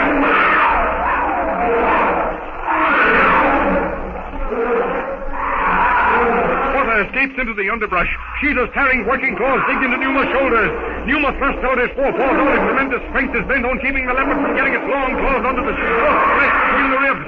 Spotted cat's jaws snap again and again at Numa's throat. They fall sideways, roll over. Numa. Now the leopard's on top.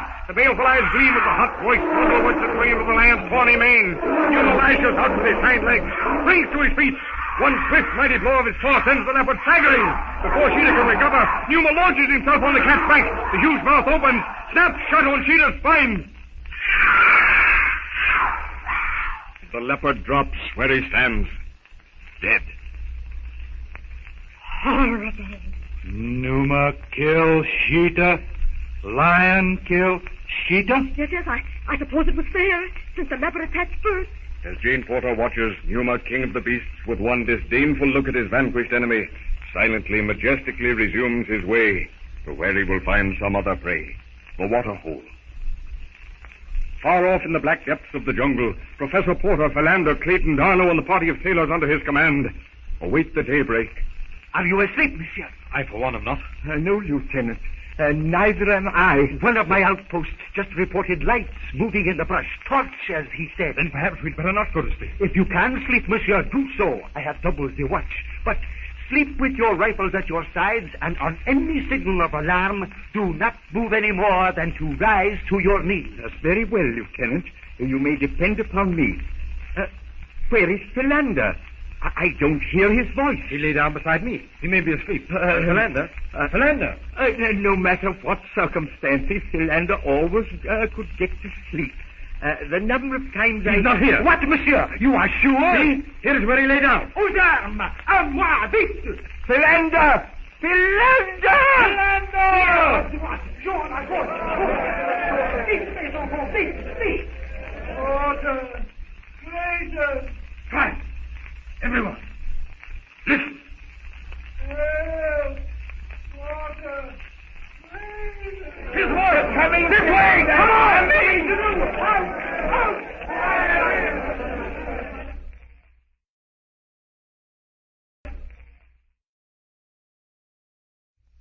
Tarzan of the Apes, brought to you from out the pages of Edgar Rice Burroughs' unique book.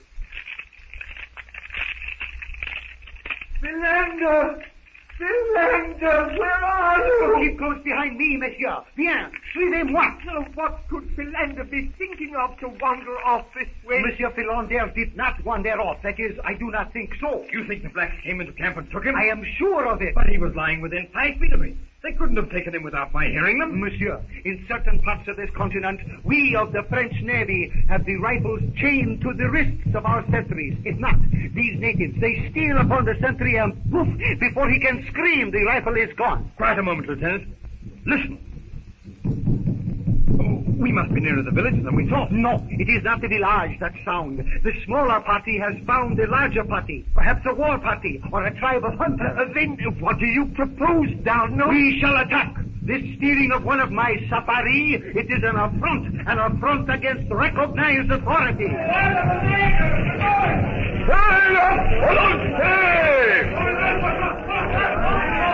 Your senses, Darno.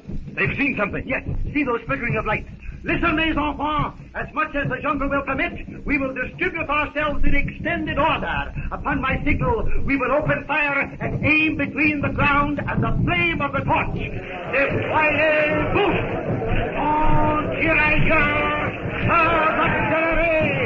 March!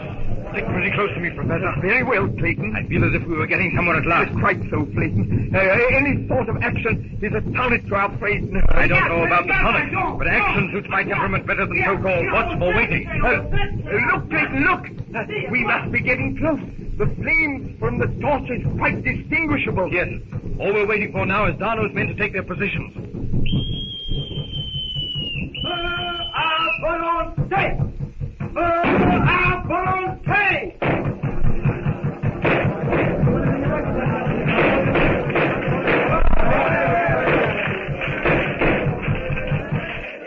I can't tell, Clayton, whether or not we are making any headway. There are fewer torches anyway. Ah, here's one left. I got him!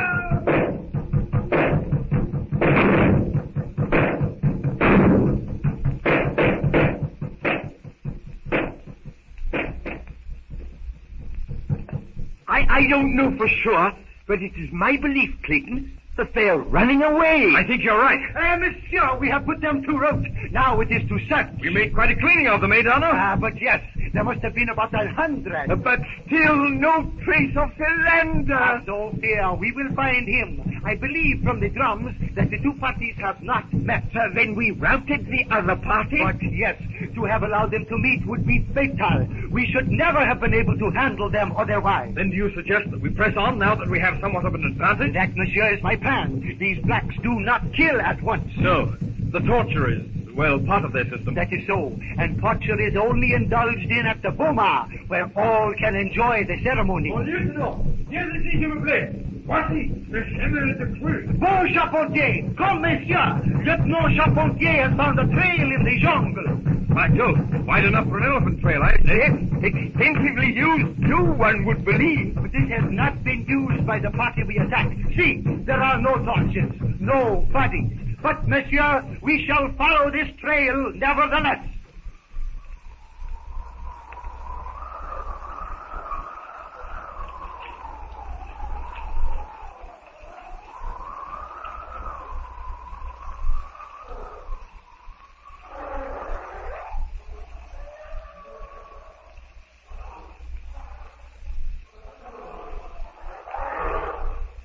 Against the shadowy outline of the jungle wall, the moon rises red, round, and full. The giant trees, like the ghosts of sentinels, shiver as the chill wind drifts in off the sea. The jungle is uneasy. Numa, the lion, stands before his lair, tail twitching, muzzle quivering as he tries to catch an elusive scent. Save for Tantor the elephant, the waterhole is deserted, and even Tantor, who fears neither beast nor man, peers with his little eyes at the rim of deepening shadows that is the jungle's edge. Off on the little platform in the trees, Jane Porter and Tarzan watch the moon rise behind the sweeping purple edge of the distant mountain peaks. Beautiful. Even if the jungle is more dangerous by night, it is infinitely more beautiful. Beautiful. Beautiful. Yes, Whiteskin, beautiful. And Jane waves an expressive hand as though to include the whole gorgeous confusion of tropic vegetation and brightly hued blossoms.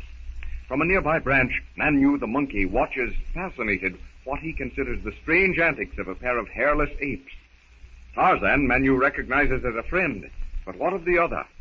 Manu swings himself closer, hangs for a moment, tail curled about the branch, one paw holding the stem of a vine. With the other paw, he reaches out and touches Jane's hair. Oh, a monkey! Monkey? Monkey. Why, yes, Whiteskin. Why, yes, a monkey. Manu. Monkey. Manu. Manu? Oh, that's his name. Oh, hello, Manu. Come here, Manu. Oh, you're so cute.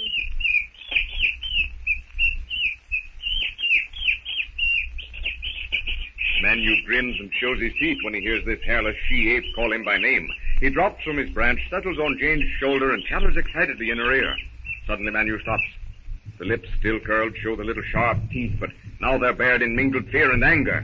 Jane's eyes open wide at the sudden change. Tarzan leaps to his feet, listening. This, then, is why the jungle is uneasy. The hated and feared enemy of the jungle is abroad, the Gomangani. Manu, teeth chattering, the fine hair standing on end, leaps into the trees and is gone. Tarzan looks down at Jane, points to the depths of the forest, and cups his hand behind his ear. Drum. Drum. Yes, Whiteskin, drum. Look, like this. Jane beats upon the platform with her hand. Tarzan nods his understanding. Whiteskin, go quick. Drums. And leave me here all alone, Whiteskin? Jane, Brighton, Whiteskin, come. Come back, quick, quick. Tarzan signs to Jane to go into the leafy shelter he has made for her. The ape man knows he hasn't the words necessary to explain to her that the drumming means the Gomangani have captured a prisoner, and the prisoner may be one of our own people. Nor does Tarzan know that Jane believes her father, Philander, and Clayton have already left the jungle. Tarzan knows, but he cannot say that he must follow the sound of the drums.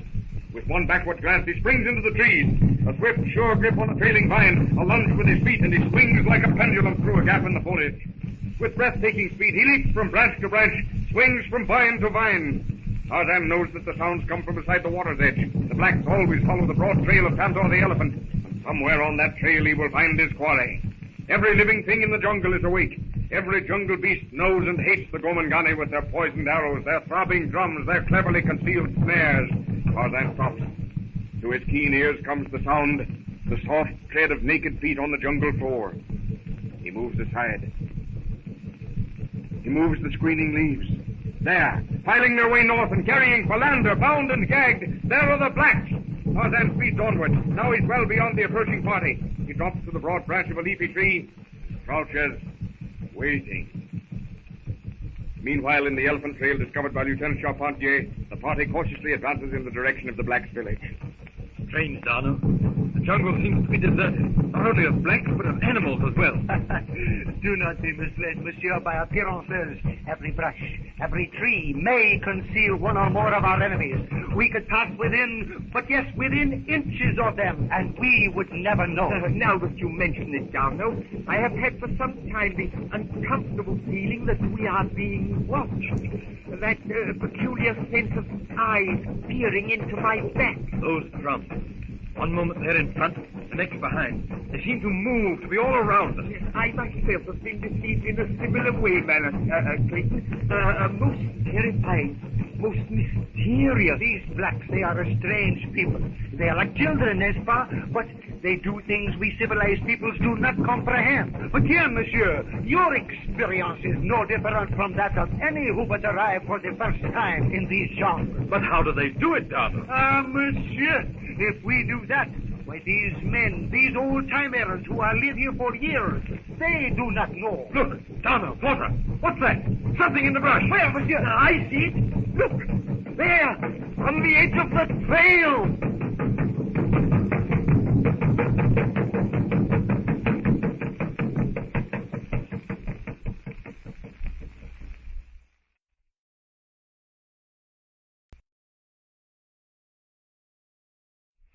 Tarzan of the Apes, brought to you from out the pages of Edgar Rice Burroughs' thrilling book.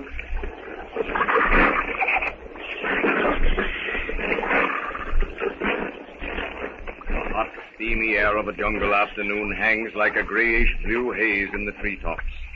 On the edge of the great water hole, crocodiles, their vicious snouts barely showing above the surface, wait for the unwary beast that comes to cool itself in the sluggish water. The shrill piping of the birds is deadened by the smothering fall of heat. The monkeys, almost always active, doze in their nests high in the tangled branches. On the little platform before Jane's resting place, Tarzan sits examining his grass rope, while Jane Porter thinks of the voices she had heard in the jungle.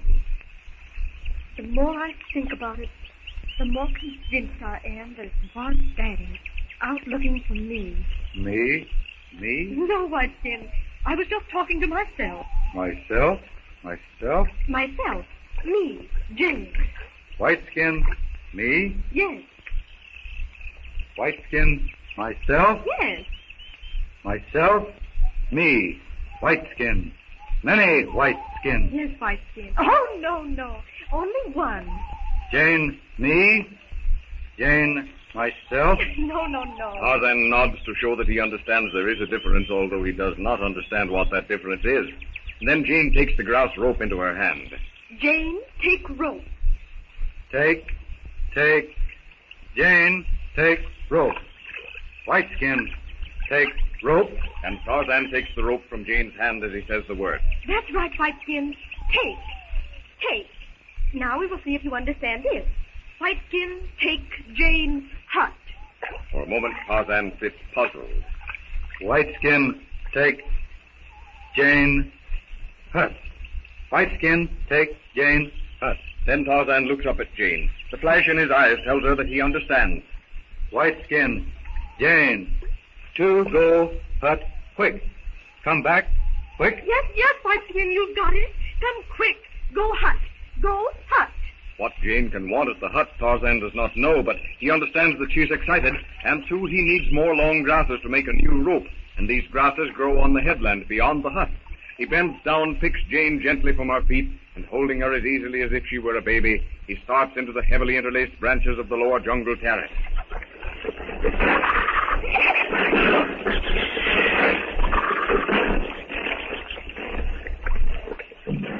In the cannibal kraal, Professor Porter, Philander Clayton, and Darno discuss their predicament. Are you quite sure, Darno? It's incredible. I'm not surprised. I've believed it all along. I have no way of being certain, monsieur, as to the truth of this black's assertions, but I am quite certain as to what he said. Although, of course, I do not understand his language, I nevertheless detected not only his extreme surprise, but his fear, with almost a note of terror. He was terrified. He said that he was one of the party that had captured Philander. That is, he said you, the big heavy man. Then he went on to explain how they were carrying you through the jungle when one of them was pulled into the trees by an unseen power and hurled upon them. And then many of them were killed by arrows and they fled. They blamed the devil god. Yes. That scene is graven deeply on my mind. Amazing fortitude on his part. Well, what next did he say? Yes, about James. He said that he was separated from the party and was on his way through the jungle when again this devil god dropped on his shoulders, took his bow and arrows, and was about to kill him when a white woman in the treetop shouted something. The black did not understand what she said, but the devil god did, for he put the black down. This fellow ran here, he said, without even looking back. Then the white woman must be Jane. Let us pray that it is. Still, we hardly expected to find a white man in the jungle. Isn't it logical to suppose that he may have a primitive mate? That may be, Clayton, but something tells me the woman is Jane. It must be. If Monsieur Clayton and Monsieur Philander will allow me to finish. Oh, I beg your pardon. Certainly. I was about to observe that the native used the word memsad in referring to the white woman. Now, that word is used among these tribes almost exclusively for a white European woman. Had the white woman been a skin-clad savage, the native would not have used the polite word. The blessed certainty of knowing that Jane is alive. Relief is hardly adequate to express my feelings. It's a great relief to all of us. But don't forget, we're on the wrong side of this cannibal stockade. Our arms, no one knows where. And we have all the earmarks of becoming just another meal for a bunch of cannibals. Clayton, you're becoming a regular pessimist. Well, I'm dashed if I can see anything to be optimistic about in the face of this situation. Naturally, I'm as glad... Well, there are no words to convey my joy at knowing that Jane is alive. But once our purpose, was it not, to find Mademoiselle Jane? But now that we know she is not here, and since we no longer have to fear the black's reprisals on Mademoiselle Jane, voila, we can fight. That's all nonsense, Darno, and you know it. When we came in here, fully armed, you said that we were hopelessly outnumbered. Now we're disarmed. The sailors are disarmed, and in a different hut. There are more blacks than there were before. And you talk of fighting. There certainly is something to your argument, Tracy. In fact, now that we are assured of Jane's safety, for the moment at least, possibly it behooves us to decide upon some plan of action, some campaign that will lead to our eventual release. Any plan of action that will get me out of this decidedly evil-smelling hut meets with the heartiest approval of Samuel T. Philander. Then to work. I know nothing of cannibals and their practices, but for the past hour, something has been going on out there in the compound, and it looks to me like preparation. Let me see, Clayton. Yes, there is certainly unwanted activity. Peculiar sort of fellow out there. Witch doctor. Going through the most awful antics and contortions. Circling a fire with some sort of clay idol in the middle of it. Monsieur, are you certain? Present Porter is right. I've been watching it for some time. Mon Dieu, it is right. There is not a moment to lose. We must act at once. Serious is all that now? Oh, yes. That is the ceremony that precedes the sacrifice. Then during the sacrifice will be our best time to exchange. No, Professor. What Darno means is that preparations are being made to sacrifice us.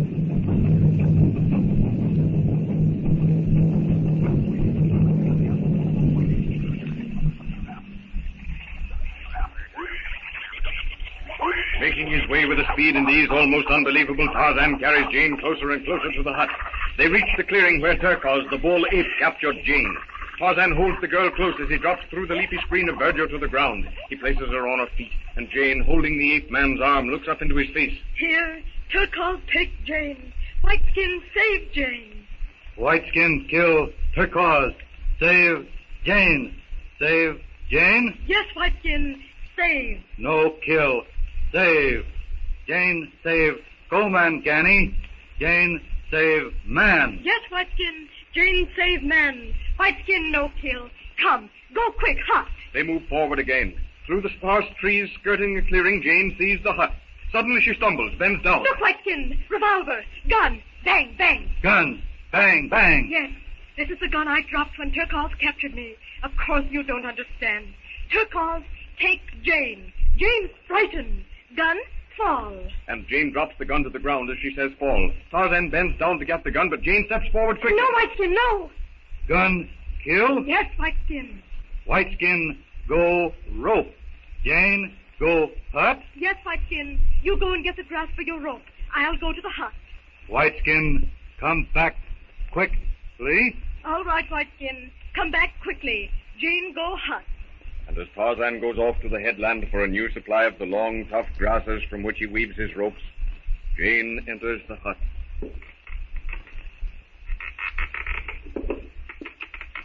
It doesn't look as though they've been back here. Yet I'm almost certain I heard Daddy's voice. It's quite possible that they're out in the jungle now. Of course, there's no real reason why they should come back to the hut every day, but no, there's no real reason. I wonder where they put that oil. Revolver, dusty, but I'm sure that... Oh, here it is. Now. 1, 2, 3, 4, 5. 5 live shells. Who can tell? Someday they may save my life. Or I can use them to signal with. What's that?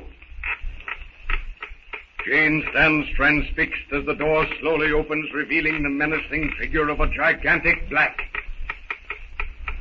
Jane backs against the wall of the hut, terrified. As the door opens wide, she sees gathered behind him the hideous faces of a party of savage warriors. Savage warriors! Tarzan of the Apes, brought to you from out the pages of Edgar Rice Burroughs' gripping book.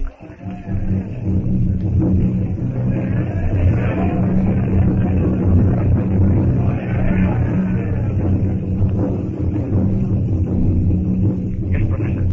These preparations are being made for us. Right, Donald? That is what it looks like. I have no fear of death. but I have a rooted objection to... You mean being made a meal of, Archimedes Porter? So have I. Tut, Philander. I meant no such thing. I have a violent scruple against being used in any of their pagan rites.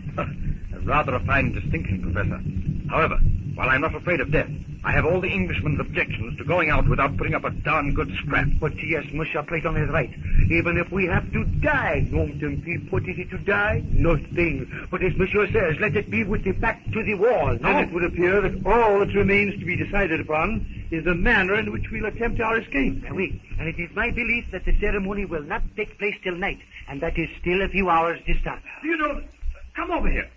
Look out into the compound. Why, the place is almost deserted. But the guards about our prison are still here. Yes, and to make a dash for it in the daylight is impossible. A poisoned arrow, a spear thrust. No. A few hours more and the chances of escape are multiplied 1,000 times. You're quite right, Darno. By Jove, what wouldn't I give to have a rifle? Buona. Darrow, buona. Hush, Clayton, hush. Darrow, I'm sure I heard someone speak your name. Darrow, buona. Quiet. It is someone. Keep on laugh. Who is it? It's Nakido. Nakido, Victor. Nakido, no forget time, Darrow, buona, save life. Me, Pablo, is it possible? Nakido, go now. Bye, come back. Long spear, he watch close. Bye, one time, come again, lay ground. Talk small. Oui, Nakido, come back. Bye. Quick, Darno. What is it? A possible hope, Darno? Yes, it is Nakido, a black, a skilled laborer in the ivory. I once saved him from a drunken plantation owner. But what did he say? I could gather very little. He says he has not forgotten. Then he says the guard is watching, and that he will return later. Do you suppose he knows where the rifles are stored? Probably, monsieur.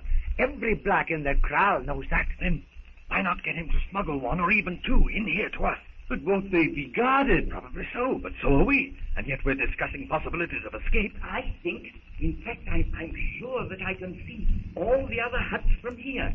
And ours, I would say, is the only one guarded. That being the case, I second Monsieur Platon's proposal. My idea was, get one or two rifles, find out in which hut the rest are stored, then, under cover of the two, make for the hut, seize the rifles, and start from there. As perfect a plan, mes amis, as one could devise. Then nothing more can be done until Darno's friend comes back. And that, if he is wise, will not be till nightfall.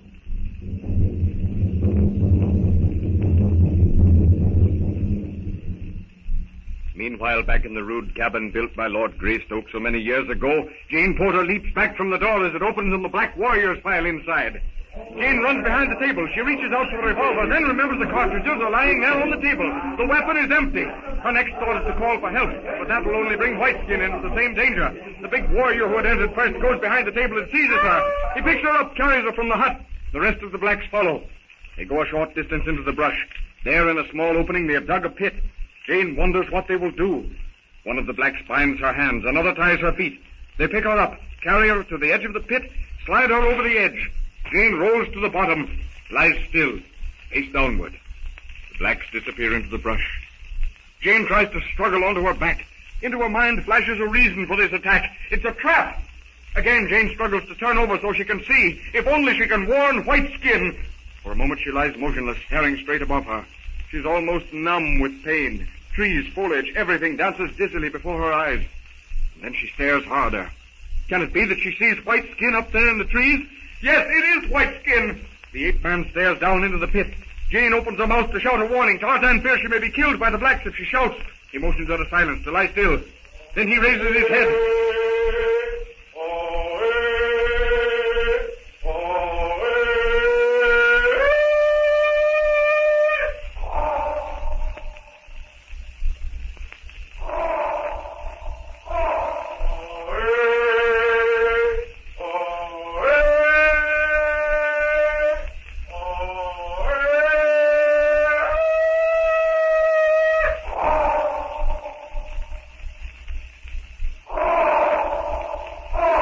Tarzan's powerful throat comes his demand for help, and from the jungle comes the answering call of Tarzan's friend, the trumpeting of Tantor the elephant.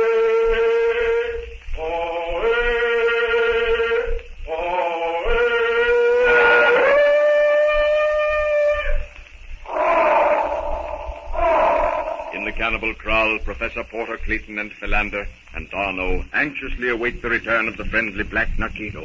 In such a little while, messieurs, dans une demi-heure it will be dark. Also in a little while, we will be free, or at least on our way. You know, I'm really quite excited with the prospect of what Clayton calls this darn good scrap. Yes. And much as I am a lover of peace, I too feel that I will be quite able to give a good account of myself. I thought I heard the... Warner. Oui, Nakido. Warner, take quick. Rifle. By Joe! He had some sense to do that. Quick, Professor. Draw the rifle through into the hut. Warner.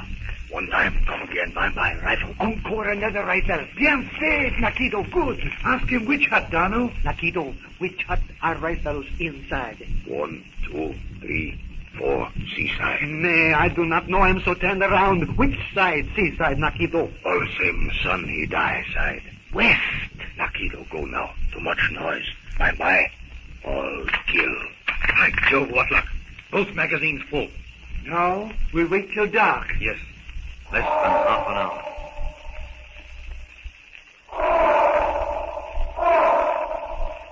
Crashing, smashing his way with a speed almost unbelievable for his huge bulk, Tantor the elephant breaks through the tangled mass of scrub and brush.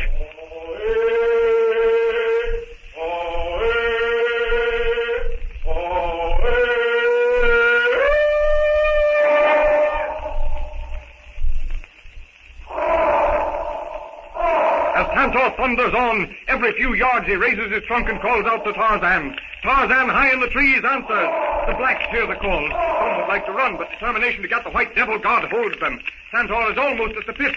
Tarzan drops hand over hand. Scarcely a leaf rustles, and his bronzed body is almost unseen in the gathering dusk. With a soft pad, the ape-man falls on Tantor's broad back. He bends down and speaks into the massive brute's ear. Abito, Tantor. Polisto, Bandara, Bomangani, Tantor. Tantor understands. He charges toward the pit. One of the blacks hidden in the bushes in Tantor's path. Tantor whips his trunk about him, raises the flaming hand, and hurls him against the trees. Another. He bounds forward. Some are caught beneath the beast's mighty feet. But Tantor plunges forward, tearing up brush, flax, anything that bars his way. Now he's at the edge of the pit.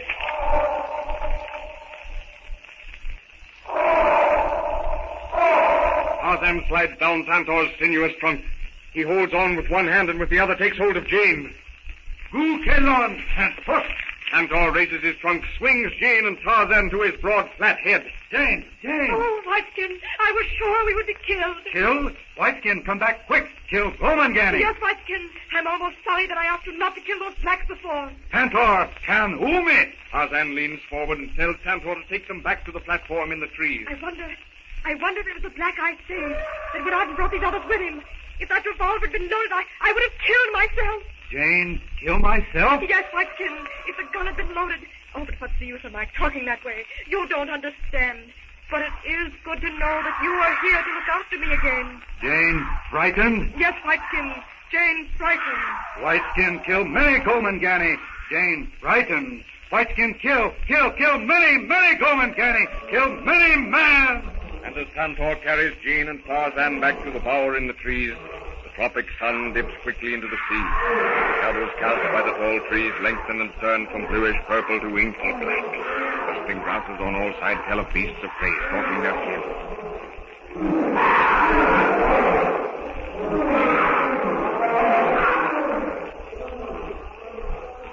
In the cannibal kraal, Porter, Philander, Clayton, and Darno watch the sun set with quickly beating hearts. Well, I think it is the moment. My men are in the next hut. I will whisper to them as we pass. Ready, Professor? Philander? I am. The moment you Clayton. say the word. Now you, Professor and Philander, must go in front. Darno and I will cover you with the two rifles. Come. Nothing is moving. As quietly as possible. Quick, Clayton! The gypsy has seen us!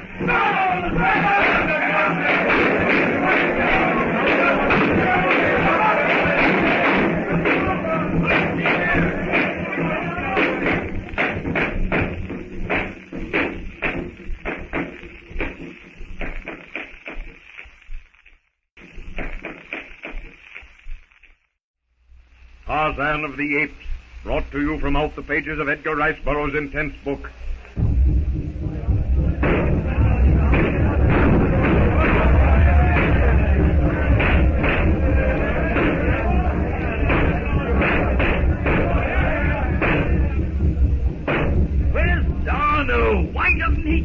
the sailors? I can't see them, but I'm sure they're in the hut. Here, Professor. A rifle for you. Ah, now I shall give them a count. Good work, Professor. Did you bring ammunition belts, Philander? No, I didn't see any. Clayton, Monsieur Clayton! Yes, here I am. Clayton, we must fight it out here, back to back. What's the matter? There is no more ammunition, except what is in the rack. Oh, what's happened to it? Probably in some other hut. Oh, my magazine's empty. Nothing for it but to use the rifles as clubs. Here they come. Take that. Look out, Philander. I'll get him.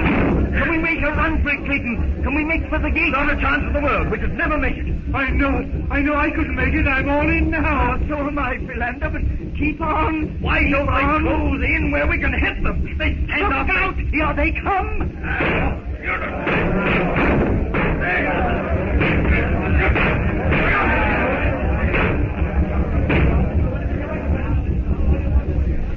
Where are you, Professor? Philander! No! I'm on the ground. They're tying my hands. I'm over here, Clayton, by the hut. Sarno! You hurt?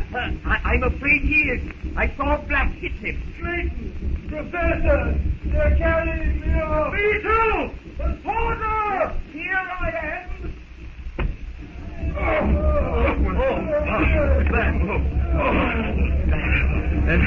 Anybody else hurt? Besides Arno? I'm not hurt, but I'm in a most impossible position.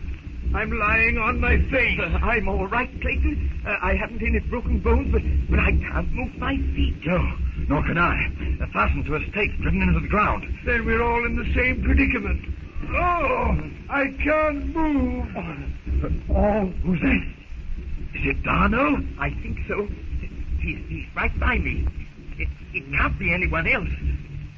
I can't touch him. Le nom d'un chien, tonnerre de Darno! You're alive! Yes, that's Clayton. Of course he's alive, very much alive. I know, but don't you see? If the blacks thought that he was dead, they probably didn't tie him up. If only I could turn over, I might be able to do something. No, you couldn't, Philander. You're tied to the stake just as we are. Oh, tell me, what is it that has happened? My head is all... Someone hit you, Darno. But listen, are you bound? Tied? I cannot tell. Oh, my head. It is black, like night. And my eyes, I cannot see.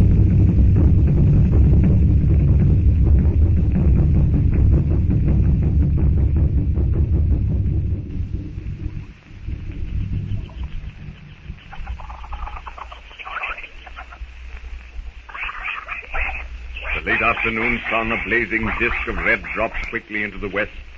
The tips of the giant trees are ruddy with the reflected glow. The jungle itself glows in the diffused light as though the rays filtered through an endless corridor of stained glass windows. Overhead, the chattering of monkeys, the sleepy chirping of myriads of birds, the staccato crackling of bright green parrots. Below, the soft rustling of bending grasses, the pad of stealthy feet, the musical gurgle of the stream winding its way to the sea. Along the jungle trail comes Tantor. Tantor is proud of the friendship of Tarzan, proud that he, Tantor, has been called to the ape man's assistance. They come to the clearing where Tarzan built Jane's shelter. Tarzan orders Tantor to stop. Tantor! Ando! Tarzan slides to the ground. He holds out his arm and lifts Jane gently to the mossy carpet. Thank you, Tantor. You came just in time. I know you don't understand, but thank you. And Jane Porter softly pats the huge animal. Perhaps Tantor understands the thought behind the words. His little eyes gleam. His head moves slowly from side to side. He raises his trunk in the air and, with a triumphant call to tell the jungle that he's on his way, Tantor plods off toward the water hole. Jane, frightened? Not now, Whiteskin. No. Tantor, Griot, Jane. Tantor, Griot, Jane? Yes? Tantor, Griot, Whiteskin. Tantor, Griot, Jane. Oh, I suppose you mean like. Tantor likes Jane. Like? Yes. Tantor likes Whiteskin. Tantor likes Jane. Oh, yes. Whiteskin likes Jane.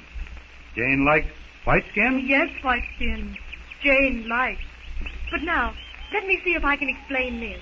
How did you find me? Find. As Jane says the word find, she hides a small twig in a clump of moss. She looks about as if searching. Tarzan moves the moss aside, picks up the twig, and hands it to Jane. That's it, Whiteskin. Find. You find. Find? Find? Find? Find? Yes. Jane Hut. Gomangani take Jane. Whiteskin find. For the moment, Tarzan is puzzled. Then he remembers that Jane was not at the hut where he expected to find her. That must be what she means. Whiteskin, go hut. No find. No find Jane. That's right. Yes, yes. Whiteskin find Gomangani. And Tarzan dilates his nostrils as though searching for a scent spoor. Whiteskin find Gomangani. Find Jane. And Thor, come quickly. Whiteskin scent man. Whiteskin find Gomangani. Whiteskin go hut. No find Jane. Whiteskin find Gomangani. Many Gomangani. Find Jane. Whiteskin talk. Hamthor. Hamthor, come back quick. Kill Gomangani. Expressive, even if somewhat disjointed. Do you know, Whiteskin, you're learning English in a remarkably short time? Time? Time? Short time? Short time? Yes, short time. Same as quickly. Oh, short time, quickly. Same as? Yes, same as. Now let me see. Here, Whiteskin. Jane reaches above her and plucks a leaf from the tree. She holds it up, comparing it with another leaf. Same as, Whiteskin. Same as, same as, same as. Tarzan holds up the grasses for the new grass rope. Then he picks up the old rope. Rope. Same as rope. That's it. You've got it perfectly. Tarzan sits down and ponders over the many new words that Jane has taught him. The gloom of the jungle deepens. A blackness, sullen, foreboding, envelops the forest. A disturbing air of suspense that makes itself felt even to the beasts of the jungle hangs over everything.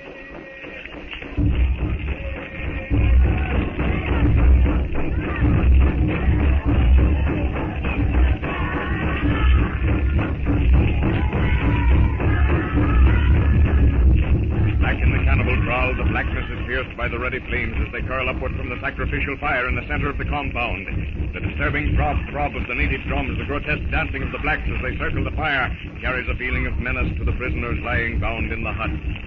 I twisted and struggled around so much that I'm convinced that the stake to which my feet are tied is loose in the ground. You mean it, Professor? Yes, yes. Really? Then we might be able to get away. Oh, our situation is desperate. Darno, you all right? Can you see yet? Oui, grâce au bon Dieu, I can see. I've been busy with this rope. Are your feet tied too? Yes, but not to a stake. Then work your way to the professor. His stake is loose. Together, you may be able to dislodge it. That is what I am doing. A few more inches, and I... There, now. Now, am I touching your feet, Monsieur le Professeur? Yes, yes. I shall raise myself as much as possible. That's it, Darno. Now, a little more. And now you have your feet under mine. Yeah, now together. Push, Monsieur. They're coming. Lie still. Don't speak.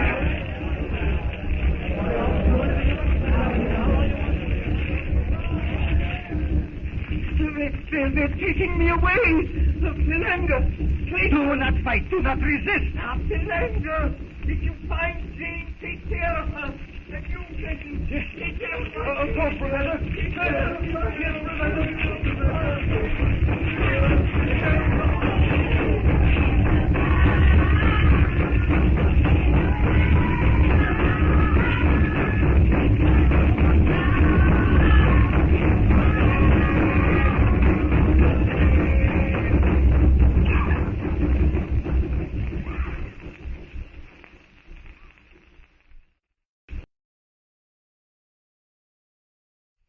Tarzan of the Apes, brought to you from out the pages of Edgar Rice Burroughs' thrilling book.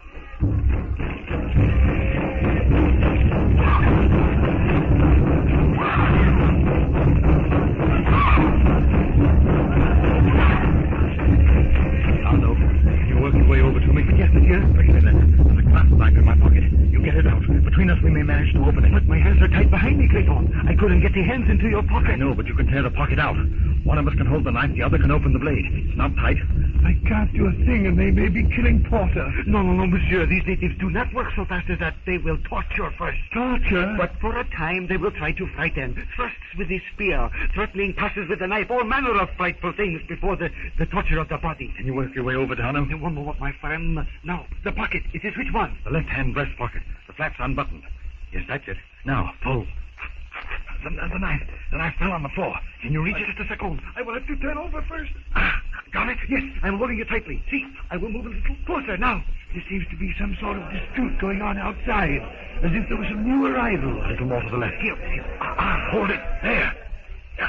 The blade's open. Then you take the knife and cut my bond. No, you have the knife in your hand now. We may drop it, lose it. But I may cut monsieur's hand. What of it? What's a cut hand when our very heads are loose on our shoulders? Cut. Do not move, then. Did I cut you? No. I felt one of the strands go, that's all. By Jove, I can free my hands. Quick, give me the knife. Hurry, Clayton. I'm sure they're coming this way in a second. When I cut the thongs at my feet. There, now I too am free. Monsieur le Professeur! Archimedes! By Jove, what's the idea? I wonder what in the world... Please do nothing rash there. Bring me back. Well, I'd better lie down. We'd better lie down. We don't want them to know if we freed ourselves. Clayton. Are you hurt? No. I don't know as yet what has happened. They tied me to a stake, stabbed at me with spears. I thought that it was all over when a band of these pagans appeared at the gate. Someone, a chief or something, certainly someone in authority, came forward and gave a few orders. Then they cut me down and brought me back here. And you're not hurt? You're all right? Yes. Oh, I'm all right.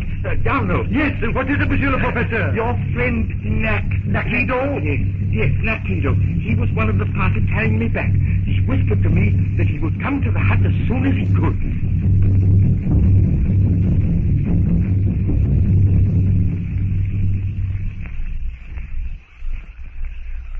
A jungle wind, tempered by the cool waters of the Atlantic, chills the night air. Like great black silhouettes, the giant trees loom out of the dark. Away in the distance, the roar of New Mother Lion tells of a successful kill. A lithe, shadowy form detaches itself from the surrounding darkness. A leap, and Sheeta falls with unerring accuracy upon his prey. On the little platform in the trees, Tarzan sits braiding his new grass rope while Jane watches. You know, you're rather clever, Whiteskin. 6 months in the proper environment, and no one would ever know that you grew up in the jungle. Tarzan glances at Jane for a moment, then goes on with his rope making. He has learned that some of Jane's remarks require no answer, and to him this seems to be one of them.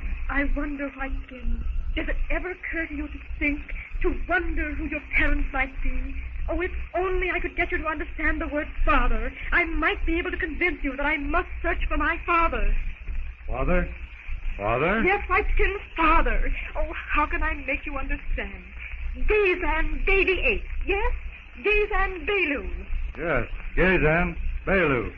Tika, Belu. Tika, mother ape. Gazan, baby ape. But who, father? Tarzan shakes his head. The problem is beyond him. He can see no connection between Tika, Gazan, and father. But Jane is not to be discouraged. Convincing Whiteskin, as she calls Tarzan, not knowing that Whiteskin is Tarzan, convincing him that she must go to her father is the all-important thing. She turns again to Tarzan. Tika, Belu, Gazan. Yes? Yes. Father, Turquoise? Turquoise kills. Whiteskin kills Turquoise. Turquoise takes Jane. Whiteskin kills. Oh, yes, I know. Oh, dear, how can I explain what I mean? Whiteskin likes Tika? Yes. Whiteskin likes Tika many. Turquoise likes Tika? Turquoise likes Tika many. Tog likes Tika many. Tog take, keep Tika. Gazan, Belu. There, that's what I wanted. Tog, father. Tika, mother. Gazan, baby. Tog, father. Father. Tarzan's face lights as he at last grasps Jane's meaning. Father is the name for male ape, just as man is the name for M-A-N, and woman for the female M-A-N. Whiteskin, father? Who is your father, Whiteskin? Tarzan does not answer. He cannot answer. His thoughts are back at the hut in the clearing. He sees in memory the little books with their strange bugs, the pictures of a man and a boy.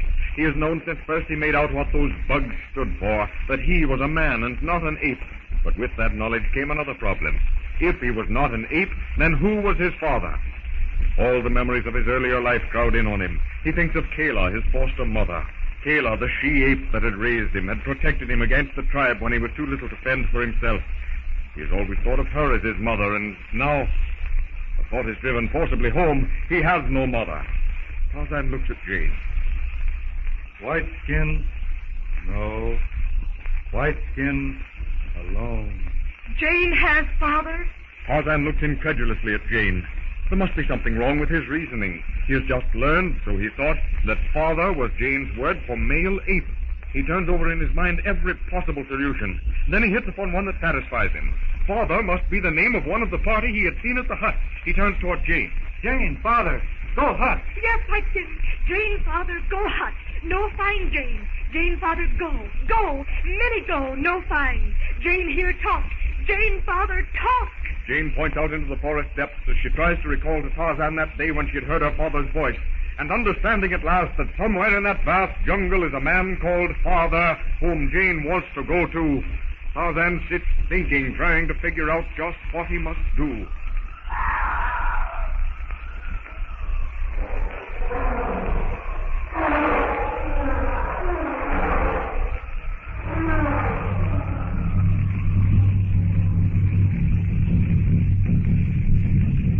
In the prison hut, Clayton, Darno, and Philander, free of their bonds, are cutting the tough grass ropes from Professor Porter's arms and legs. You say, Monsieur le Professeur, that Nakido said he would come here? Yes, and that he would come as quickly as possible, and that we must escape at once. There, Professor. Now you're free. Ah, thanks.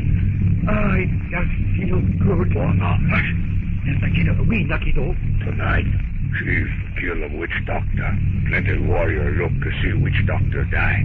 Wanna go away. Wanna stay. All kill. Witch doctor, he like kill for rain god. Chief, he wait for catch him white devil god and white memsop. Can you make out what he's talking about, Darno? Yes. He said the chief was gone, and the witch doctor, wanting to appease the rain god, ordered Porter to be sacrificed. The chief came back, ordered the witch doctor killed for his presumption. Then the chief does not want us to be killed? Not at present. He wants to wait until they have captured the white devil god of the jungle and the white memsop who is with him. What? Jane?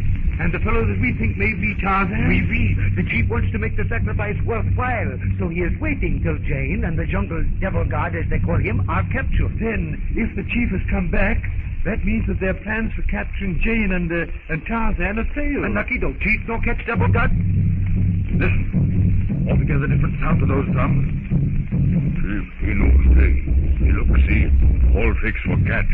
He come here make juji already. Wanna. Other hut, you man. He give him paper. Here, you take him. A message from the sailors. Listen. We have been preparing to escape. When you hear us shout, count 10, then run. What can they mean? How do they know that we're not tied? I speak him. You no more tied. Listen, Wanna. Listen. Drums. He speak.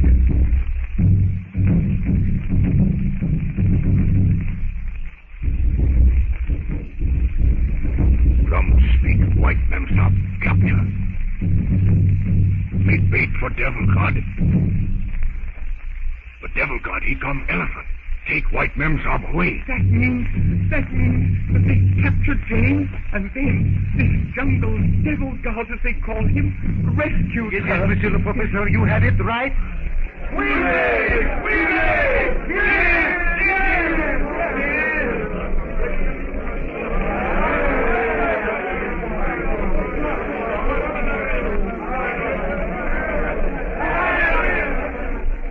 Yes, and the natives have the message, too. They're not going to wait for any sacrifice. Not if I judge rightly. Look at them come. Message, remember, count 10. Get to the door, ready to run. Come now, Porter. 11. Not see. Run!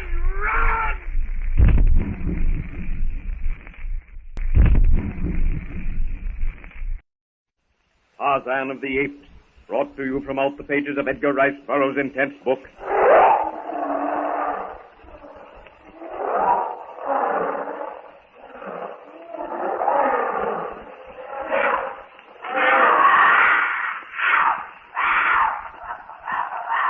The inky blackness of the jungle depths is lighted only by the pale yellow beams of a waning moon.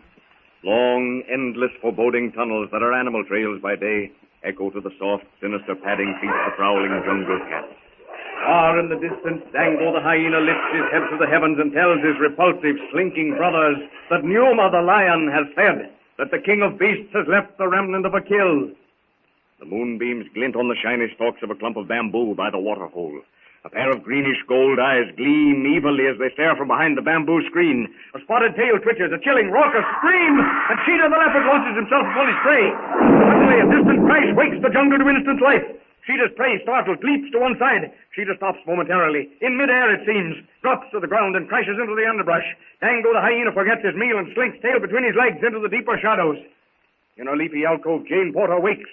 She crawls out onto the platform and finds Tarzan standing, listening. What is it, Whiteskin? What can have happened? It sounded like an explosion. Tarzan motions to Jane to keep quiet. He leans forward, listening intently. Tarzan knows that the sound came from the direction of the cannibal kraal, but he also knows that in all his many dealings with the Gomangani, he's never heard such a noise as this. He turns to Jane as she touches his arm. Man, many man. Boom, boom. Gun, many. Bang, bang. Oh, Whiteskin, I don't know. I can't explain. But that sound convinces me that they must be near. Cecil or Mr. Philander or Father. Father? Tarzan looks at Jane incredulously. He had thought that Father was one of the parties that occupied his hut. But to associate the word Father with the noise he has just heard baffles him. I know something has happened to them. They were out in the jungle searching for me. I heard their voices. You remember, Whiteskin? And now something has happened to them. Tarzan looks helplessly at Jane. His command of this new language is not sufficient for him to understand Jane's excited talk, but he knows she's upset over something more than the noise itself. Whiteskin, go! No, you can't leave me now. And yet, if you don't go, something may happen to Daddy. I can't be selfish. I'll be all right. Yes, Whiteskin. Yes, go. I would never forgive myself if I kept you back. Go quickly, and come back quickly. Yes. Whiteskin, go quickly. Come back quickly. Swiftly, Tarzan grasps a branch, and with one last look at Jane, the ape-man swings himself into the trees and is gone. Meanwhile, at the cannibal kraal, Professor Porter, Philander, Clayton, and Darno pick themselves up from the ground where they've been thrown by the force of the explosion. Great Scott. Whatever that was, it certainly was powerful. I was completely stunned for several moments. And I have been watching the natives. They are certainly mystified. They're more than mystified. Don't you think that while they're lying there, we might try to escape? Yes. Let's move toward the gate as long as we have a chance before they recover their senses. Well, they may be lying on the ground, but they are watching our every move. And did you see that party of warriors move slowly to the gate just as we started forward? Well, when we meet them, it will be time enough to think about what we'll do. I think, monsieur, that we had better stand our ground and let them make the first move. Yes, I too am in favor of that. They don't seem to want to interfere with us, but they watch us closely. Well, how much longer are we going to stand here doing nothing? Frankly, Monsieur Clayton, we have not much choice, have we? Every time we take a step towards the gate, the natives get between it and us, or head us off. Quite right, Darno, quite right. While the shock of the explosion seems to have stupefied them, and they show no inclination to attack us, yet they apparently are determined not to let us get away. Evidently, the explosion was to them supernatural. They promptly threw themselves on their faces before the place where the idol used to be. I'd like to know how your sailors, Darno, were able to get to the dynamite, because I'm sure now that it was a stick of dynamite that did the trick. We will probably find that out later, monsieur. Say, these blighters are coming toward us again. Yes, Clayton, yes. But with an entirely different attitude. Quite worshipful, I should say. See, that one in front, with his hands outstretched. But yes, monsieur. A gesture of peace. Quickly, mes amis, we must make up our minds. It is my belief that these cannibals think that we are miracle workers, medicine men. To make them believe that is our one chance. By Jove, Darno, I believe you're right. You say they believe in black magic. Then let's give them an overdose of their own medicine. A very excellent suggestion. Much as I, a man of science, dislike the idea of imposing on credulous savages. Professor, I consider that my skin is more important than the beliefs of these cannibals. If we can black magic ourselves out of this situation, then I'm solidly behind the idea. Alors, c'est entendu. I shall act as interpreter. Monsieur Professor, you will be the venerable worker of magic. But, Darno, with your knowledge of native psychology, hadn't you better... Don't argue, Professor. Do as Darno says. That chief, or whatever he is coming closer. Don't you think, Darno, that some definite sign of our importance would impress them? Oui, monsieur has right. Voilà. Over there are their drums. Make some sort of signal. Righto. I'll do my best. Monsieur le Professeur, can you pretend to work some magic? Go through a lot of signs, etc.? Look, Every eye is on Clayton. As long as we have them spellbound, don't you think we ought to really do something that'll appeal to their superstitious natures? Ah, mes amis, I have it. I shall get a handful of cartridges from the chief's hut where Narciso said they were stored.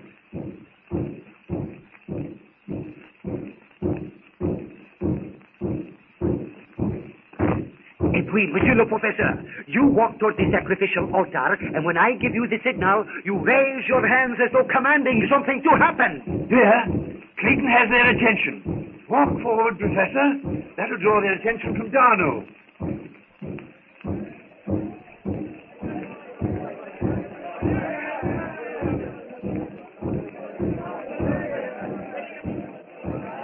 You're doing splendidly, Professor. It's taking hold. In a very few moments, we'll have them completely in our control. But this is most undignified, most unscientific. So is being put to death by cannibals undignified, Archimedes. But there, Darno's ready. Don't get too close to the fire when Darno throws those cartridges into it.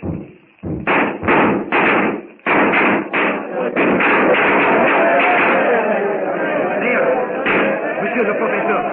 Now, I shall go forward to talk to the chief. You won't have to. Here he comes now. Mange, nadawe, mulkat, bulawanak, shanari. Al, bayasana, nukli, mayata, imshai. Monsieur, I have arranged a council meeting, and I have also warned them of the danger of making any attack upon us. They seem thoroughly cowed, don't they? At least we will have a respite to formulate plans for the future. Yes, the meeting will take place shortly. Meanwhile, they will perform their ceremony welcoming us to their village. Everything seems to work out all right. I have told the chief that no harm will come to them while we are with them. Well, they are busy with their ritualistic dance. So why don't we join your sailors, Darno, and decide what's to be done? No, monsieur,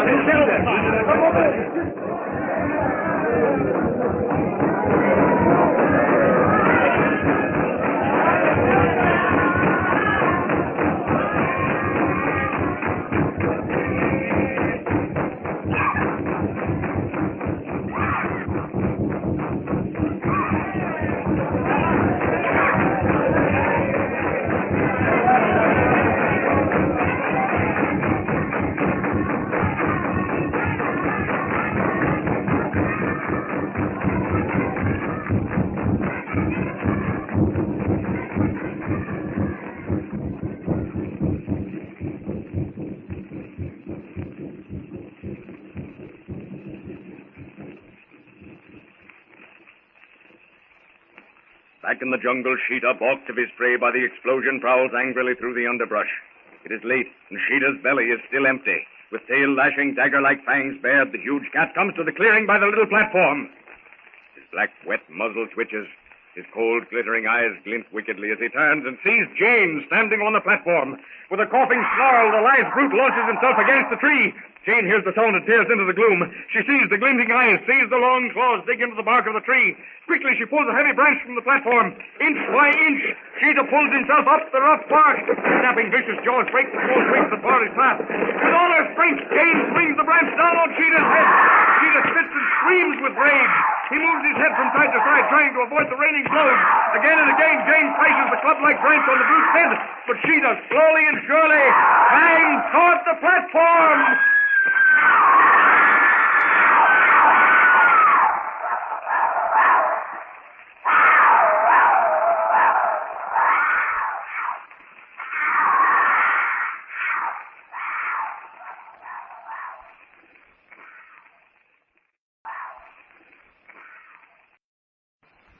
Tarzan of the Apes, brought to you from out the pages of Edgar Rice Burroughs' vivid book.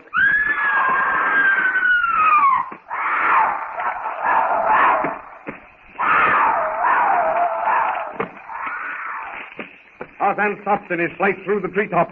He hears Jane's call for help, and with the speed of a striking snake, the ape man turns.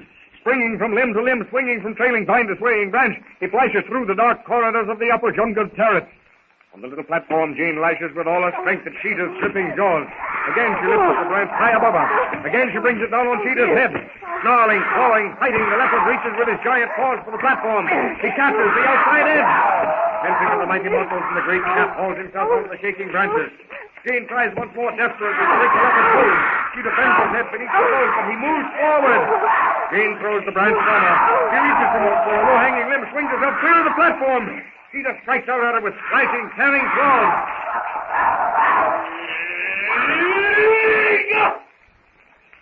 At Tarzan's call of warning, Sheeta stops, looks up.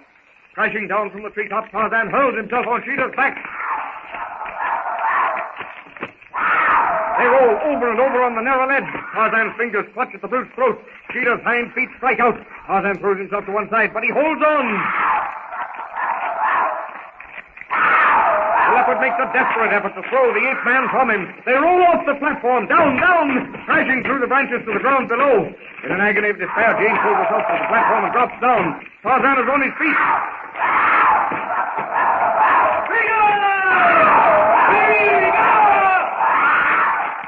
Sheeta's jaws snap at the ape-man's thigh, but Tarzan twists himself clear. His knife is out. The blade flashes and flashes again as the bronze arm rises and falls with deadly rapidity. Sheeta howls in agony, tries to break away, but Tarzan's grasp on the brute's throat is secure. Sheeta, in one last despairing effort, throws himself to the ground. The ape-man's steely muscles pin the leopard fast while the greenish-yellow fire dies from the beast's eyes. Tarzan rises from the ground, places his foot on Sheeta's carcass, beats his broad chest with clenched fists, and raises his head to the skies.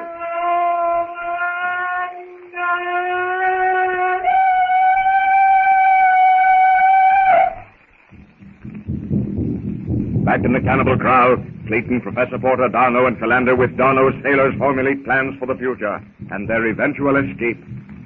Well, there's a certain feeling of security being together in this hut. Yes, and I have posted sentries, too. However, monsieur, although we have gained the respite, the situation is still anything but secure. Well, it's considerably better than before, just the same. Do you think, Darno, that we now have these superstitious natives completely under control? No, monsieur, by no means. They believe, yes, that we have worked magic. But now, monsieur, one false move means not only death, but the most vicious torture that the human mind can devise.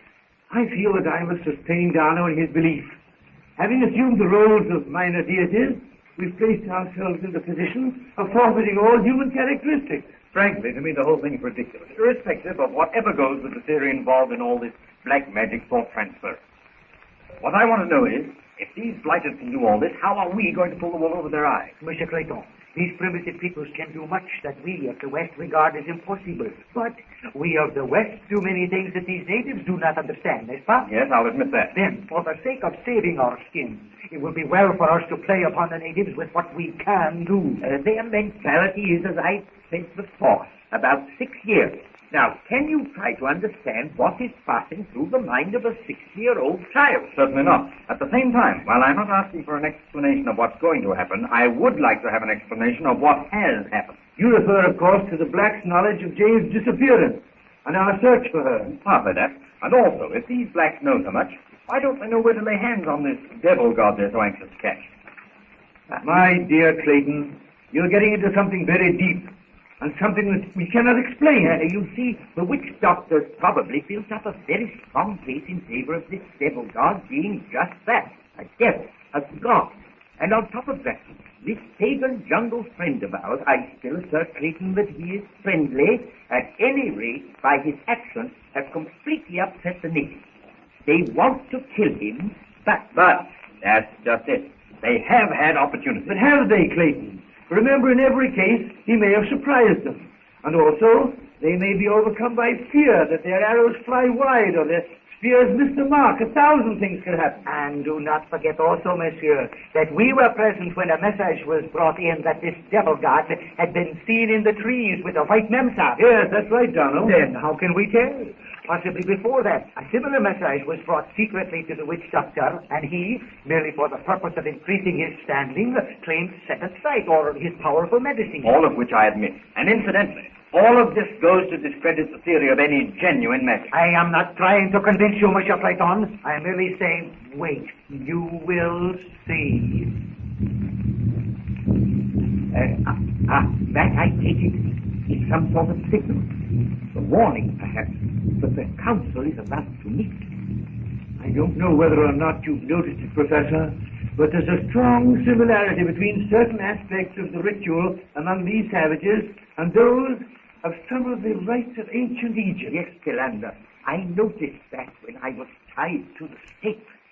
I was thinking, Porter, that our knowledge of the ritual as laid down in the Book of the Dead might prove very valuable in cases which must of necessity arise. A very excellent thought, Philander. Mais oui, excellent. A thought that, who knows, may save our lives. Pardo, Canary, Cuba, Nadal.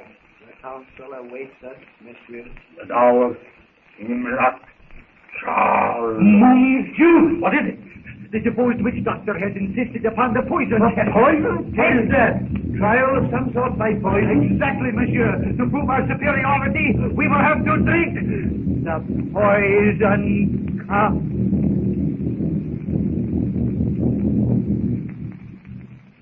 The jungle which has awakened at Tarzan's call of victory falls again into a subdued murmuring.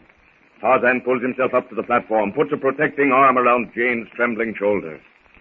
Jane frightened? No. Oh, no. Oh, Whiteskin. It was too horrible. I struck and struck, but it kept on getting closer and closer. I didn't know what to do. I knew you weren't far away, but I thought surely that the leopard would kill me before you got back. As the torrent of words which Tarzan cannot understand falls from Jane's lips, Tarzan holds the trembling girl close in an instinctive gesture of protection and assurance that he has no English words to voice. Jane forces back the tears and tries to smile. You've no idea, Whiteskin, how hard I'm trying not to cry, trying to be brave. Oh, Whiteskin, you can't understand. You don't know the meaning of fear. Fear? Fear? Yes, fear. You know the meaning of Jane frightened. Fear is something you may learn as a word, but you'll never know the feeling of it. Cheetah frightened Jane? Yes. Cheetah frightened man? No. No, Whiteskin. There's no use trying to explain to you. Any of the men I know, or I should say used to know, would have been as frightened as I. Whiteskin. Yes? Whiteskin. Jane go hunt. Jane wants gun. Jane wants gun? Bang, bang? Yes. Want? Oh, dear. You don't know the meaning of the word want. Yes, want. Let me see. Like. Jane like go hunt. Jane like take gun. Yes. Jane like go hut quick. Jane like take bang, bang. That's it, Whiteskin. I'll feel much safer with a gun. Go quick, hut. No, Whiteskin. Sleep now. Yes. Jane, sleep. No go hut. Jane, no sleep. Go hut quick. Yes, that expresses it. Although I don't believe that I'll ever sleep after tonight's experience. Jane Porter goes to her resting place in the little leafy alcove, and Tarzan stretches himself on the platform. The fearful jungle shadows lengthen and deepen as the moon pales and fades in the jet-black sky. The jungle's memory is short-lived. Already the fight is forgotten. Already the jungle has gone back to sleep, all but the beasts that prowl by night. And the jungle night ends as it began. Dango the hyena slinks from the underbrush, head raised, yapping at the dying moon with his hideous, mirthless laugh.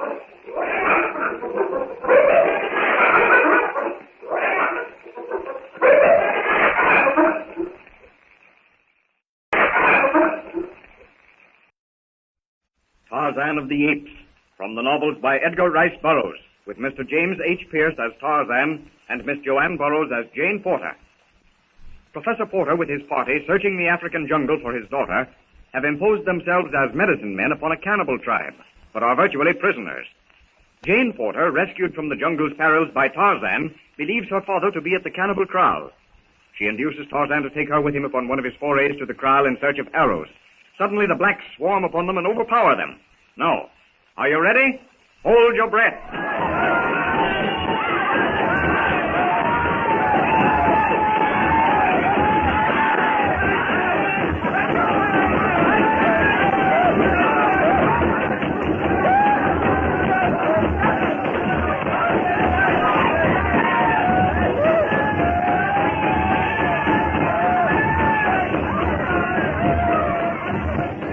A dense column of flame-licked smoke rises from the sacrificial fire. The circling, chanting natives, fearsome in their tribal ornaments, loom black and grotesque against the ruddy glow. Their frenzied howling has given way to a rhythmic chanting. For now the white devil god, as they call Tarzan, lies bound and helpless, and with him the white Memsahib. In a short time, A very short time, when the moon is full, the white devil god will lie on the hot stones. The rain god will approve, and the terrible drought will end. The cadence of the drums rises and falls. The blacks circle faster and faster. In the hut where they have been thrown, Jane and Tarzan lie listening.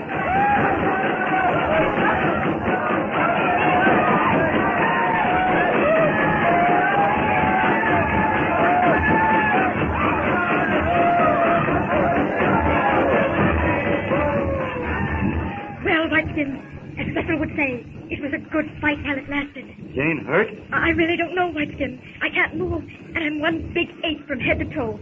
But I don't believe there are any bones broken. Whiteskin hurt? No. Little more rope break.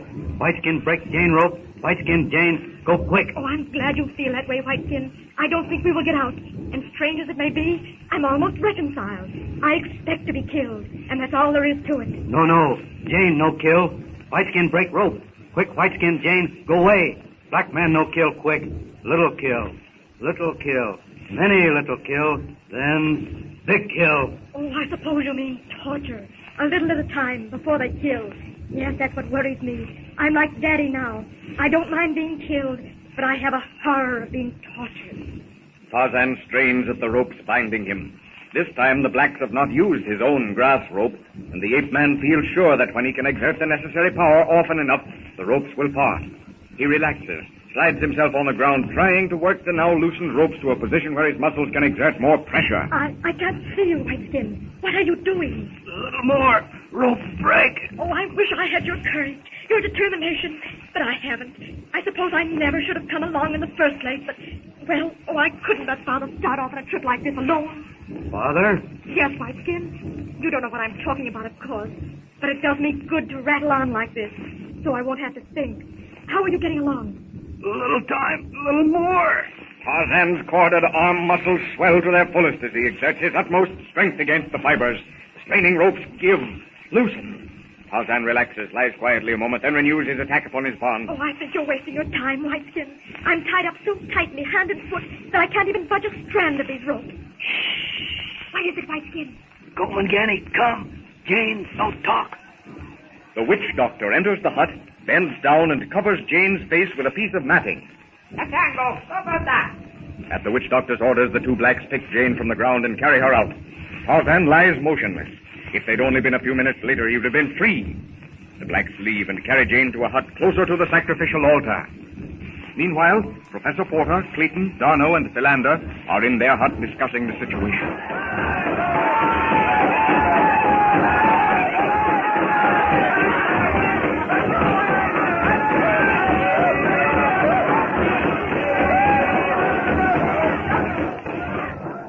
Only move around without that confounded witch doctor following us. We might find out where Jane is held.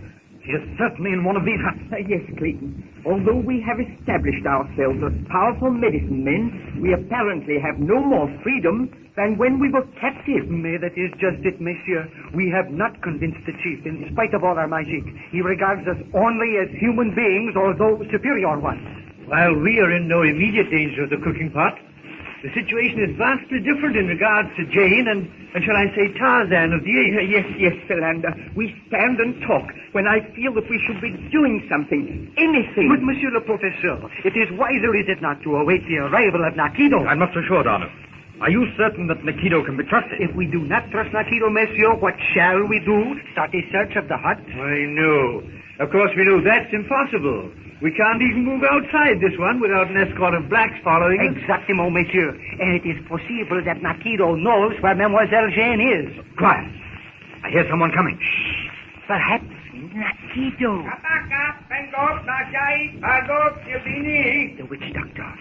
Kako, Kilindi, Masai, no now. He says that the white devil god is to be sacrificed tonight.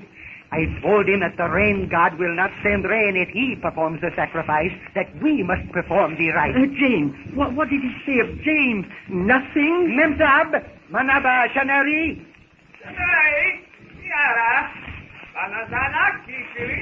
He says that Mademoiselle Jane killed his people and must die, but that we shall decide the manner. But, good heavens, Darno, Jane, Sacrifice? Of course not, monsieur. We shall not allow the witch doctor...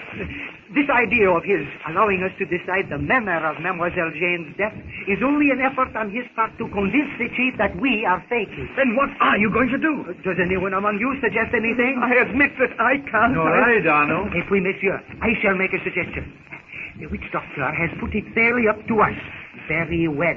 We shall apparently fall in with his plan. But you can't mean go ahead with the sacrifice? To all outward appearances, yes. I'm afraid, very much afraid, that the witch doctor will see through your scheme, Darno. And I expect him to. But we must devise a plan whereby even if the witch doctor does know that we intend saving Mademoiselle Jane, we can surprise him by the method and effect her escape. One thing, Darno. Remember, we do not know where Jane is. Therefore, we cannot let her know what our plan is. I have thought of that. We shall tell the witch doctor to bring Mademoiselle Jane here, or lead us to her, and under the guise of performing the ceremony, convey our plan to her. It might work. It sounds like a slim hope, Darno. At any rate, let's have the witch doctor in and try it. And remember, no matter what Mademoiselle Potter says, pretend to ignore her as long as the witch doctor is present. I shall go and get him now. Good luck, old man. Je besoin de ça.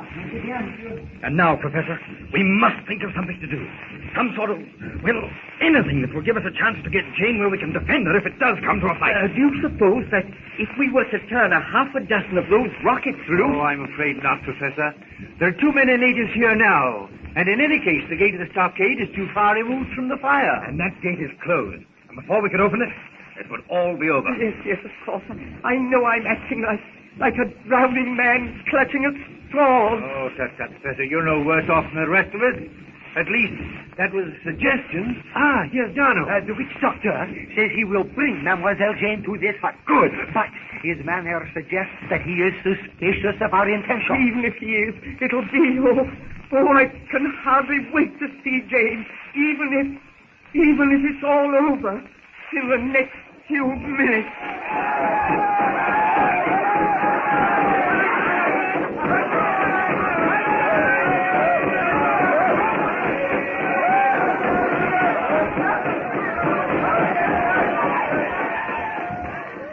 In the other hut, Tarzan writhes and struggles.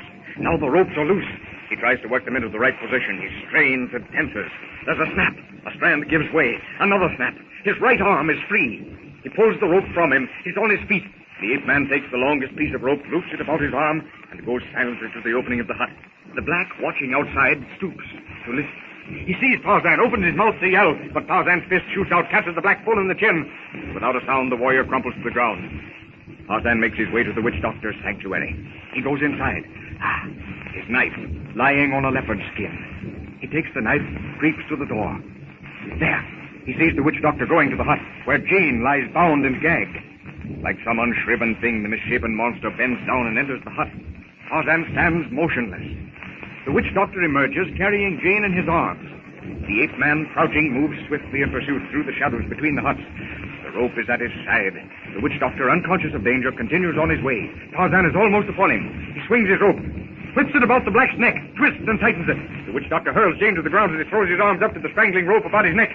A quick jerk on the rope, and Tarzan pulls the loathsome beast to the ground. Now, the ape-man lifts Jane into his arms. A quick glance shows him the way is clear to the trees overhanging the palisade. The witch doctor gets the rope free from his throat and struggles to his feet.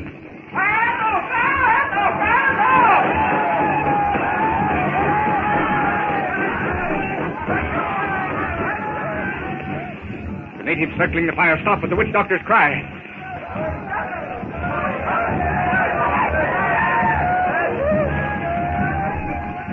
All the natives rush toward the hut. Professor Porter, Clayton, Darno, and Philander fling themselves out into the open. Mais, quoi donc? What is it? Can you see? I don't know. The natives are all coming this way. Look! There! At the edge of the compound! It's Tarzan of the Apes!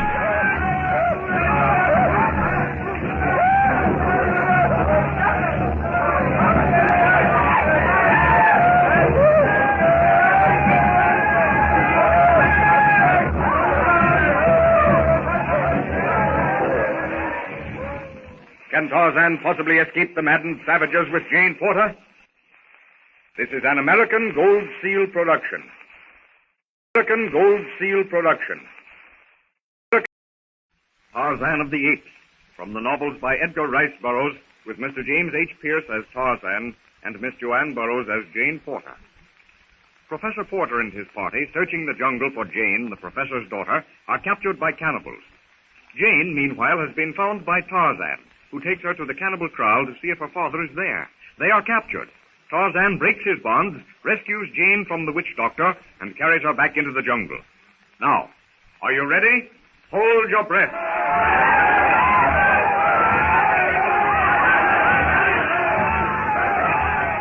On est de sort.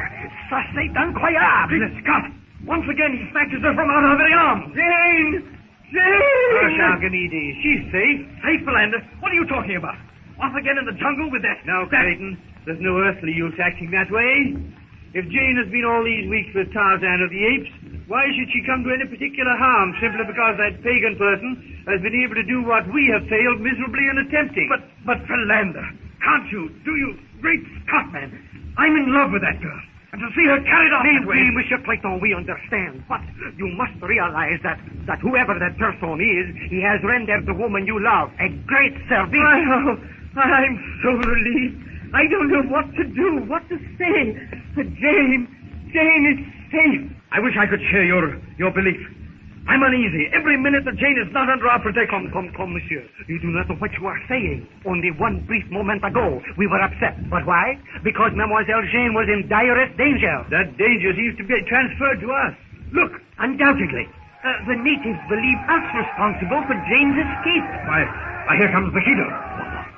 Wanna, medicine man, he speak of chief. Wanna save white devil god. I thought so. The witch doctor blames us for the escape. We can stop that. Quickly, Monsieur Clayton, grab the witch doctor. What do you do? As I say, Monsieur, I shall take care of the chief. All right. Where shall I take him? Before the chief. Hurry, Monsieur Clayton. Vite, more. Kabaka, Nadawe Maturi, Bardo Kidogo Kildini, Nkupa Takula. They don't seem to believe you, Darno. I told them that if the witch doctor had left us alone, our medicine would have brought rain and much food. Here, Darno. What shall I do with it? Lead him forward by that rope around his neck. I shall settle him for good with his tribe and his chief. Enzi, Bango Tiara, Mashi Nadawer, Imshai. What is the fellow saying, Darno? He has recognized the rope about the witch doctor's neck as the one with which they bound Tarzan. He says this proves that the witch doctor's medicine is no good. Yes, he'll have a topping time explaining that rope. Look at the chief. No saying, look at the tribe. They're about ready to cook their own witch doctor.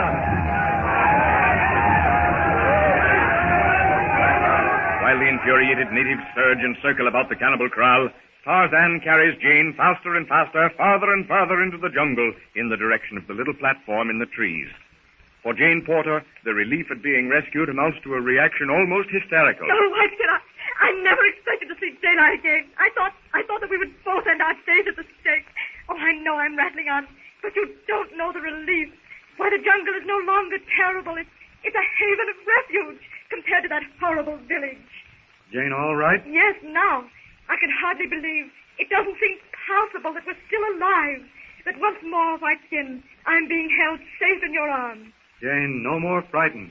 No talk. But I must talk, Whiteskin. If I don't talk, I'll scream. I'll cry. I'll make some kind of a fool of myself. Oh, you don't understand. You haven't a nerve in your body. You're superhuman. Sometimes I have to rub my eyes to believe that you're real. Jane, all right now. A little more. Go home. Home. Yes, Whiteskin. I guess you're right. That little platform is as much of a home as I've got now. Oh, Whiteskin, in the excitement of being rescued, I've forgotten Daddy. Daddy? Father, back at Black Man Village. Other time, Whiteskin go back, Black Man Village. Take father. Bring father, Jane. Oh, you mustn't. Oh, you can't go back there. But, oh, dear, what am I thinking? Yes, you must go back. Father, Mr. Philander, Cecil. Many fathers stopped Black Man Village? Not exactly, Whiteskin. Oh, I'm too worn out to try to correct that mistake. As long as you understand, that's enough. Down from the upper jungle terrace, Tarzan drops to the familiar clearing about the platform. Carefully but swiftly, his practiced hand grasps the tough vines as his unerring feet find hold after hold on the rough, uneven bark of the thicker branches. Gently, the ape-man lowers Jane to the laced branches forming the platform. Jane, home. Home, Whiteskin. In fact, I know that all my friends back home would think I was crazy if they heard that I was actually glad to get back here to this place and call it home. Tarzan raises his head. His delicate nostrils quiver as he draws deep breaths of the sultry, torrid air. The ape-man's brows become wrinkled. Jane watches him inquiringly. What's wrong, Whiteskin? Pretty soon, big water come. Much big water. Rain? You mean rain? Water. Much water. Make better home. Take many leaves. You think we'd better improve our shelter? Well, I'll admit that it's not much in the way of a shelter against a tropical storm. Whiteskin get many leaves. Big water come. Jane no frightened. I don't quite blame you, Whiteskin, for thinking Jane gets frightened at everything. But I'm really not afraid of the rain. It may be unpleasant and nasty to get all wet, with no fire to dry out by, but no, Whiteskin, no, I'm not frightened. Whiteskin go. Get leaves. Jane stop here. All right, Whiteskin. You hand them up to me, and I'll help you strengthen our roof, if it can be properly called a roof. Jane, help. All right, I'm ready. Goodness, but you're strong. Father Cecil would need an axe or a saw to break through branches like that. Oh, I can hardly lift this one up. A little more. Quick. Water comes. Well, I'm doing the best I can. Whiteskin? Yes, Jane. Why can't we go to the hut until the rain passes? What Jane talk? Whiteskin, Jane, go hut. Rain comes, rain stops. Come back. Rain come. Go hut? Yes. Yes. Rain come. Whiteskin, Jane. Go hut. And with never an effort, Tarzan swings back to the platform, gathers Jane to him, and starts off through the trees in the direction of the little cabin built by Lord Greystoke so many years ago.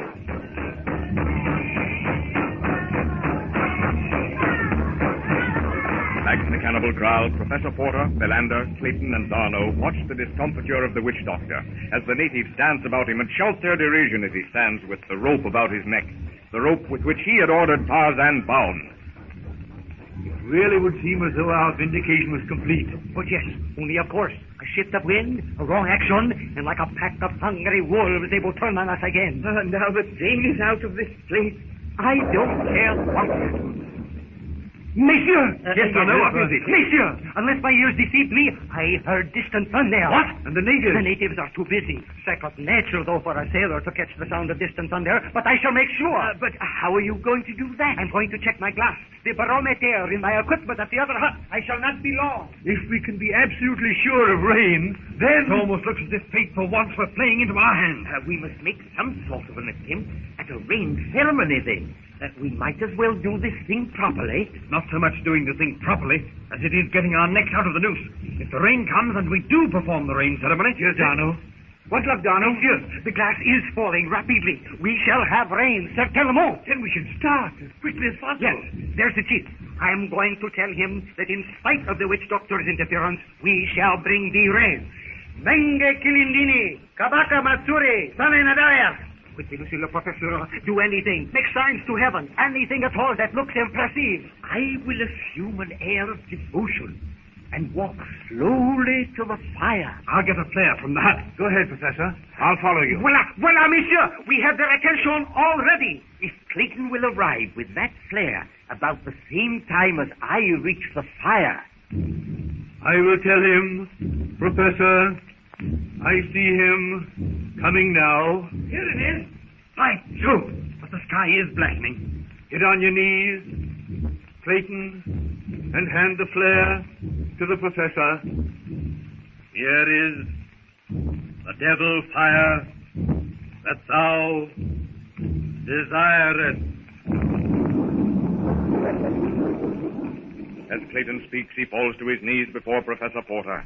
The professor takes the flare, setting it in the ground, draws a burning brand from the fire. He lights the flare. The vivid green light flares up, casts a weird, unearthly light over the compound. The natives hold out their hands in an attitude of supplication, and then, with one accord, they begin the chant to the rain gods.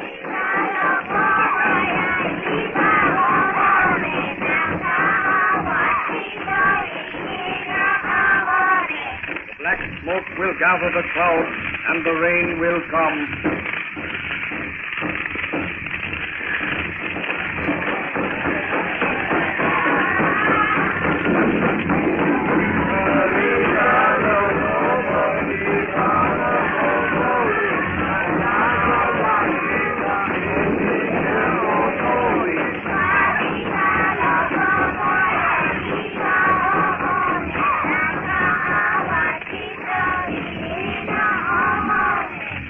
black smokes will gather the clouds and the rain will come.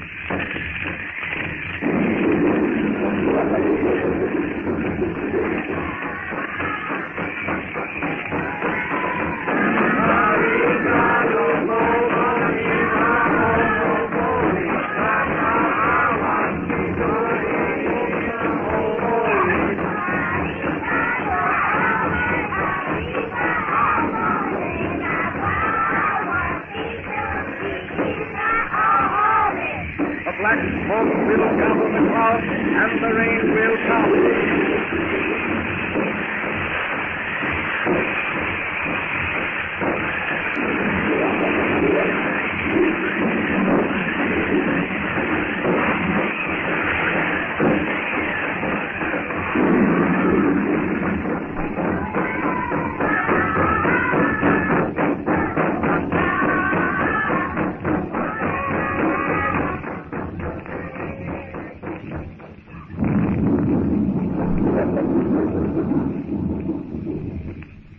Jane and Tarzan are on their way to the hut built by Lord Greystoke, Tarzan's father.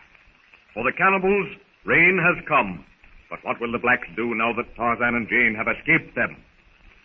This is an American Gold Seal production. An American Gold Seal production. Tarzan of the Apes, from the novels by Edgar Rice Burroughs with Mr. James H. Pierce as Tarzan and Miss Joanne Burroughs as Jane Porter. Professor Porter and his party, searching the African jungle for his daughter Jane, are captured by cannibals. In a trial by poison, Philander outwits the witch doctor, and the party escapes death. In the jungle, Tarzan, called to settle a dispute among the apes, leaves Tog, a bull ape, to guard Jane. While Tog hunts grubs at the base of a tree, Histar, the snake, whips himself about the great ape. Now, are you ready? Hold your breath. Jane Porter stumbles to the edge of the platform. With wide, staring eyes, she looks down on the deadly combat below. Histar, the snake, secure in his anchorage to the stout branch, draws Tog tighter and tighter in his struggling, crushing, twining coils. Tog strikes and claws, trying in vain to free himself from the twisting, writhing horror. Tog beats futilely at empty air. The snake's jaws are dangerously close to the great ape's neck. Tog throws up a mighty, hairy arm. The snake hisses, draws back, and tightens his coils. Jane watches horrified as Tog's struggles grow weaker and weaker. Tog's yells and screams grow fainter and fainter as the horror of the jungle Histar tightens about the great ape's massive chest. Oh, if I can only get to him in time. Fight, Tog, fight! I'm coming to help you. Jane remembers her revolver. If only she can get close enough to shoot the snake without killing Tog. Jane swings from the platform as she has seen Tarzan do so many times. She drops.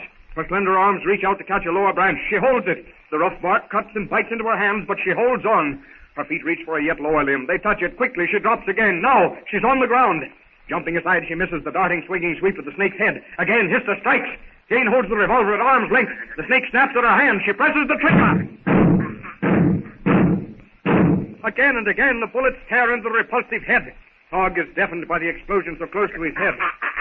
The Tarzan swinging his way back from the dum-dum, the shots mean danger. Danger to Jane. With terrific speed, he flashes through the treetops. Swaying branch and bending limb give beneath his sure foot and accurate hand. He draws closer to the clearing. Down, down through the dense spreading foliage, he drops like a meteor. The Virgil thins. In the light-flooded clearing, he sees Jane, gun in hand.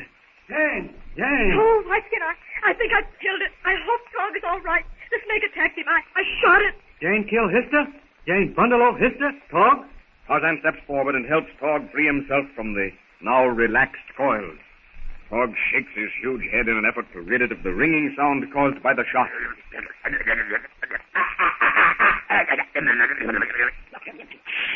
Tog talk? Like Jane many? Jane kill Histar? Jane no more frightened. Whiteskin like many. Thanks, Whiteskin. I'm all upset, but I'm glad that I was able to save Tog's life. Oh, I hate to kill anything, but I hate snakes worse. All jungle afraid Histar. Yes, the beastly thing. I don't wonder that all the jungle fears them. Is Tog all right? Jane turns to find Tog grasping the snake in his hands. The great ape examines the dead reptile with mystified eyes. He knows that Jane killed it, but how? He twists and turns the dead snake about. Then he turns to Tarzan.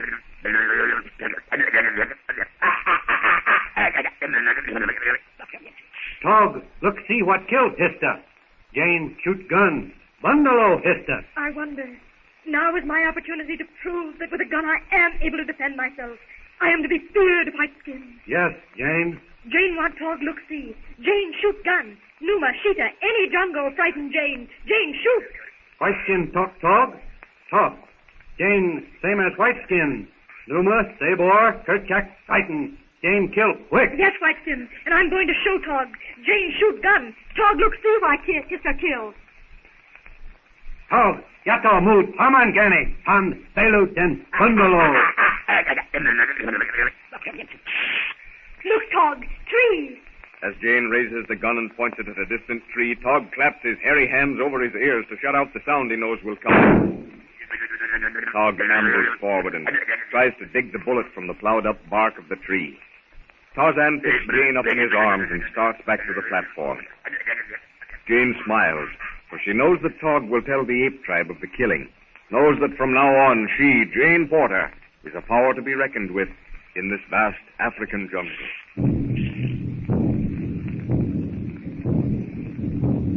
In their hut in the cannibal kraal, Professor Porter, Philander, and Clayton are recovering from the effects of the poison cup.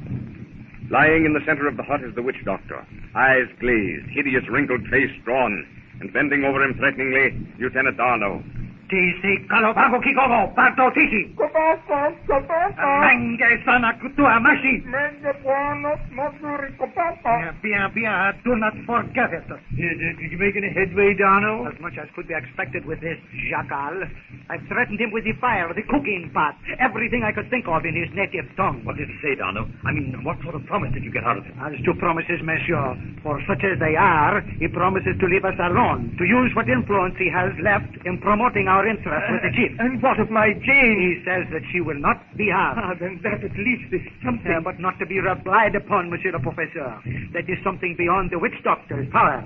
No, monsieur. If Mademoiselle Jane ever falls into the hands of these savages after what has happened, but then that is what we must prevent. And here are some things that will help prevent them. Ready, Darno, we are listening. In the first place, the most important thing to the cannibals is rain. Yes, rain, but how? Just what I was thinking, Professor. Making rain is not one of my accomplishments. Vraiment, monsieur, true. But the natives' own stupidity will help us out. Are you sufficiently recovered from that poison to travel? I believe I am. By the way, Darno, do you know what that beastly stuff was, or is? Oui, it is made from the bark of a tree. Vile tasting infusion, but not deadly. Well, I knew that because the witch doctor drank it. But how did the witch doctor expect us to die if he didn't? Monsieur Clayton, the witch doctor has played on the credulity of these natives until they thoroughly believe that this witch's brew is poison. The effect on them, believing that they will die if they drink it, is that they actually die. And the witch doctor thought that he would be successful with us? That's it, but that is past.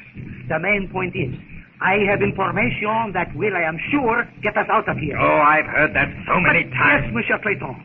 I freely admit that had I known that Mademoiselle Porter was not in this compound, we would not now find ourselves in this predicament. But, what is the use of crying when the milk it is spilled? And what is this information? The natives have a rock temple, a cave, I imagine. And in that cave is a mummy, which they believe to be possessed by a powerful spirit or demon. A mummy? That is not so extraordinary, Clayton. Numerous mummies have been found in Central Africa. I see no reason why one should not have found its way here. Alors, to be brief, the natives believe that the spirit has left the mummy because of some wrongdoing on the part of the tribe. Similar to ancient Egyptian belief. And the spirit must be returned to the mummy in order to bring rain. Exactement. And further, they believe that the spirit has occupied the body of the devil god that haunts them, steals their arrows, and so on. Then we may have these savages on our side, looking for, I still say, Tarzan of the Apes. And eventually, Jane, when do we start? I knew that you would be anxious, so we shall start. A shot! That means the cruiser must have returned. Quick, Darno! This temple or cave, is it outside the compound? Yes, then tell the natives we must go to perform the ceremonies once. It's a chance to get out of here. Come on!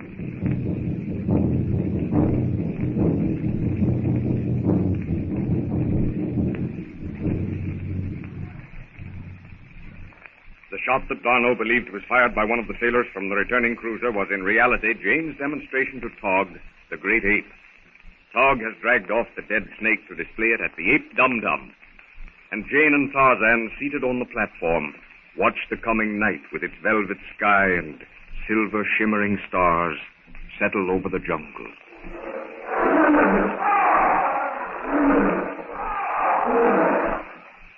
Listen.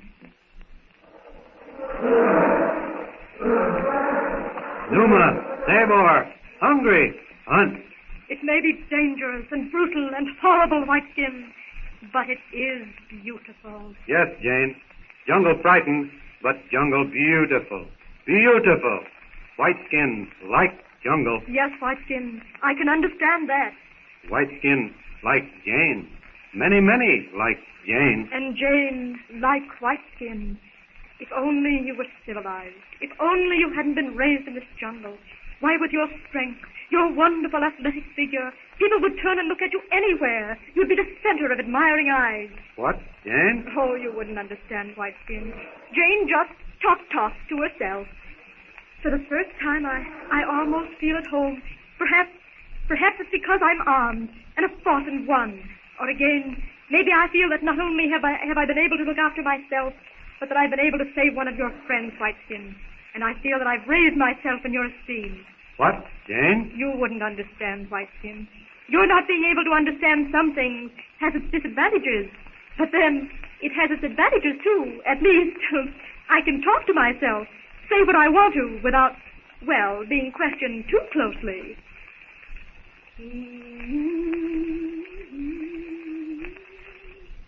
Falling night softens the stark outlines of the jungle trees. Numa, Saber, all the jungle cats start their prowl for food. But tonight their deep-throated roars mean nothing to Jane Porter. She's safe, happy, contented, with Tarzan by her side. She leans back on the platform of twisted branches, relaxed, humming softly to herself as Tarzan, fascinated, watches. Listen.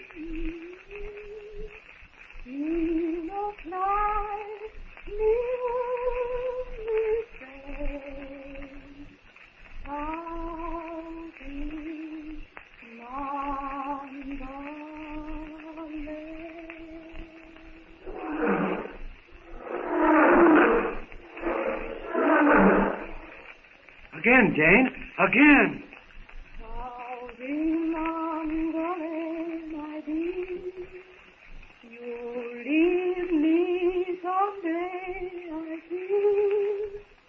Sailing far away to sea, how blue I get in melody. If you stay, me love you true. If you leave me, no can do. Me no fly, me only stay.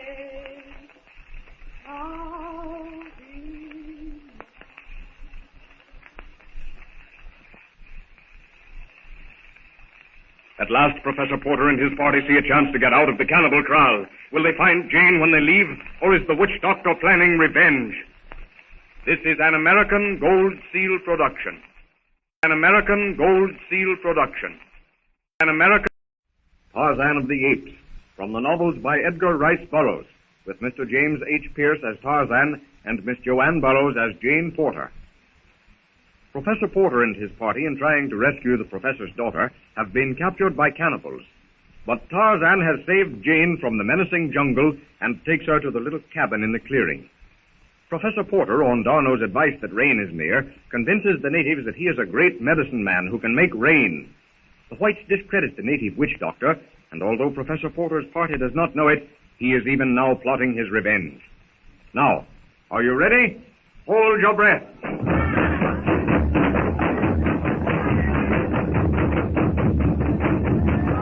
At the cannibal kraal, Professor Porter, Clayton, Philander, Darno, and his sailors watch the natives gyrating in frenzied abandon about their sacrificial fire.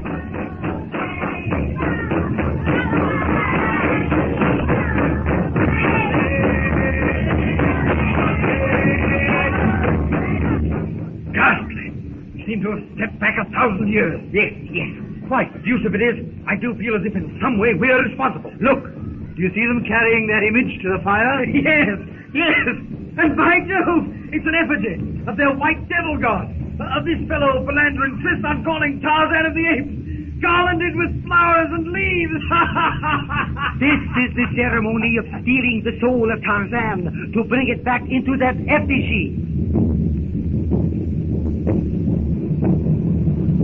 Alukumoy kahotaka. Alakumoy kahotaka. Alukumoy kahotaka. I bring you a beetle leaf to chew.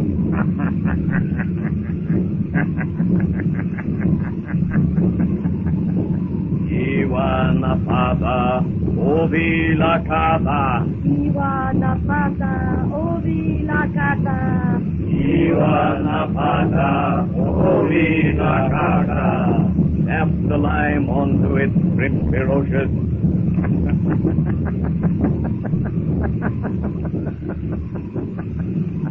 Nunomi, ahomi, wachitu karoko. Nunomi, kahomi, wachitu karoko.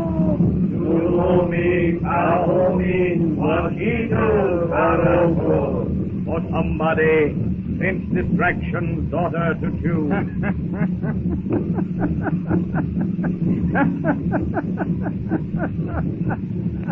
Kahomi, itbari kumlito milo. Kahomi, itbari kumlito milo. Kahomi, itbari kumlito milo. Somebody at sunrise be distraught for love of me.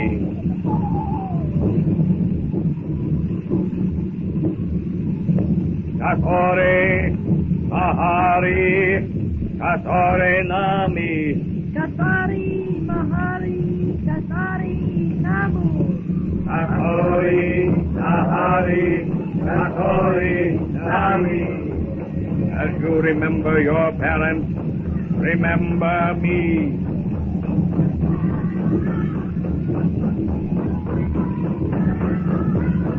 Katore Vitara, Katore Nami.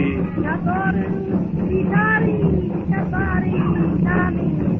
Katore Vitara, Katore Nami. As you remember your house and Boma, remember me.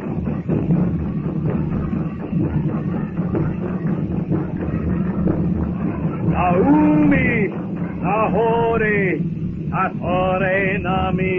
Naumi, Nehori, Katari Nami. Naumi, Nehori, Katore Nami. When the thunder rumbles, remember me.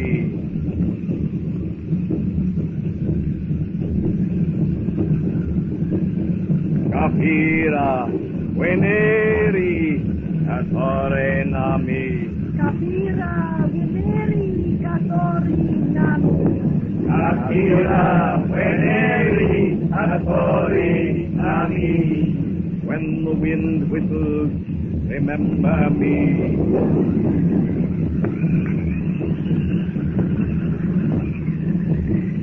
Capra, Mulo, Katore Nami.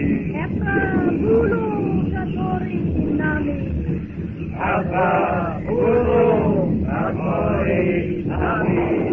When the heavens ring, remember me.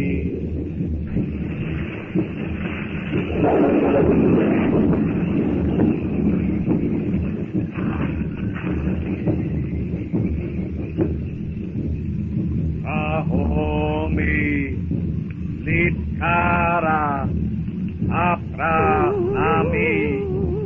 Ahomi, Litkara, Apra, Nami. Come, soul of him, come thither to me.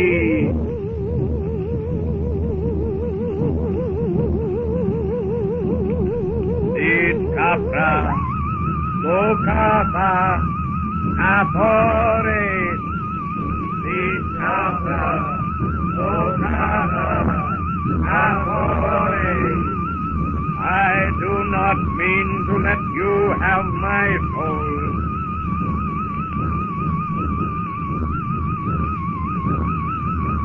Ahomi, Ahomi, Apranami, Ahomi, Ahomi, Apranami. Let your soul come hither to mine. The whole thing's unreal. Diabolical. The glare of the fire, the gleaming, glistening bodies, the smoke rising from the effigy, the low, monotonous chanting. It's like some ghastly nightmare. It's unholy. Messieurs, we are free to leave. The chief, despite the witch doctor's opposition, has told the tribe that we can depart. Let us get Monsieur Clayton away. It's rich. It's priceless. Stop it.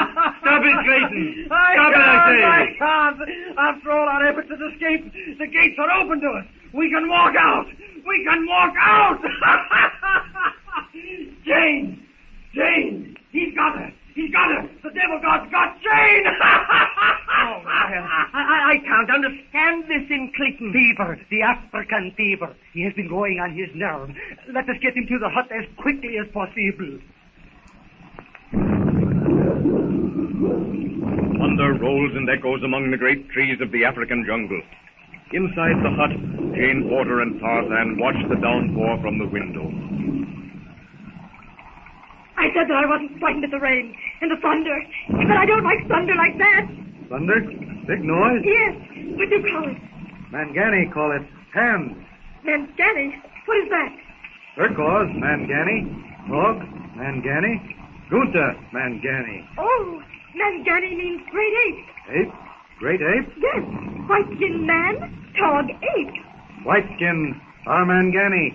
White-skin, great white ape. Jane, she, Tarmangani. Oh, Whiteskin, if I live in the trees much longer, I shall be an ape. I wonder.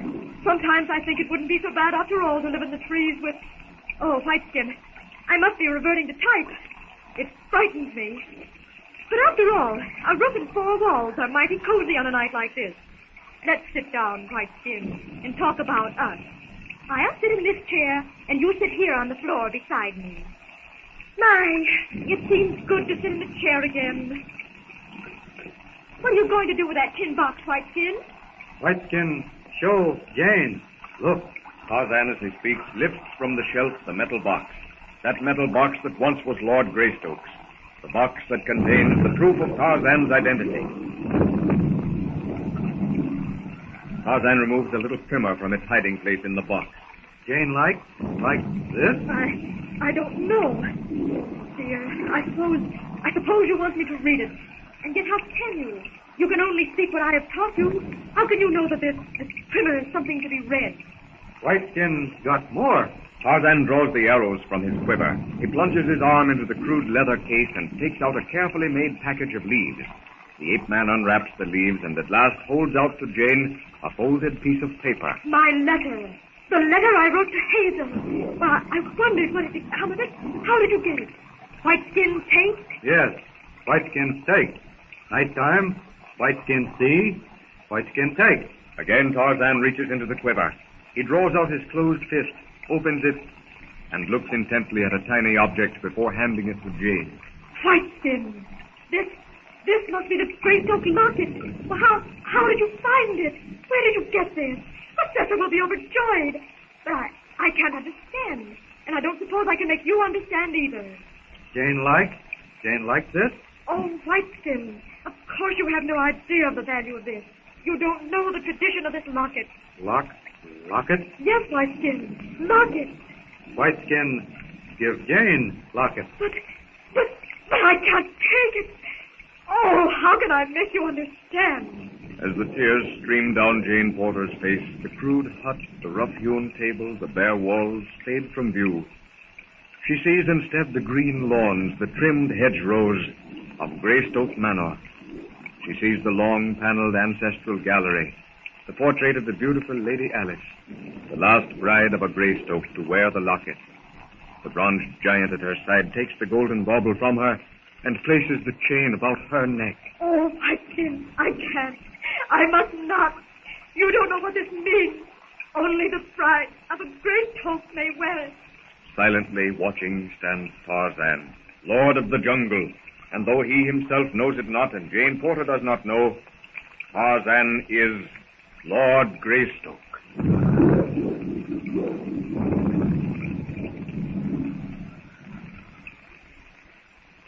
Will Clayton's illness prevent the professor and the party from leaving the cannibals? Is Jane about to discover that Whiteskin is Tarzan of the Apes and Lord Greystoke? This is an American Gold Seal production. An American Gold Seal production.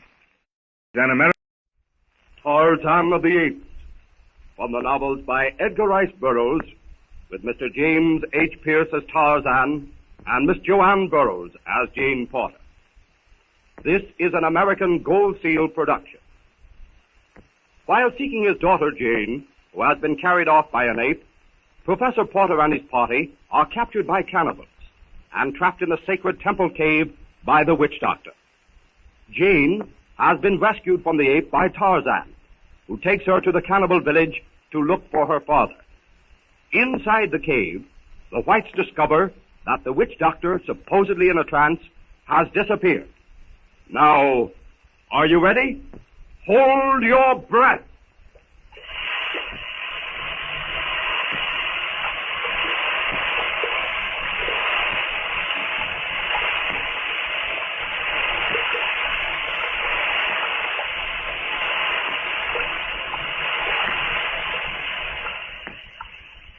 You're positive, Donald, that you left the witch doctor here in this spot? Of course, Monsieur Clayton. Absolutely, Clayton. We left the black here with Francois to guard him. And now they're both gone. And if they're not in the cave... Exactly, Monsieur. There is another way out. True. It's evident that Francois must have liberated the witch doctor. Francois would sacrifice his life, Monsieur, before he would turn traitor. But the witch doctor was tied and Francois was guarding. That explains nothing. But we now know definitely that there is another way out, and we must find it. Yes, of course. The subterfuges they're becoming more noticeable. Better get back on the higher level. Monsieur has right. Let us go. I feel sure that the exit must be from that gallery, since Monsieur Clayton pointed out the air is purer above. On that opposite side of the cave, it is much cooler. That might indicate water. And you infer from that, Professor? Since there is no water actually coming into the cave, that water might be outside. And therefore, the thickness of the rock at that point cannot be excessive. Wait, everything points to the exit being on that side? Come, we begin our search. Mon lieutenant! Mon lieutenant! Mon Dieu, it is Francois? It is here that I am. Can you hear me? Yes, but we cannot tell where you are. Seems to me to come from behind the altar. No, from the other end of the cavern. As for myself, I cannot tell. Francois, continue speaking. Tell me what happened. As soon as you had gone, the witch doctor came out of his trance. By gestures, he indicated that he would lead me outside. I went, thinking I could come back and lead you out. Now, I cannot find my way back in. Which way did you get out? By the stairway behind the altar, close to where you left me. Go up about 15 steps. You come to a corridor. Yes, we know where that is, but then to the left or to the right? To the left. And after that? At the extreme end. Oh! What is it, Francois?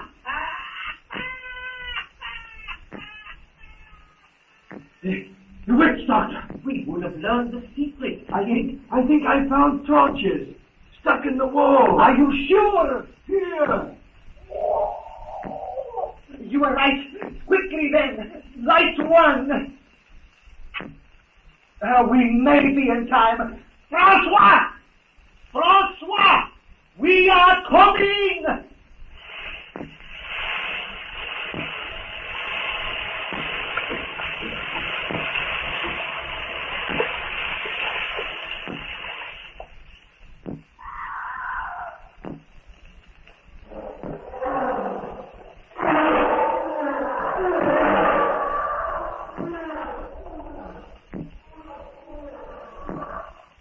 Outside the cave in the treetops, Jane and Tarzan watch the natives as they examine the body of the black Tarzan has killed and thrown down at them.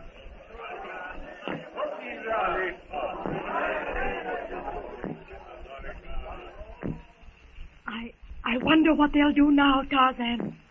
Look for Tarzan and Jane. Do you think we're safe here? Perhaps we'd better go over toward the hill, back of the cave. I wait for Chief. Then what, Tarzan? I kill.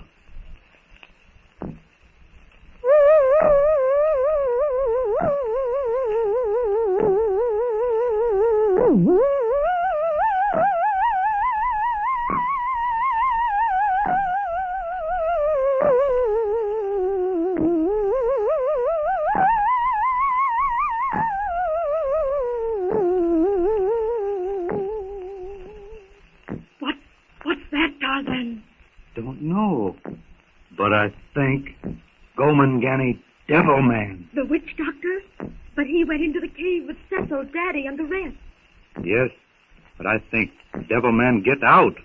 Now Devil Man makes this noise to call Gomangani. Almost looks as if you were right, Tarzan.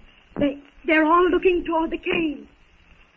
All right, if Tarzan go to top of hill, try to see if Father and the rest are where Tarzan can talk to them. And leave me here alone?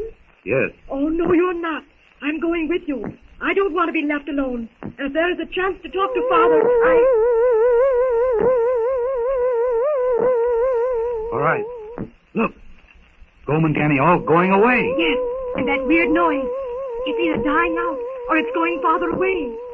After Gomangani all gone, we go to cave. But Tarzan, I don't like to wait with Daddy in there. Perhaps hurt, perhaps needing me. If we go now, we must fight Gomangani. Then they stay. We want them to go, not stay. Yes, you're right, Tarzan. You generally are. Jane love Tarzan? What? You would remember that word. Don't you know, Tarzan, that sitting on the limb of a tree 100 feet above the ground is no place to ask questions like that? No, I don't know. Well, then, you'll just have to take it from me that it is. But, Jane, I want to know. I see you do. Now, Tarzan, be a dear and don't ask that now. As Daddy would say, don't be so precipitous. It's a delicate question.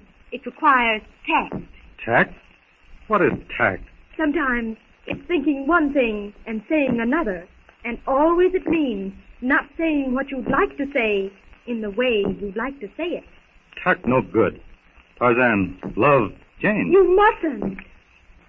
But Tarzan do. But Tarzan mustn't say it. That Tarzan is tact. Jane like tact? Yes. Well, a little tact. But that is tact. I do not say I love Jane. I just love her. You're the most embarrassing person I ever met. Embarrassing? Yes, Tarzan. That's another word you don't know. But as I said, 100 feet above the ground in the top of a tree is not the place to ask a girl if she loves you. And it's equally unsuited to lessons in English. Oh, look, Tarzan. What? Lights. More natives. Away on top of the hill. No, not lights from Gomangani. Lights from Father and others. Then, don't you think we should go there now, without waiting? Yes, Jane. Hold on to Tarzan. Tarzan, go quickly. Oh, I wonder what my friends at home would think if they saw me being carried through the treetops like this. Like this? This is the only way to carry Jane. Yes. Tarzan, you have the unhappy knack of seizing upon the wrong part of a sentence to emphasize. I was not referring to the manner in which you carry me, but merely to the fact that I'm being carried through the treetops. I see. I hope you do. I'm not uncomfortable. In fact, I rather like being carried this way. But you don't have to be constantly referring to it. I think we can go down now. Phew. I'll never get used to that, Tarzan. You dropped down like a streak of lightning. Did you ever lose your hold? No. Come now. Take Tarzan's hand.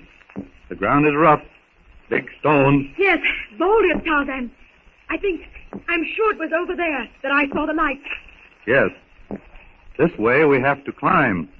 Now, I'll lift you up, Jane.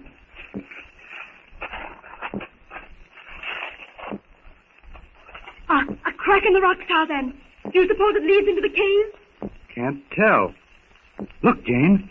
More lights. Yes, they're way down below us, Tarzan. Can I take a chance on calling out? Wait. Maybe we see who it is first. The opening is such a small one, nobody could get through. But now I can see. Daddy! Daddy! Daddy! Mr. Philander! Tassel! Tassel! Daddy! Mr. Philander! Am I hearing things? Philander! Listen! Mr. Philander! Tassel! It's Jane! Jane! Jane! Yes, Tassel! We're way up here. Tarzan is with me. We're looking down through a narrow cleft in the rock. Is the cleft in the rocks wide enough to get through? No, we can't even get our heads inside. We can barely hear you. How far up are you? How far down to Daddy, Tarzan? Oh, a big tree down. Tarzan says about the height of a big tree. That is probably more than 100 feet. 1.5 feet.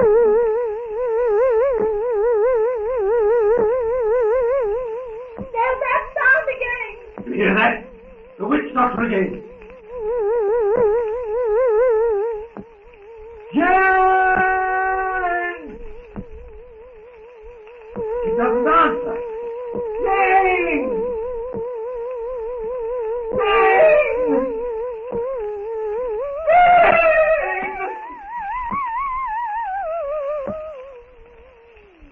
Will Jane and Tarzan be able to get the professor and the others out of the cave? Or will the witch doctor, who has made good his escape, be able to prevent them?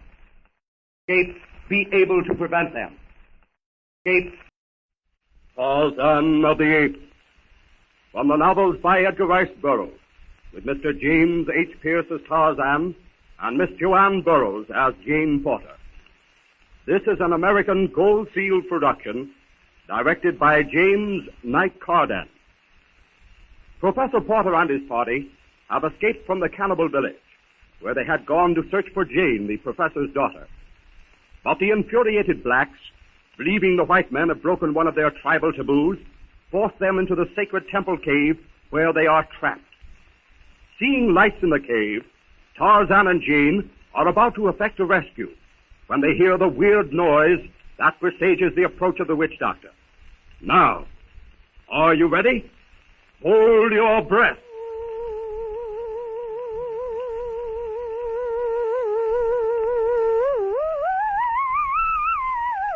Jane! Jane! Where are you? I don't hear her. Daddy! Are you there? Yes, my dear. I thought something had happened. No! We're all right! Aren't we, Tarzan? Yes, Jane? Jane, my dear. Yes, Daddy! Can you hear that noise? Yes! What is it, Tarzan? The Gomangani Devil Man. Tarzan says it's the witch doctor! Can you tell where it comes from, Jane? It seems to be inside the cave. Wouldn't you say so, Tarzan? Yes, inside the cave. Well, irrespective of where it is, there is no reason for us not to try to get out of here. Tell me, Mademoiselle Jane, how wide is the fissure? Wide enough for any of us to get through? Oh, no. It's only about 6 inches at the bottom, and it widens to about 10 inches at the top. And it's, let me see, it's about 3 feet high. And how long? How steep? How thick is the rock? Well, it opens up inside right away.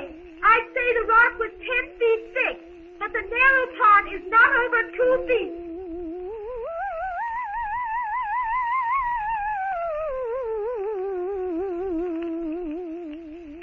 It's the awful noise.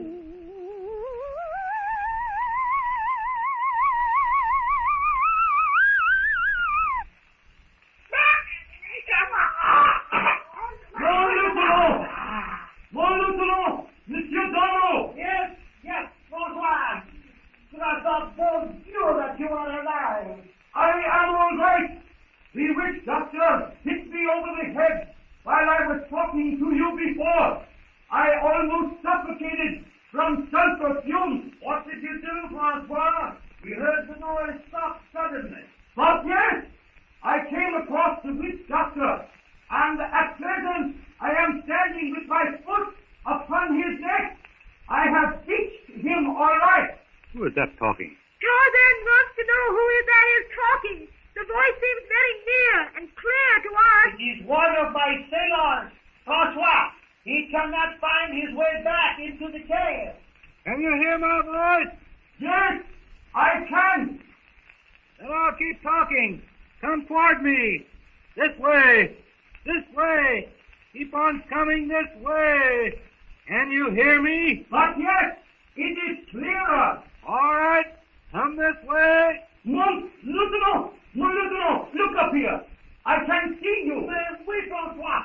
Can you reach Monsieur Tarzan and Mademoiselle Jane? I do. He's on a leg fully 20 feet above that one we were on. Yes, he may be able to reach Jane and Tarzan from there, although I don't know how. Monsieur Tarzan!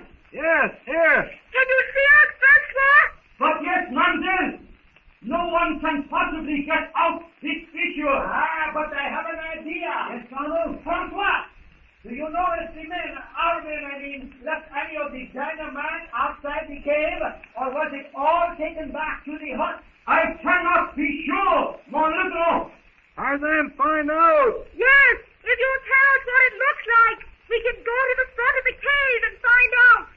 What is the risk of your plan, Colonel? Merely to have Tarzan touch the dynamite, fuse and tap down to François, who in turn will set the charge, fire the fuse, and by going back the same way he came, get out of the way. Then we may get out. Why say may? It sounds perfectly simple, Donald. Oui, monsieur, it is simple, but there is really no strata to this rock formation. As you know, it is volcanic. Yes, Donald. But what difference does that make? Quite a great deal, monsieur. We have, first of all, no way of knowing when the charge is set off, which way the rock will fall. You mean, Lieutenant Donald, that Daddy and the rest of you must take a chance of being buried alive in there, or crushed by the falling rock? Yes, Mademoiselle Jane, and also you, monsieur, know as well as do I, that the place is full of lava tubes filled with sulfurous fumes. That's true. And if the blast pierces one of them, we could easily be asphyxiated before we can get out. And there it is, monsieur. It is for you to choose. But what of Jane? Mademoiselle Jane would be in no danger. She could get away in plenty of time. Pardon, mon lieutenant. But a charge set off in this fissure from this side would do nothing. Why not, François? Too much space, mon lieutenant. I cannot get in to where the passage narrows. Tarzan can do it here. Yes, Jane?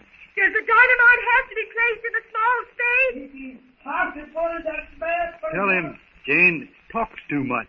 Waste time. Goman Ganny will come back. Tarzan thinks. Tarzan says that you are wasting too much time in talking. The blacks may come back any minute. Tell us what has to be done, and we will do it. I can't let you do it. No, certainly not. You cannot accept the risk of your life. More talk. What now? Listen, Daddy, Cecil, all of you. Neither Tarzan nor I know anything about setting off dynamite. But if you don't hurry up and tell us what to do, we'll go ahead and try anyway. No, my dear. I forbid you. You do nothing of the sort. Why, you must be blown to pieces. All right. Don't be so stubborn. Tell us what to do. Well, no, monsieur. I hate to make any suggestion. I shall leave the matter to you. There is no use doing that, Lieutenant. I have made up my mind, and and Tarzan will do what I ask. Whatever Jane say, Tarzan will do. Very well.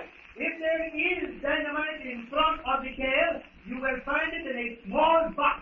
The sticks are about 6 inches long, 3/4 of an inch thick, and are wrapped in oiled brown paper. You said something about fuse and cap. Yes, the fuse is black, almost like string.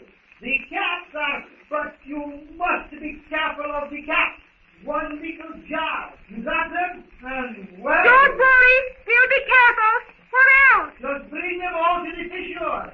Then I shall tell you what to do. All right. Come, Tarzan. Dynamite. Dynamite. What is dynamite? Dynamite. Let me see. Dynamite. Well, we, at least I think we do. We set fire to it, and it makes a big bang and blows a hole in the rock. Look, Jane. Big hole here. Tarzan helped Jane down. Thanks, Tarzan. My, you're strong. You lift me like a baby. Yes, Tarzan likes to lift Jane. Now, we won't talk about that. At least, not now. Talk about it some other time, Jane? I think you delight in teasing me. Teasing? What is teasing? Well, we haven't time to talk about that either. But it's not very different from dynamite, sometimes. Blow up, Jane? Exactly. Look, Tarzan. Do you suppose that is the box of dynamite? We can tell when we look. If anyone else but you, Tarzan, had said that, I would have said that it was sarcasm. Even if Lieutenant Dino said that the dynamite by itself is harmless, I think I'd handle it a little more carefully, Tarzan. Tarzan, careful. Jane takes fuse. Tarzan carried dynamite and cap. I'd feel better if the dynamite and caps were carried separately. You take the dynamite. I'll take the cap. All right. Come quickly. Anytime, Gomangani, we'll come back. Yes, you go ahead, Tarzan. I'll hand up the caps to you when you get on top of the boulder. Ready? All right, Tarzan. There.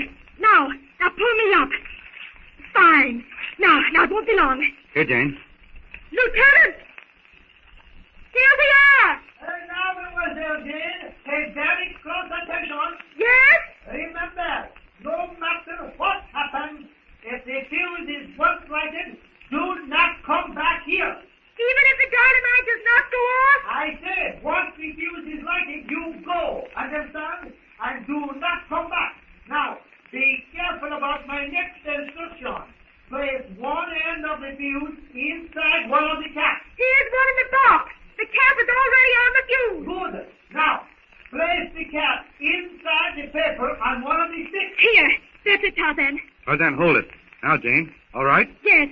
What next, Lieutenant? Place the sticks, 3 of them, in the narrowest point in the crevice. That's that. Now, put lots of sand over the sticks and pack the sand down high. Oh, by the way, have you any matches? No. Then how the... What are matches? Oh, little thingamabobs to make fire. You have matches down there? Yes. And I'll let the rope down. You tie matches. Oh, malheureusement, the rope is not long enough. Well, I have matches. The rope will reach me. Jane put sand, dynamite. Tarzan gets matches. All right.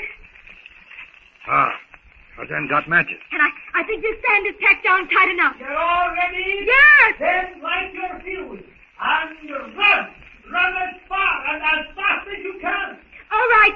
Tarzan, ready to run. Tarzan, carry Jane. Go more quickly. All right. The fuse is burning. Quickly, John. Under the edge. I think it will be taken there.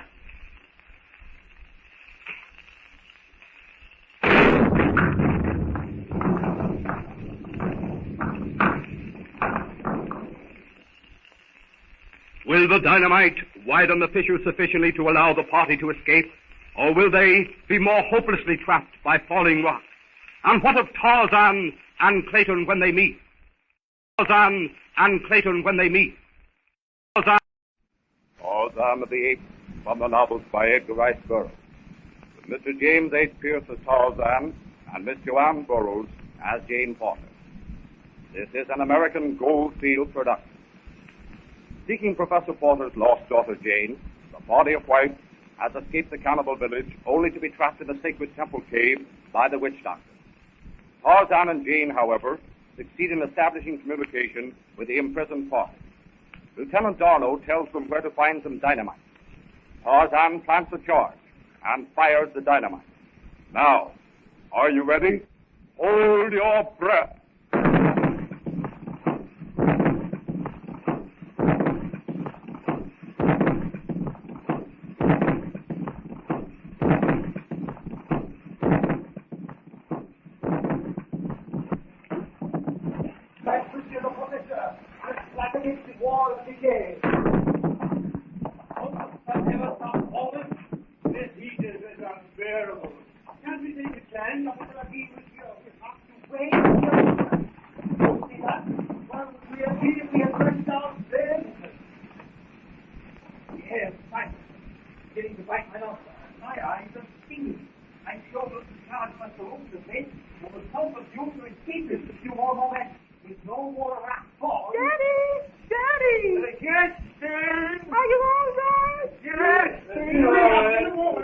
Tarzan, let's rope down and pull you up. We must get to the ledge first. The rope will not be long enough to reach down here. I can't see a thing. No more. The cave is full of powdered lava and to me. Can you tell whether our nesting visual is wide enough? Yes, we can easily get through now. Hurry up, no. You no. Never. What? Where are you? I'm sure that I am back in the big cave, but I cannot see a thing. I wave my torch. Now, can you see anything? Oui. There you are. Now, I think we have waited long enough. There have been no rat bowlers for some time. Better get them out quick, Jane. Gomangani here, big boom. Come back quick. You're right, Tarzan. No use freeing them from the cave, only to let them fall into the hands of those cannibals again. We'd better try and get to us right away. The cannibals will have heard the explosion and... Remember, Jane. I think it is safe now to try to get up to the ledge. Yes. The ledge hasn't been completely demolished. We shall find out in one moment. Follow me. This is the place to tell. Harpy, the opening is closed. Possibly the force of the explosion. Push! Why? All together. One more effort. Is that wide enough? That's not quite it. Must have been a fall of rock behind the slab. So, let me try to get my hand behind the slab. I'll try and clear out some of the debris. There. Now, try the slab again. Is it wide enough? Wide enough for all of us, except for Landa. I'll go behind and clear a little more of it away. What's wrong? Why don't you hurry? The door has been blocked, but we shall be but one moment. All that rope down. Better see if it is long enough. Oh, I'm sure it will reach the ledge, Tarzan. Better find out. I'll tie stone on the end and let it down. Try now, Donald. All right. Your shoulder. Right here, Monsieur Pilon. There. Oh, that's enough. I can squeeze through. There. Jane! We'll be there in a moment. All right, but hurry. Yes, hurry. Listen, Jane.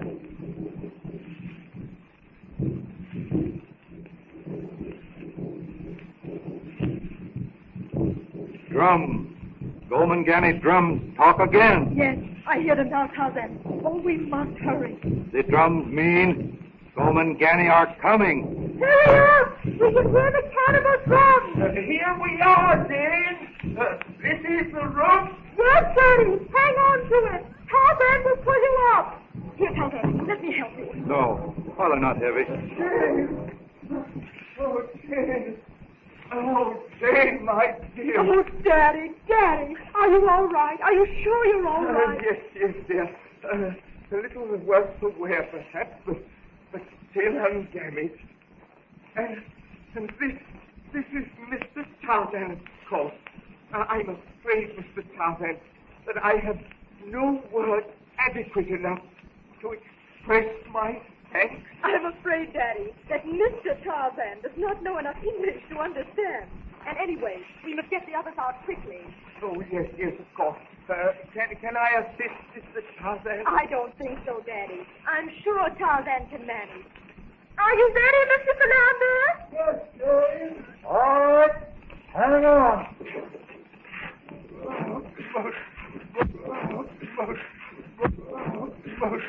Most undignified exit or egress or... My thought exactly, Philander. But anything to get out of there. Yeah. Mr. Tarzan, I want to shake your hand. Better get others out. Talk afterward. Quite right. Quite right. Miss Clayton, all ready?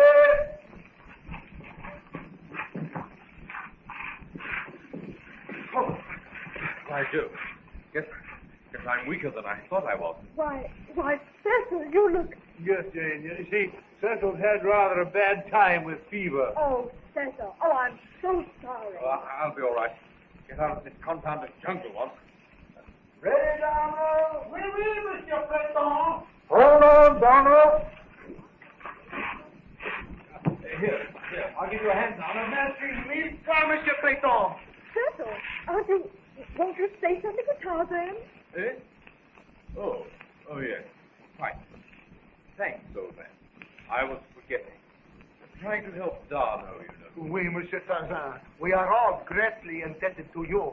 In fact, I do not think that I exaggerate when I say that all of us owe you our lives. For me, I thank you, Monsieur Tarzan. Monsieur, I am truly glad to see the end of that play. Better all of us go quickly. Gomangani may come here any time now. I don't hear any drums. Not now. But we, Tarzan and I, did only a moment or two ago. Yes. Now it is more dangerous. When you hear Gomangani drums talk, you know where Gomangani are. But now, well, the Gomangani can come quietly and quickly. Then, discretion being much the better part of valor, I propose we start for the hut at once. Right, Lander. Come along. And not that way, though. If the cannibals are coming, that way we run into them. Darno is right. We go the other way. But we must follow the trail that we know. Surely the quickest way to the hut is by the trail. You forget, Cecil, that we have Tarzan to lead us now. Tarzan knows every branch and blade of grass in the jungle. Don't you, Tarzan? I can take you to the hut quickly. I don't like the idea at all. Wait, Cecil. Come here. Now, what's the matter? Nothing, Philander. But I don't like the idea of wandering off into the jungle in an unknown direction. But Clayton, if Tarzan guides That's just it. Tarzan this and Tarzan that. Can't we do anything without Tarzan? Clayton, you exasperate me. You do really. Your Tarzan has rescued us not once, but... Oh, what's the use of talking? I can't help it. I still feel that he is in some way in league with those cannibals. Nonsense. Besides, that's very unjust. All right. Have it your own way. Well, that's just what I'm going to do. I'll have it my own way. More talk.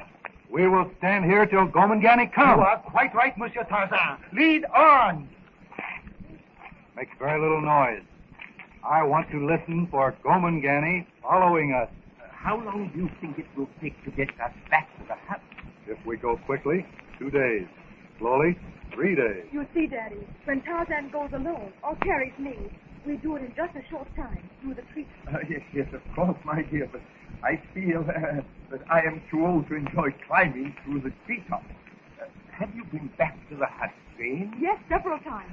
I got the revolver there. And you saw no signs of the cruiser, Mademoiselle Jane? No, not since the day it sailed away. Then you do not think that the cruiser returned while we were gone? No, unless it was while we were all prisoners at the kraal. Even then, they would have fired a gun and we would have heard it, even at that distance, I'm sure. Quiet, everybody. I heard something.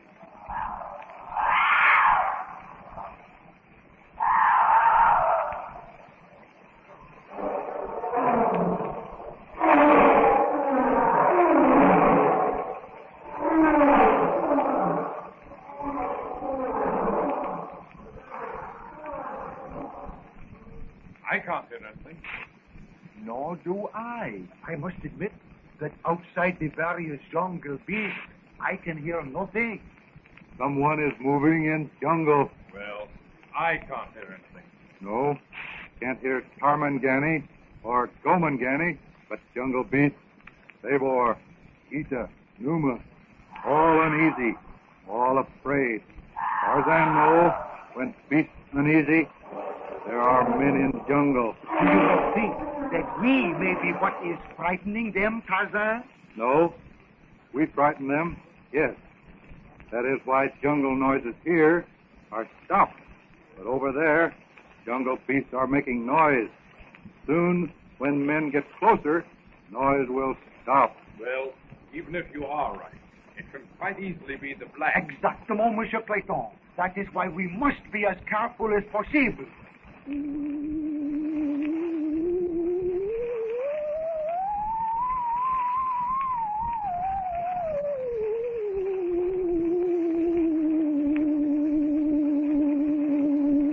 There's that sound. We heard at the cave. Yes, the witch doctor. But I thought Francois killed the witch doctor. Oh, I thought, monsieur. Evidently you didn't, but that can't be helped now.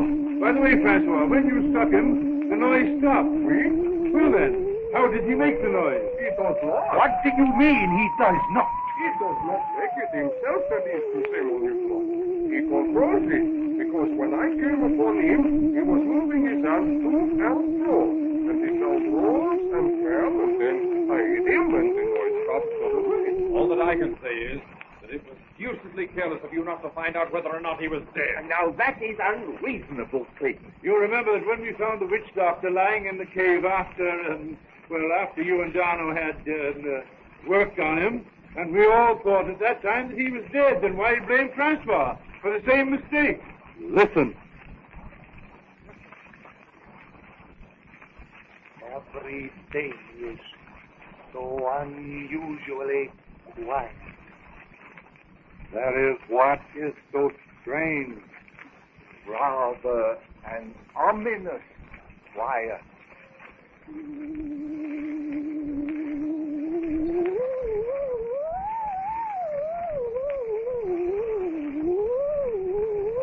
This way, quickly. They are very close. There's a hollow here.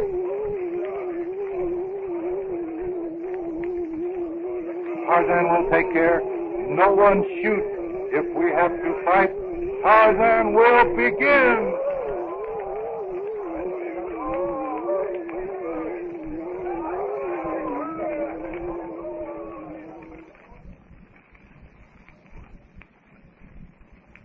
And Tarzan saved the group from falling again into the hands of the cannibals. Again into the hands of the cannibals. Again. Tarzan of the Apes, from the novels by Edgar Rice Burroughs, with Mr. James H. Pierce as Tarzan and Miss Joanne Burroughs as Jane Porter. This is an American Gold Seal production. Professor Porter and his party have been trapped in the temple cave by the cannibals. From the jungle, Tarzan and Jane Porter see lights through a fissure in the rocks, communicate with the imprisoned party, and dynamite a section of the cave. Professor Porter's party escapes, but the noise of the explosion carries to the cannibals, who again attack them. Tarzan leads the party to a hidden retreat. Now, are you ready? Hold your breath. The jungle is ominously quiet. Yes, when Gomangani or Tarmangani come, then all jungle beasts hide. Gomangani? Tarzan means black men and white men.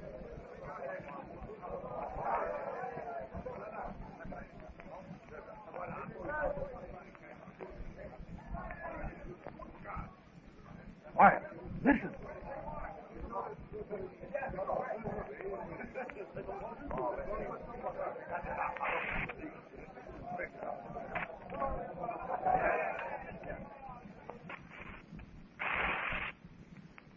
Those voices.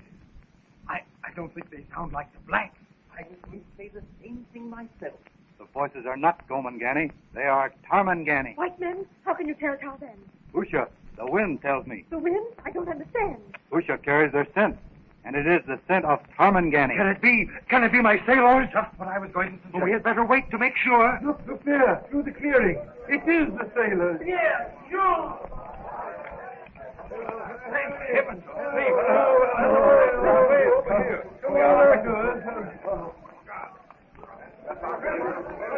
Avant les enfants, nous sommes ici.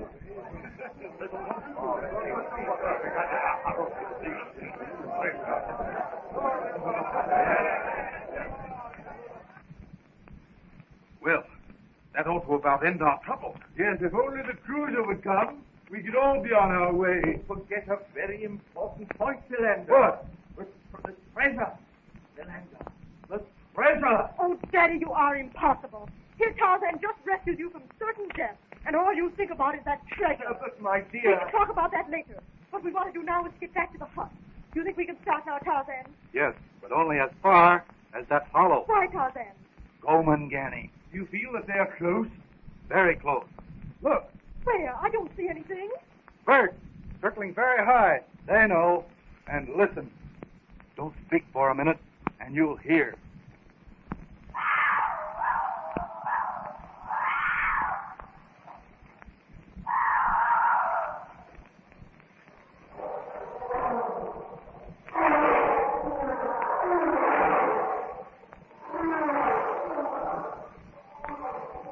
I still don't see what that has to do with going on to the hut. All the jungle beasts are afraid, and only of men are they afraid. I understand all that. They're probably afraid of the sailors. Of us? Why not? But, Monsieur Clayton, under the circumstances, surely it is common sense to take the advice of a man who is thoroughly versed in jungle lore. Oh, right. Make allowances for Clayton's fever, Darno. We still won't, but not to the extent of sacrificing everyone's safety to his obstinacy. Alors, mes enfants, we obey only the suggestions of Monsieur Tarzan.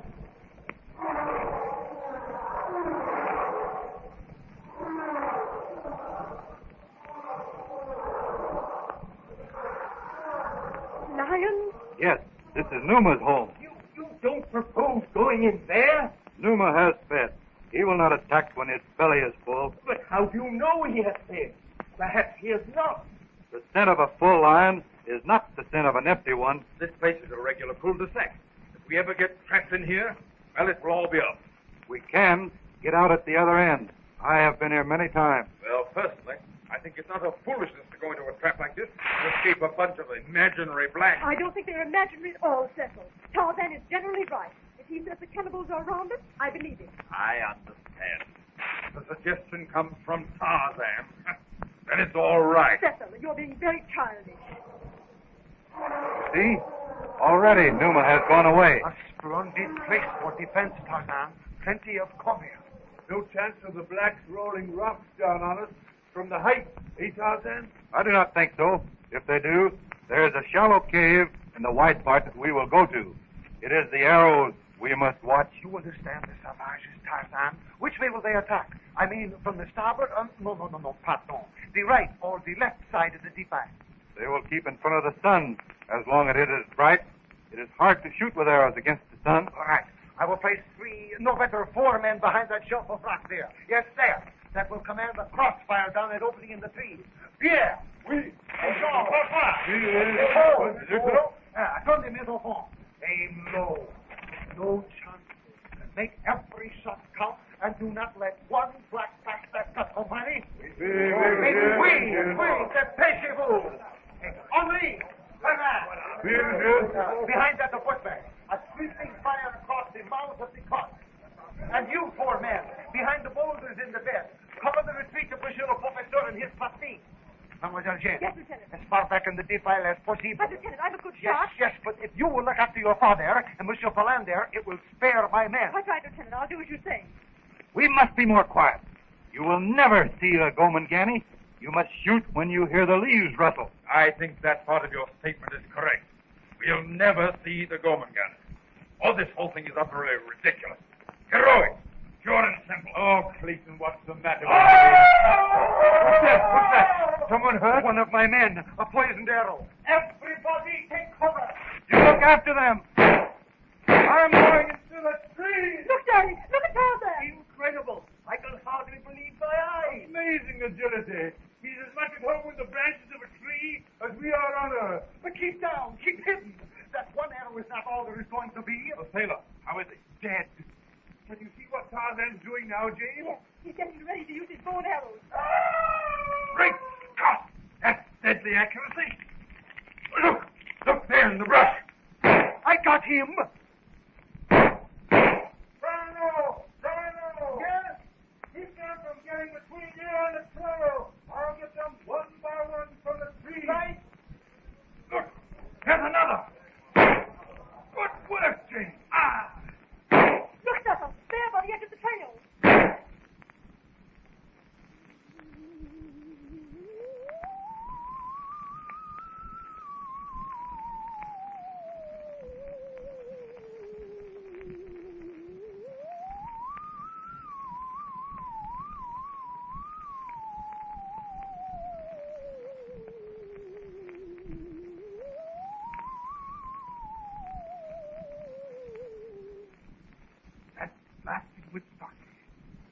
anyone sees that filthy witch doctor, tell me.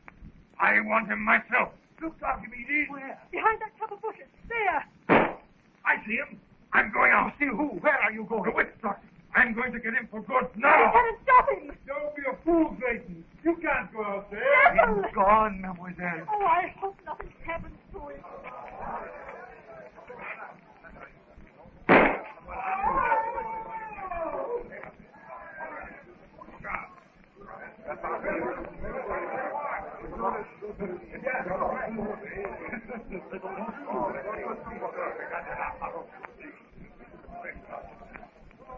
Here comes Cecil. Oh, he looks all right, thank goodness. Did you get him, Cecil? I certainly did. But are you sure? You know, twice before we thought the witch doctor was dead. I know that.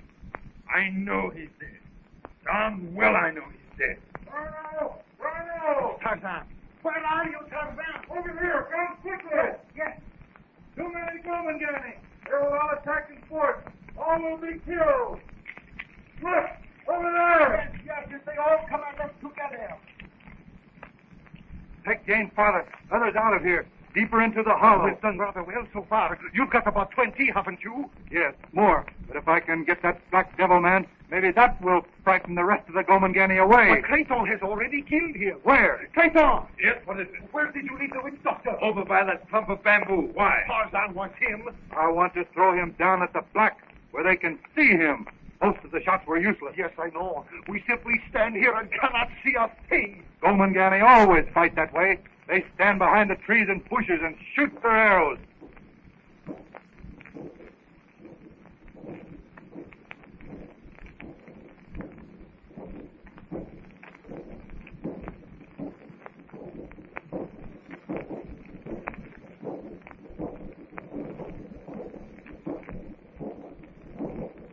What does that mean, Tarzan? They're getting ready to charge. Everybody get together. Back into the hollow. Back on the ball.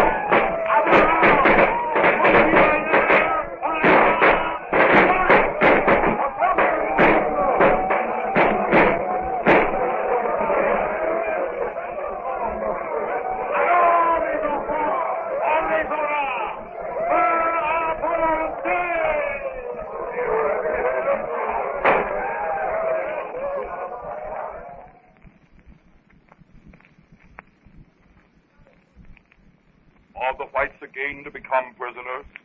Or will the superior jungle knowledge of Tarzan save them?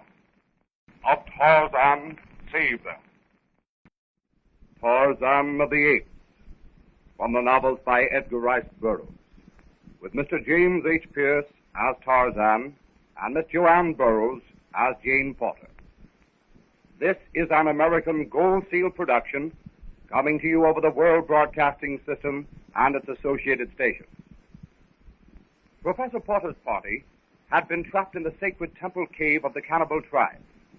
But Tarzan and Jane, acting upon advice from Lieutenant Darno, one of the trapped party, has successfully dynamited a section of the cave and freed the white man.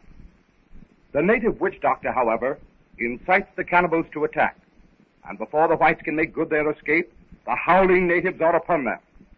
Tarzan and Professor Porter's party are fighting for their lives. Now, are you ready? Hold your breath!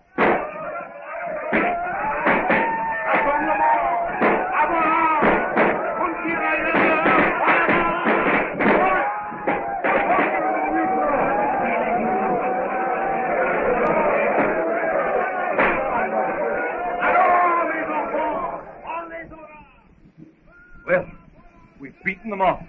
Temporarily, at least. At a frightful cost, Monsieur Clayton. And Clayton, let me say to you that you are a very brave man. Oh, nonsense, Darno. If it hadn't been for this beastly fever, I'd have given a better account of myself. Is Jane all right? Yes, Jane, her father, and Monsieur Ferlandier are all back further in the hollow. Gomangani are only gone for a few minutes. You mean, you think they will come back? Is it all over? Tarzan says no. He thinks that they will come back. Yes, they will come back. I must find the witch doctor's body. Well, what good will that do? I will take it into the trees, throw it down among them. That, I think, will stop them for a while. Well, I'll go out with you and show you where I left him. All right, quickly. They may return at any time. Where are Tarzan and Clayton going? Off to find the witch doctor, Swaddy, and I hope they find it, too. Is that altogether safe? What do you mean, Daddy? Nothing here is safe. But I don't think they're running any particular risk just now. You mistake my meaning, dear. The absolutely unreasoning hatred Clayton has shown towards Tarzan, you know, it seems that... Tarzan certainly is capable of looking out for himself, and Clayton, fever-ridden as he is, would hardly attempt murder. No, but... well, yes. After all, Monsieur Clayton does carry a rifle, and Tarzan... Oh, no. Cecily is Jealous, my dear? Yes, I suppose it is jealousy. But I agree with you, Mr. Philander, that even jealousy would not drive Cecil to murder. I'm not trying to frighten you, but I'm really sorry that I let them go out alone. For, after all, we are not dealing with Clayton's jealousy. We are dealing with a man not quite in his right mind due to the ravages of fever. How long, Tarzan, before they return, do you think? See, all our fears were groundless. I cannot say how long. No one can say what Gomangani will do. They do not attack without beating drums and shouting. Well, that's a help to us anyway. Did you find the remains? Yes, I have tied him in a tree, ready for the attack. You feel sure that they will attack? Yes. We must climb the rocks at the end of this hollow. I'm ready. We can't stand another attack like the last. How many men have you lost, Darno? All, mademoiselle, except Francois. But they're not all dead? Yes, monsieur. Those poisoned arrows, they work quickly. I don't really see how we can escape that way. I mean, if it is possible, we should have done it to start with. No. If we had tried that at first, the Gomangani would have caught us before we could climb the rock. But, Tarzan, they can still do that? No. Now I have plenty of arrows. I will stay and kill. You're not going to stay behind, Tarzan? Yes, I stay. That's a downright sacrifice for us. I will not accept my life under such conditions. Merci, no. No, thanks, old fellow. You cannot do that. Do as Tarzan tells you, Tarmangani. Before you came, I fought the Gomangani alone. Always I have killed them since they killed Kayla. Kayla? What was Kayla? Kayla was the great ape that mothered Tarzan. Tarzan told me that one of the blacks killed her, and ever since he has killed them whenever he has met them. Tarmangani talked too much. Go now, as Tarzan told you. But Tarzan, I can't leave you here. All stay, all kill. Go. Then you suggest that Mademoiselle Jane, Professor Porter, and Philander go ahead, and Clayton, Francois, and I shall come last. And you will cover our retreat until such time as you can follow? Better send Clayton with the others, in case any of the lions are still there. I don't know what to say. Undoubtedly, Tarzan's suggestion is the only solution. But I very much dislike leaving him here to fight alone. Tarzan fights better alone. Be quiet and go. All right. I'll lead the way. Come, Jane. Professor, Amanda? And I shall follow with Francois. All right. Tarzan. Oh, Tarzan. Goodbye, Tarzan. But goodbye. We will see you at the rock. Yes, Jane. I will follow very quickly. Come, Jane. Tarzan, I think you are what the English call a good sport. A good sport? I do not know that word. Maybe not, but that is what you are. Tell me, do you really expect to get out of here, or will you be killed? I'll get out. Somehow, even if the situation does seem hopeless, I still believe you. If I did not, monsieur, believe me, I should not leave you. Oui, I too would stay to the finish if I did not think that Monsieur Tarzan would do exactly as he predicts. Get out.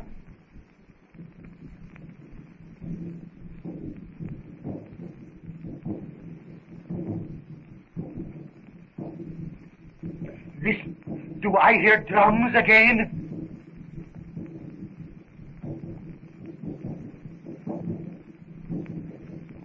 Yes. When the drums get loud, they will attack. I go now into the trees. You follow Jane and the others. No matter what you are doing? Yes. They will not be able to climb without you. Yes, I suppose that is right. All right. Come, Francois. Monsieur Tarzan, permit me to shake your hand. I do, monsieur. Bon chance. Mon Dieu, but he is a very ape-man on your throat. C'est vrai, Francois. Never a misstep. Always so sure, so perfect. Look, already has disappeared from view, and not a lead is disturbed. Voyez, mon lieutenant. Where? Qu'est-ce que c'est que ça? Oh, I see. Blacks moving behind the bamboo. Oui. I can pick one off easily. Yeah, you take the first one, mon petit, and I shall catch the other when he jumps.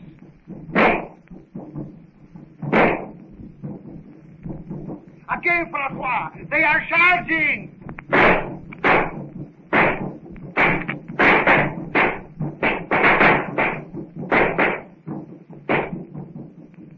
I shall use my revolver, Francois. Those both rifles deep. Mais oui.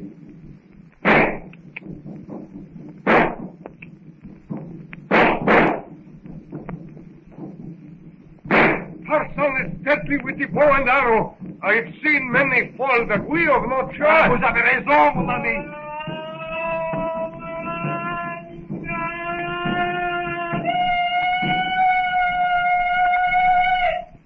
Mon Dieu, that cold... And the witch doctor, Spotty, see, is hurtling through the air. And look at the natives. They are come to see it.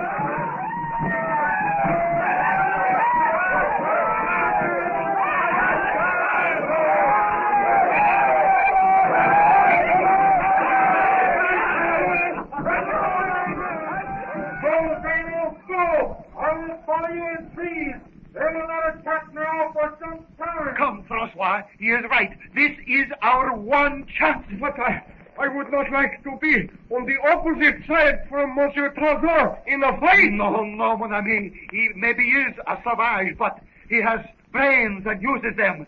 I can only hope he is not foolhardy and does not delay too long. I do not think he will. Look ahead, mon lieutenant. Monsieur le professeur and the others. Almost at the wall of rock. Yes. With the help of luck, we shall get out. They seem to be waiting. Go ahead. Do not wait. Tarzan is coming. I'm here. Above you. I'm coming down. Thanks to you, I think we shall get away. Hurry. If the Gomangani get in here before we climb the rock. But in a very short time it will be dark. They will not be able to follow us in the dark. No, but when it is dark, Numa walks. And this is Numa's home. Well, as for me, I cannot work up any fear about lions, not after the past few weeks. That is because you do not know Numa. One lion, true, that is nothing. But a whole lion family, perhaps 6, maybe more, the pack is afraid of nothing. No, not even Tantor will face more than one lion. Tantor? Elephant. Here they are. Well, we made it, Tarzan. Yes, I think so. We must climb at once. I will go first, let down the rope. You can come up quickly. What stamina. Oh, dear, I'm completely blown. I think that is the word. Come, Professor. You go first. I'll help you up. Yes, Daddy. Take a good grip on the rope. Yes, my dear. Now, up you go. Tarzan. Yes. I do not think we can press on any farther tonight. I mean, not any farther than the top. It is dangerous. Here, Jane. Up here. That's it. What are you two talking about? Your father, Mademoiselle Jane, and Clayton. I am afraid that if we try to go any farther tonight... Yes, I think the same. To press on will be fatal for both Daddy and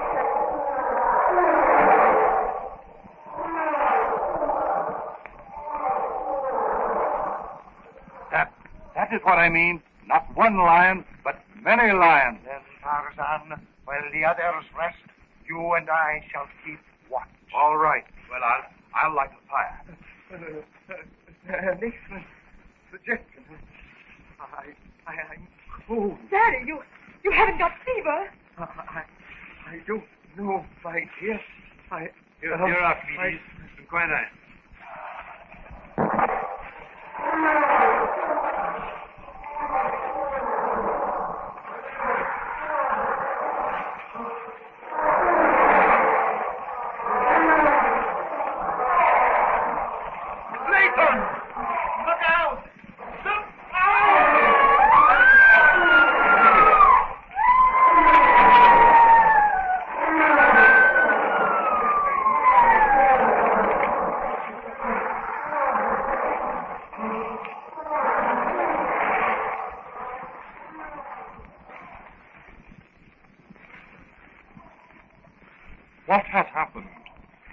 Numa pounced upon one of the white party. Numa pounced upon one of the white party. Numa. Tarzan of the Apes, from the novels by Edgar Rice Burroughs, with Mr. James H. Pierce as Tarzan and Miss Joanne Burroughs as Jane Porter. This is an American Gold Seal production, released by the World Broadcasting System and Associated Stations.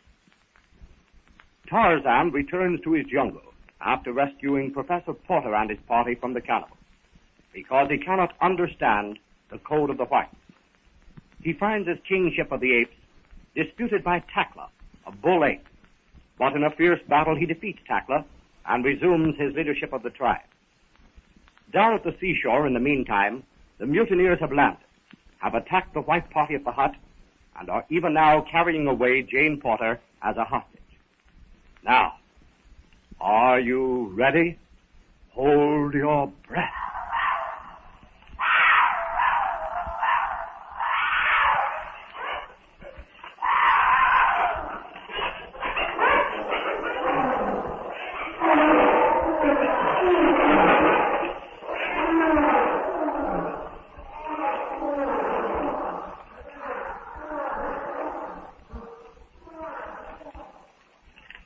Even if them blasted animals ain't close, I ate them.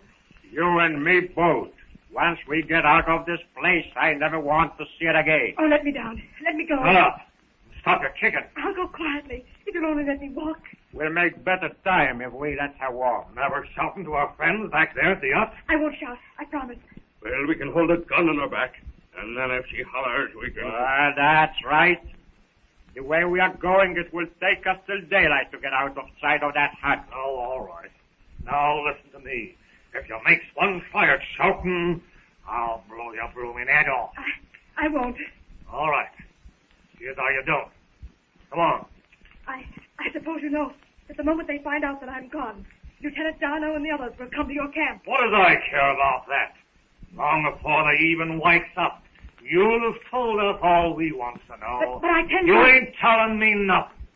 And even if you don't, we can always go back and get your old man. He'll talk, or I'll kill him. And what's more, we ain't going to the camp, so that they can start searching anytime they want to. Oh, yeah. You got a nice place all figured out. Nice and quiet it is. Ain't no danger from nobody finding us. But you can't keep me forever. We ain't going to. We got all our plans made, we has. We takes you aboard ship.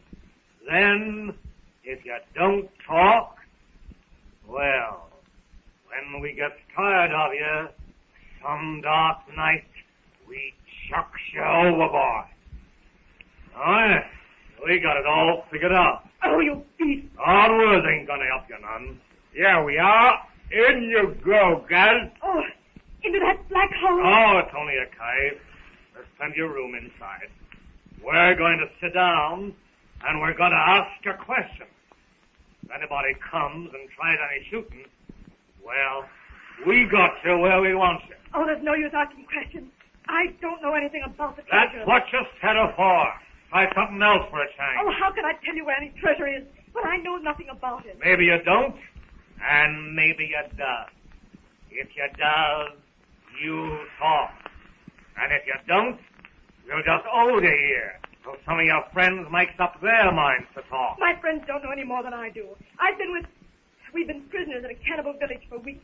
None of us has ever seen the treasure. Oh, no? Then who moved the treasure? Tell us that. But can't you understand? We didn't know it had been moved. We didn't know you had even found the original spot where it was buried. Yes, we found it right enough. When that blasted stretchy cruiser comes, we had to hide it again. Well, couldn't someone else besides us have found it? Ain't nobody else but you and your friends that knows about it. Why not? You had to hide it from the Frenchman on the cruiser, didn't you? Righty, gal. You know too much by heart. I think you knows where the stuff is. Rat snipes. It's as plain as the nose on your face that this dame don't know nothing about it. I ain't inclined to believe that. This here gal was the one that had the map to start with. Well, what about them Frenchies? And all them might have found us there. And if they did, we owe the light a year until they gives it up. Well, it ain't so long till daylight. King. Yeah. Back you goes to the yacht, see? Tell them blokes as how he has the lighted. Tell them to kick through with the info we want, and to kick through quick. What? Me go back to that hut and get shot? Not on your life. Oh, so you ain't taking orders, eh? No, not them kind of orders I ain't. Oh, well, look after all lady friend of your Opimo, while I convince this king as how he ought to go when I tell him. No, wait just a minute, Snipes. I ain't doing no listening, and I ain't doing no more talking. I'm going to count 3, and if you ain't on your way, I shoot. No, now look here, Snipes. 1, It's 2. I'll go. Oh, I'm going. Don't shoot.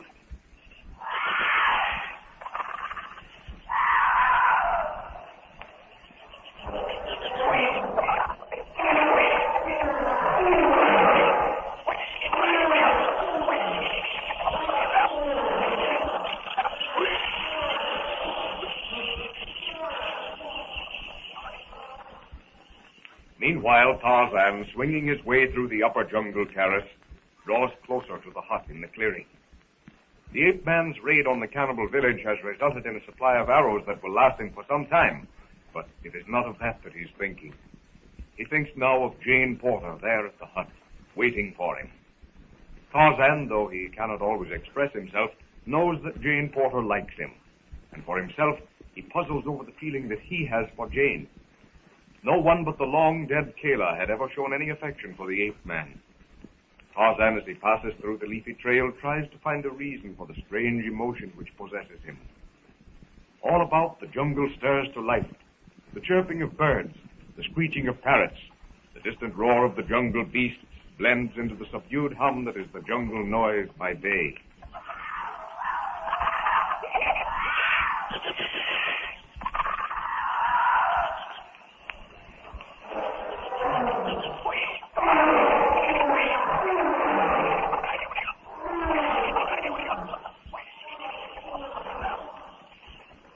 Back at the hut built by Lord Greystoke, Philander awakens as the jungle dawn shows through the latticed window.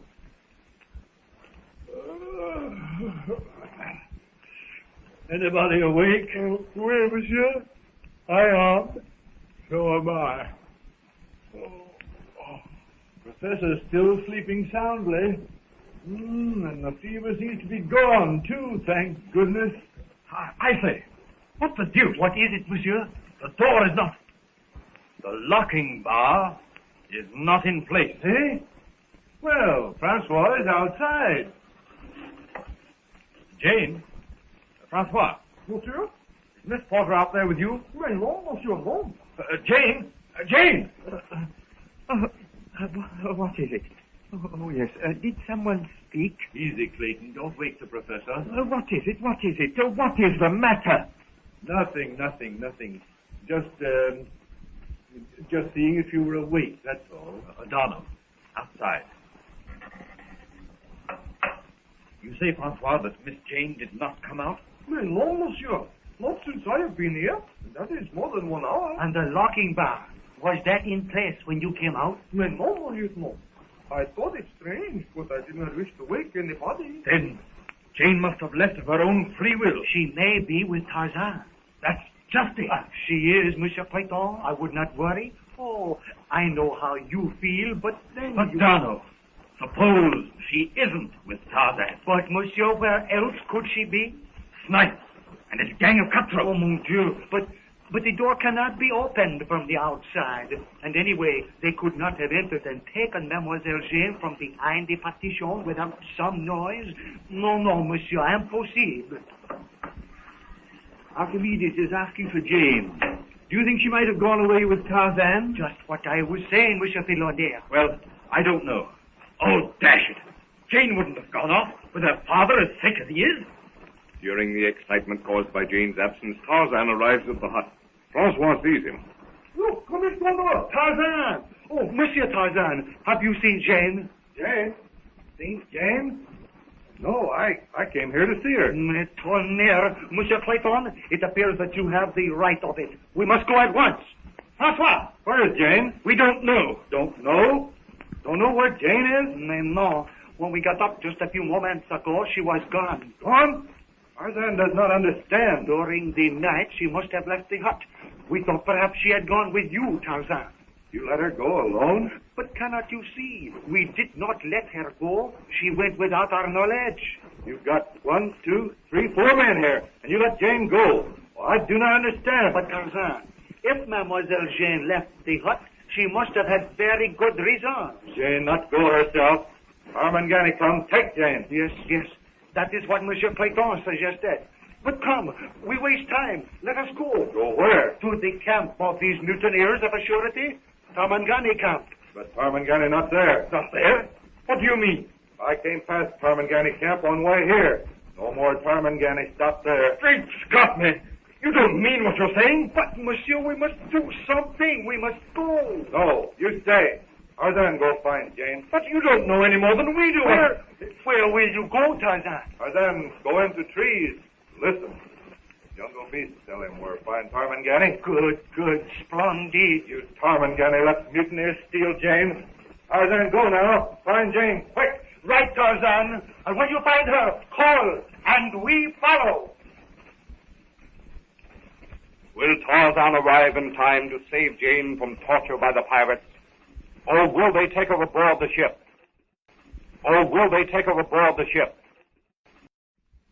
Tarzan of the Apes, from the novels by Edgar Rice Burroughs, with Mr. James H. Pierce as Tarzan and Miss Joanne Burroughs as Jane Porter. This is an American Gold Seal production, released by the World Broadcasting System and associated stations. Tarzan has successfully rescued the party of Professor Porter from the cannibals and returned them to his own hut by the sea. He returns to his tribe, but when he finds that the party has been attacked by pirates, Tarzan returns only to find that Jane has been kidnapped by the pirates. He leaps into the trees and goes in pursuit. Now, are you ready? Hold your breath. Are you still stubborn, are you? Ain't you going to make up your mind to tell us where the treasure is? Oh, I've told you all that I know. This is wasting time, Snipes. They're liable to be coming after us any minute. Well, they won't find us. But I know that they will. And when they do, Snipes, I hate to think of what they'll do to you. What do you think, eh? Yes, that's what I think. Mr. Clayton and Mr. Philander haven't forgotten the kind of treatment you gave them when you had them locked up aboard the ship. Listen, Miguel, I ain't arguing with you. I'm trying to give you a chance to save yourself some trouble. Oh, how many times do I have to tell you that I know nothing whatever about the treasure? No? Oh, yeah? What's the nine? Don't take your eyes off of her. I'm going to signal the ship, get the longboat ashore, and take the whitey aboard. All right, I'll watch her. I'll see as how you do. And don't you try any of your tricks, my lady. See? Yes, I see. Has he gone? Yes, but that don't help you none.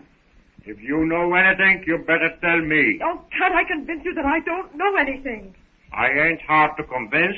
I seen last night that you didn't know nothing about the treasure. Or else, you're the slickest flyer I ever seen. But I'm not lying. Not one of us knows anything about that treasure. No, I guess you don't. I've been with them most of the time, and I know that none of them ever found or moved that treasure. Well, you can't make Snipes believe that. But won't you speak to Snipes?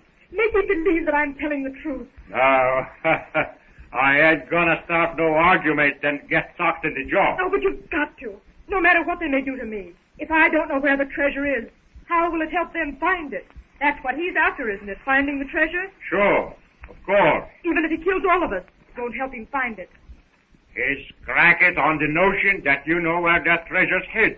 Nothing can knock that idea out of his head. Dear, what can I do? Carlos. Yeah? Take me back to my father. He's sick. He may be dying. Take you back? Yes, we can run away now before Snipes gets back. Yeah, and get shot in the back. No, I can't do it. But I'll see that you're protected. Nix.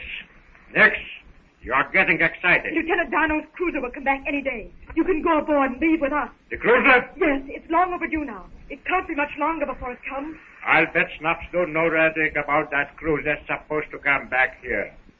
Good job he's taking you aboard ship. And when the cruiser comes back, they'll take you and Snipes, all of you, prisoners. We'll keep out of the way, don't you worry. If you'll take me back to the hut, you'll be rewarded. My father would give you more than you could possibly get for your share of the treasure. Well, it sounds all right, but... Here comes Snipes. I'll talk to you sometime later. Well, come on. Longboat's pulling ashore. Say, Snipes, I found out something out of the lady. That French cruiser's due back here anytime. So ho! Blimey, what luck. They run us off before.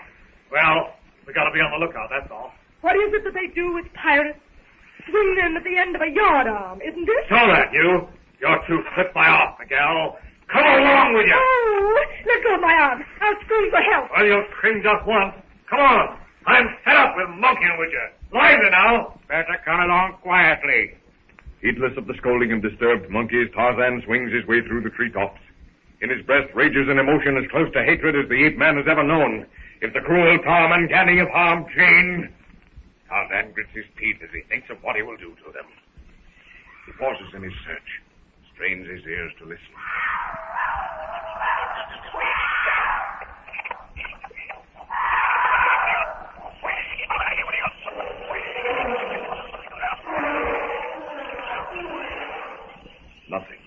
Nothing but the usual jungle sounds. That's what puzzles Tarzan. If the Tarmangani were close at hand, the jungle would be uneasy.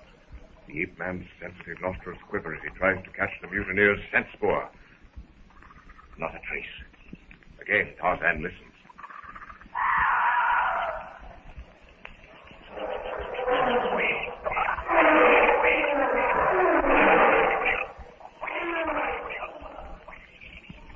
Tarzan shakes his head. He'll have to go to the old camp of the mutineers, follow their trail. The ape-man's steel-like fingers grasp the tough stem of a vine. A quick thrust, and he swings like a pendulum through a gap in the trees. A moment's hesitation, a sure, accurate grip on a swaying limb, and down through the branches Tarzan drops to the lower, denser jungle terrace. Branch after branch bends lightly under his flying feet. Vine after vine tenses with his weight as he speeds toward the former camp of the mutineers. Clayton! Clayton! He's on there! Tarzan checks his rapid course. Horses. Listen. What is it, Darno? A messenger from Snipes, a sailor named King. Perhaps news of Jane, Tarzan thinks as he hears the shouts, and without a moment's hesitation, the ape-man turns and heads back for the hut. As Tarzan speeds toward the little clearing, Clayton, inside the hut, hears Darno's shouts and comes to the door. What did you say, Darno? King, one of the mutineers is coming up from the beach, carrying a flag of truce. Oh, hold the hut! Don't shoot! Then point your own rifle the other way. What have you done with Mademoiselle Jane? That's what I've come to see you about. Then for your sake, you'd better hurry up. There's no use acting that way. We've got the edge on you. Never mind the talk. Come to the point. Where is she? She's all right. We're just holding her. Till you tell us where the treasure's at. We don't know where the treasure's at. We've never seen it. I had to tell the Professor Clayton. He heard your shouts. Well, there ain't no one else around here that could have found it. I tell you, we mean business. If the professor don't kick through, well, it'll be too bad for the day. Clayton! Yes, Donald? Take King's rifle. Oh, no, you don't. Get back there. Oh, now, you better be good, King. All right, mister. But I'm telling you that Snipes... Not a word. Now, Marche, into that hut. What is it, Philander? News? News of Jane? Francois, you keep King covered. But what do they want, Philander? Why should they take Jane? They're holding Jane until we tell them where the treasure is hidden. But bless my soul, we don't know that. Do we, Clayton? That's what we've tried to tell them. We don't know. Well, anyways, we're holding your girl until you do tell. Oh, poor Jane, my poor little girl. You wouldn't be so cruel. No, Archimedes, lie down. Lie quietly. Lie still, Philander. Lie still. And my baby in the hands of those villains? No, I must get up. At once. Quickly, quick. Water. He's fainted again. Here, Philander. Here. There. Hold up his head. This is terrible, Clayton. It may bring on a relapse, and he was getting on so well. Let's hope it won't. If there was something that we could do to force these pirates... We might try to run a bluff on King. But even if they kill him, that won't bring Jane back to us. We don't know where she is. Oh, I know it. Confound it. I don't know what to do. Thought is coming to again. There. You feel any better, Archimedes? Let me see. Now, what was I doing? What was I doing? Delirious again. Better perhaps he should be while Jane's gone. King, I am going to give you just 30 seconds to tell us where Mademoiselle Jane is. And if you do not, then I shall put you up against a tree and kill you. And if you kill me, you'll never find her. If I ain't back inside of a few hours, I still kill her. 10 seconds, King. Wait, Donald. They may have made some such arrangement. Bravo, monsieur. 15 seconds, King. Who's that? I'll get it, Clayton. Tarzan! Not fine, Jane. Tarmangani gone away. Tarzan, this man knows where Mademoiselle Jane is. I have told him that if he doesn't tell us, I shall kill him. Well, I don't care if you do kill me. I won't tell. Won't tell? No. Tarzan, make him tell. Now, but how? I show you. Give him to me. Don't let that guy touch me. Come here. What are you going to do, Tarzan? Come outside. I'll show you. Now listen.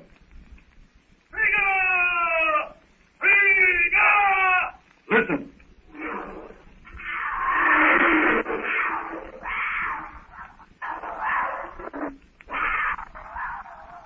Do you know what that is?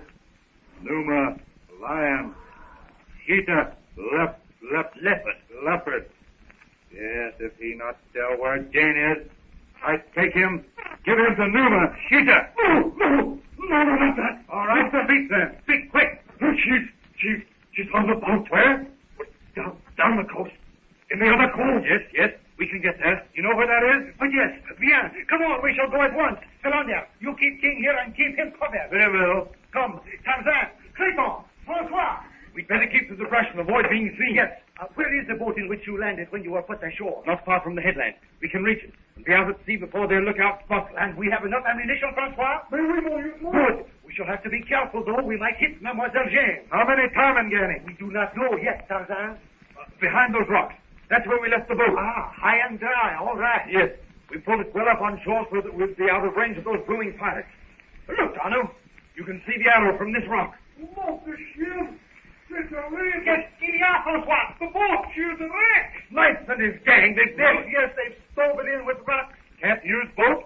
Apparently not, Tarzan. Then Tarzan swim. What, Tarzan? Great Scott, man. You can't swim out there alone. No other way to get Jane. Tarzan, go alone. They will shoot you. Soon night time. Wait until dark. They will not see Tarzan. Mais, monsieur, what can you hope to do alone, even if you can reach the arrow? Can't do nothing here. Just talk. Tarzan, get Jane all right. The jungle twilight turns to darkness. Tarzan, silent and apart from the other members of the party, stands impassive like a grim warrior. Without a word or backward glance, he runs to the surf, leaps and skims a breaker, and like a torpedo heads to sea. And that, Monsieur Clayton, is courage that men seldom see, even in our profession of war. I must admit that you're right. Such strength, such determination. Have you ever seen such swimming before? You can't see him now. And Donald, for once he tackled too big a job. He has the turf. What can Tarzan hope to do alone against a whole crew of pirates? And what of Jane? Has she won Carlos to her side?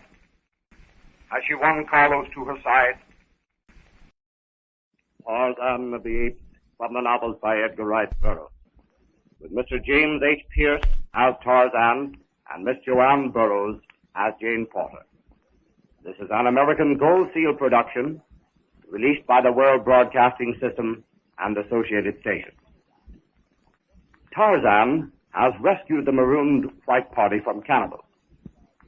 He returns to the tribe of Kerchak, the tribe of the great apes, and defeats Takla, an ape who has disputed his kingship, and again becomes the leader of the tribe. Returning to the sea, Tarzan learns that Jane has been taken aboard ship by pirates. Alone, he leaps into the ocean and swims toward the boat. Now, are you ready? Hold your breath.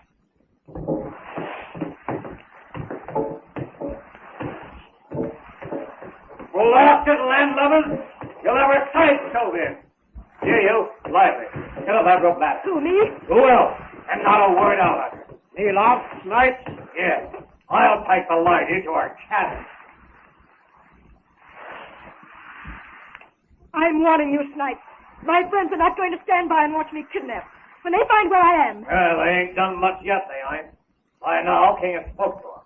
And if they knows what's good for them, and you'll be coming back with the news as to where the stuff is hidden. Oh, Snatch, you're a fool. You won't listen to reason. My friends don't know where the treasure is hidden.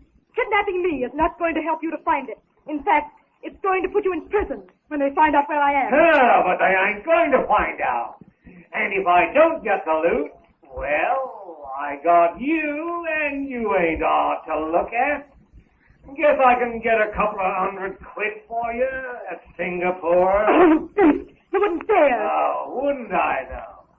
Come on. I'm tired arguing with you. Get below.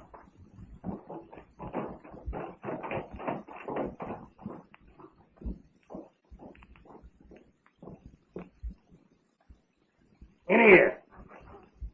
No, you're not going to put me in there. Well, it's your old cabin. What's the matter? Ain't it good enough for you? Oh, it's filthy. Oh, can you guess? Lloyd! What is it? Look out! There's those blokes at the Admiral running down the beach. I'll be on deck. What did I tell you, Snipe? They're coming to get you. And they will. Oh, shut up.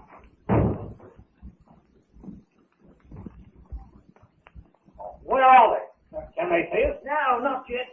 They will when they round the headland. Look, take the glasses. See there? Through the trees. Oh, strike me pink, the fools. What do they think they can do against us? What's the scene? 130. All right. You'll pull up the coast. Let them think we've taken the dame away. Give them time to think about telling us where the loot is. But if they don't know? Then we'll send them word to hunt for it. When they find it, then they can have the dime back. That's the idea. Well, get our hands up. Pull your motto and put her about.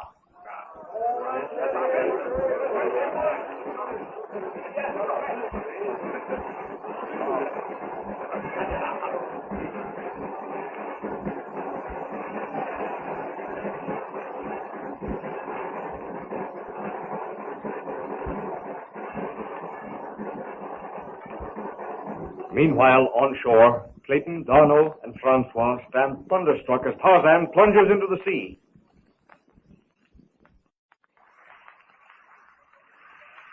But, mes amis, we cannot let him go alone. It is madness. Monsieur, but it is magnifique. Say, what the deuce are you trying to do, Darno? Let me go. We cannot allow him to go out there. They will shoot him like a dog. Take it easy, Darno.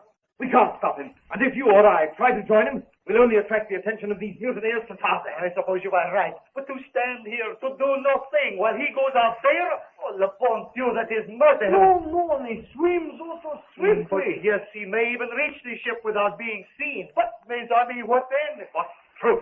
What force? How can a man teach himself to swim like that?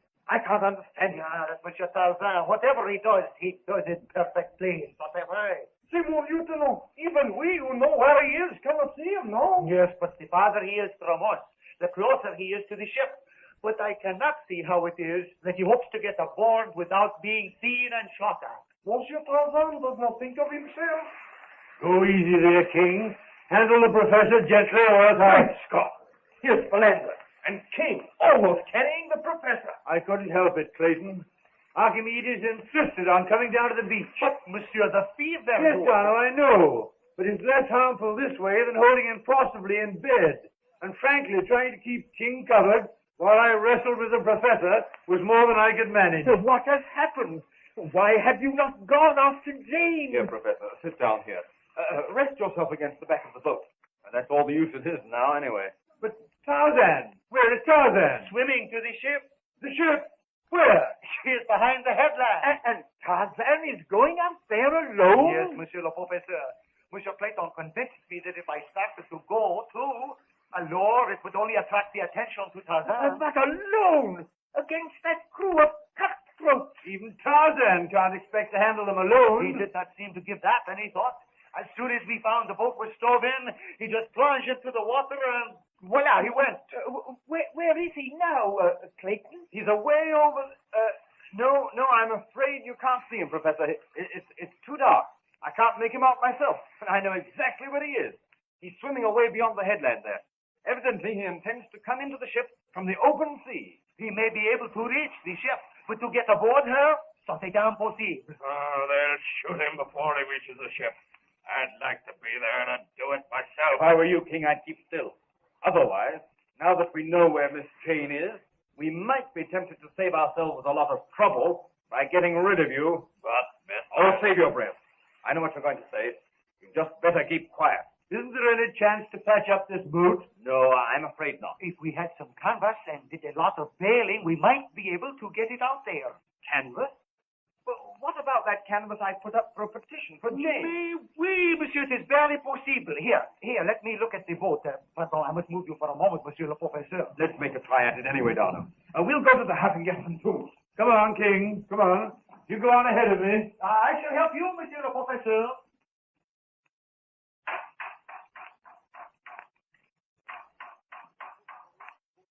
Aboard the Arrow, Jane, lying on her bunk, tries to gather her thoughts. That knocking, almost as if someone were trying to signal. There can't be anyone aboard friendly to me. Oh, I'll take a chance. What is it? Miss Porter? Yes? This is Tracy. Captain Tracy. Oh, I thought they killed you. They couldn't. They need me to navigate. But while we're at anchor, they have me tied up in the cabin next to the one you're in. Won't they hear us talking? No, they're all on deck, I think. Now listen carefully. I was in the cabin that you're now in. Yes? I was laying plans to escape. Are you bound? No. That's good. Look under the wash basin. Tied with pieces of string, you'll find the 3 pieces of a monkey wrench. Yes. Yes, they're here. Can you fit it together? I think so. That's good. Then when you have fitted it together, loosen the bolts holding your port in place. Wait till I look. Yes. Big rusty bolts about an inch across. That's right. Loosen the bolts and the frame of the port will come away from the bollard, the shells. Then the hole will be big enough for you to get through. I'll do it, Captain. I'll do it now. But keep your eyes open for them coming down below deck. You'll have to hurry. I can tell they're getting ready to make sail. I will. They're making it. Yes. Slowly. They're rusted tight. What's that? It can't be. I must get this port open. It is. I saw him. There he is again. Tarzan! Oh, he didn't hear me. I'm almost afraid to talk any louder. But I must chance it. Tarzan! Jane! Jane! Quiet, Tarzan. They'll hear you. Armangani, all up above. Tarzan, come, quick. No, Tarzan. They'll kill you before you ever get up on deck. But Jane, not like to stay there. No, but you. There isn't anything for you to climb up, Tarzan. Tarzan, get up some way. But, Tarzan, I don't know how many men there are here. Tarzan, don't scare. How many men? It is dark now. Oh, Tarzan, do be careful. Yes. In a few minutes, I'll have this port big enough so that I think you can get through it. Too small for Tarzan. It won't be when I get the last bolts out. All right. Go ahead, Jane. Miss Porter. Yes, Captain Tracy. Why don't you tie the bed sheets together and lower them out the porch? He can climb up there with those there. They'll hold him all right, I'm sure. Thanks, I will. How much longer, Jane, before you get window open? Just a minute. I hear someone. Quick, pull your rope out porch. Yes, I'll tie to the bunk. Here, Tarzan. Catch. Climb up quick. Someone's coming. Jane. Armangani no hurt you? No, Tarzan, not yet. I'm all right. Oh, I'm so glad to see you.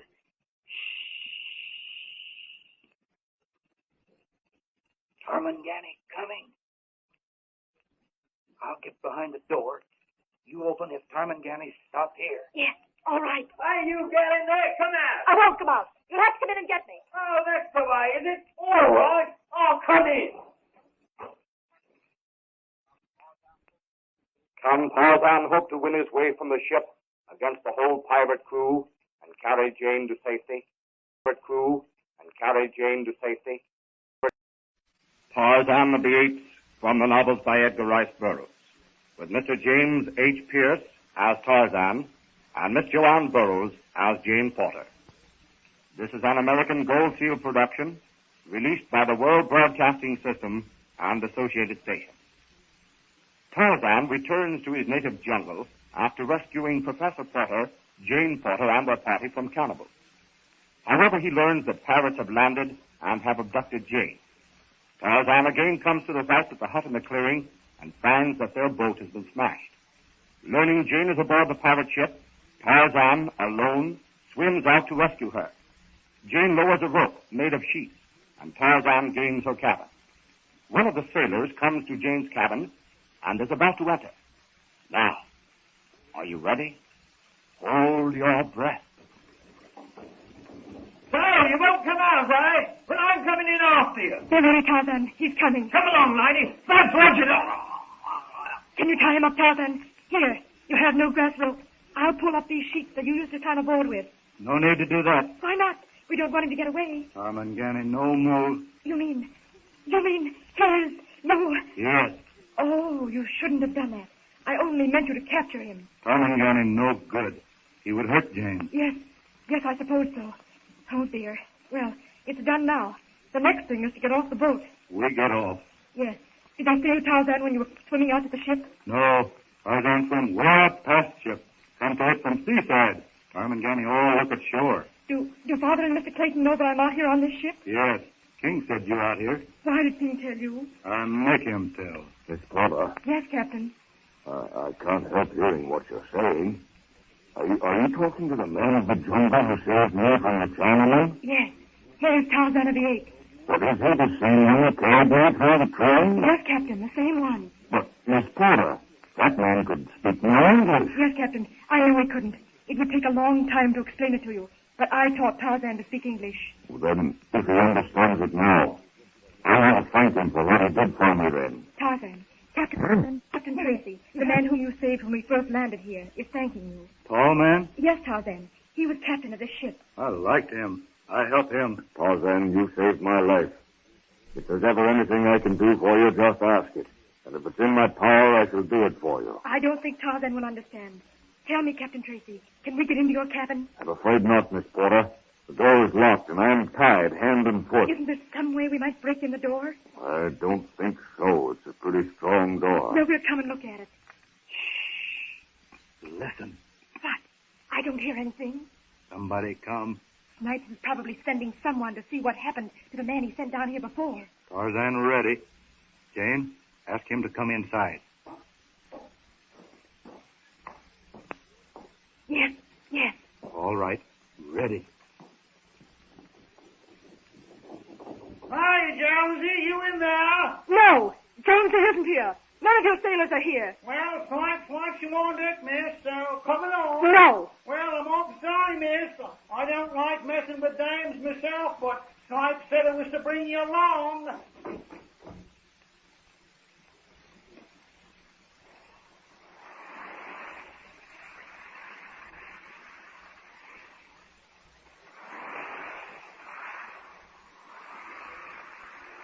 On the shore, Clayton, Darno, Francois, and Philander worked feverishly to repair the boat destroyed by Snipes. Some more of that glue or whatever you call it, Darno. No, I think not, monsieur. I believe we have enough. You'd better sit down there by the professor. You've been going at it a little too strenuously. I'm tired. But the worry over Jane... Sit down, Philander. Oh, if only I could do something. But my legs give under me whenever I try to do anything. You should be in bed. Perhaps, Philander. But that would keep you from assisting Clayton and Darno. Clayton, nail this down here. Right. I don't understand the lack of noise from the ship. If Tarzan had got aboard, we surely would have heard something. I hate to think of it. Francois crawled over the headland this morning. He said there was not a sign of anything unusual, except that they seemed to be preparing to sail. Oui, monsieur, that is right. Then, you think that Tarzan may not have reached the ship? Sharks, out where the water is colder. And even if he did rescue Jane, they'd have that to contend with on the way back. Yes. That is why I am so anxious to get the boat fixed as quickly as possible. If Tarzan does rescue Mademoiselle Jane, then if we get out there with the boat, we can bring them in. Well, he may have reached the ship all right. I am hoping, but it is a slender hope. I feel rested. Anything I can do now? Yes, Philander. That oar, the broken one there. If you can splice it or bind it, It will be short, but it will serve. Better let me do that. I've whipped many a cricket bat. Bien, fais ça. Then, Philander, nail on these staves from that old barrel. Above the canvas? On the outside, yes. Nail them to the ribs. We shall have to bail, but no, we shall sail her. What are we going to do with Porter? Alas, I am thinking of that same thing. We can't leave him here to look after King. That'd be foolish. You have right. But we cannot leave the professor by himself. And to leave you, Monsieur Philander, no, you are too valuable. How long? How long? If I'm too anxious, I cannot help it. This wondering what is happening to Jane, I can't contain myself. Not very much longer, Monsieur le Professeur. Oh, I'm afraid I will not be able to help with the rowing, but I can hold a rifle. But Archimedes, you cannot go without... I cannot go? Do you think I can remain behind here with Jane out there? No, Professor. Don't get yourself all worked up. I'm determined. My mind is made up. I'm going. If we alone, Monsieur, what shall we do? Let's finish fixing the boat. Then we can argue.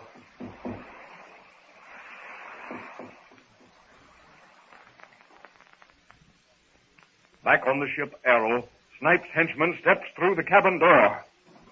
Come on, mister!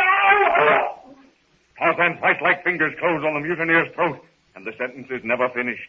Jane Porter covers her face with her hands as Tarzan picks the man bodily from the deck. Oh, Tarzan, I hate this. All over now. What we do with him?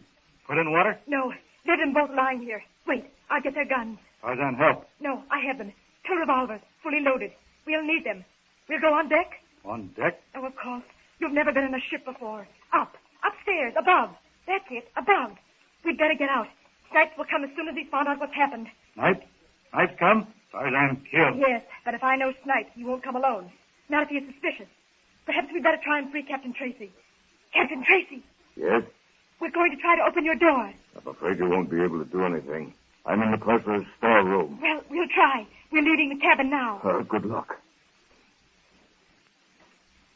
I'm afraid that Captain Tracy's right, Tarzan. We won't be able to open this door without too much noise. No, can't move it. This door is locked with a key. Tarzan, break. I'm afraid not, Tarzan. This door is steel. Do you? Yes, it's painted to look like wood. But listen. We'd better hide. Come, this way.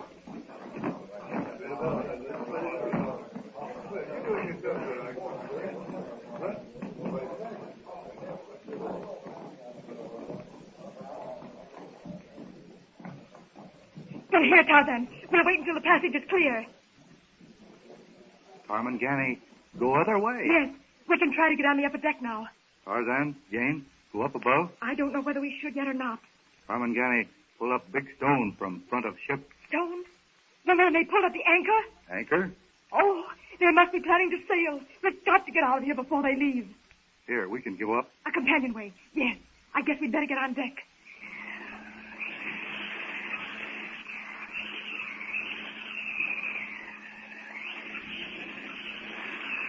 Stop, Tarzan. We can see the men on the deck from here. Stay in the shadow of the companionway. What Tarmangani do standing by round thing? That's the whale, Tarzan. Whale. That's the thing that steers the ship. Steers? Yes. It makes the ship go. Oh, that isn't exactly right, but I'll explain it later. Make ship go. Too many Tarmangani, Jane. No can take Jane into water. Tarmangani shoot. We'll have to wait until they stop moving around. What is that rope that goes up tree on ship? The trim? Oh, the mast. That's ribbon, Tarzan. Tarzan found that with rope. I can pull up Tarmangani. I saw coils of rope when we came up that companionway. Maybe we can find one there. Come. Here, Tarzan. This cupboard. I don't know its proper name. This one, good rope. No, there's a temple up there in the ribbon, Tarzan. Now it's getting dark, and it's not like the trails, you know. Tarzan, all right. Jane, hide. What? Not cry out. I won't cry out. I'll hide in the shadow of that companionway hood. All right. Go now. You've got the rope already? Yes. Now, Jane, no more talk. Tarzan, go. Come back quick. All right. Jane, stay here. Hide.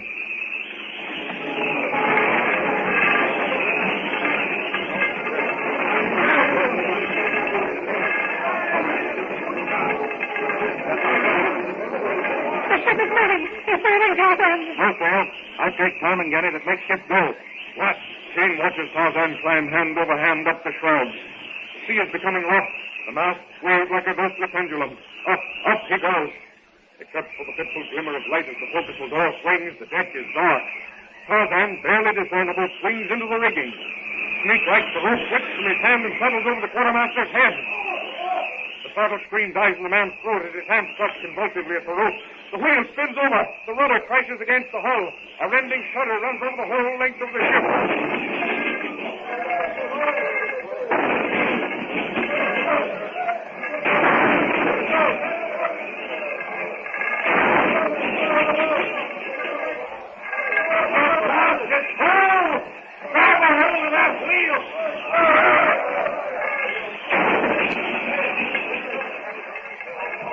Jane hangs onto the hatch coping as the deck slants dangerously and the foaming water rushes into the scuppers. Get out of that wheel, somebody! In another minute, we'll climb up on them blasted rocks! Around now! Get aside! Quick, rock your eyes! What are you doing there? Well, get out of that wheel! Bring it on! Get there!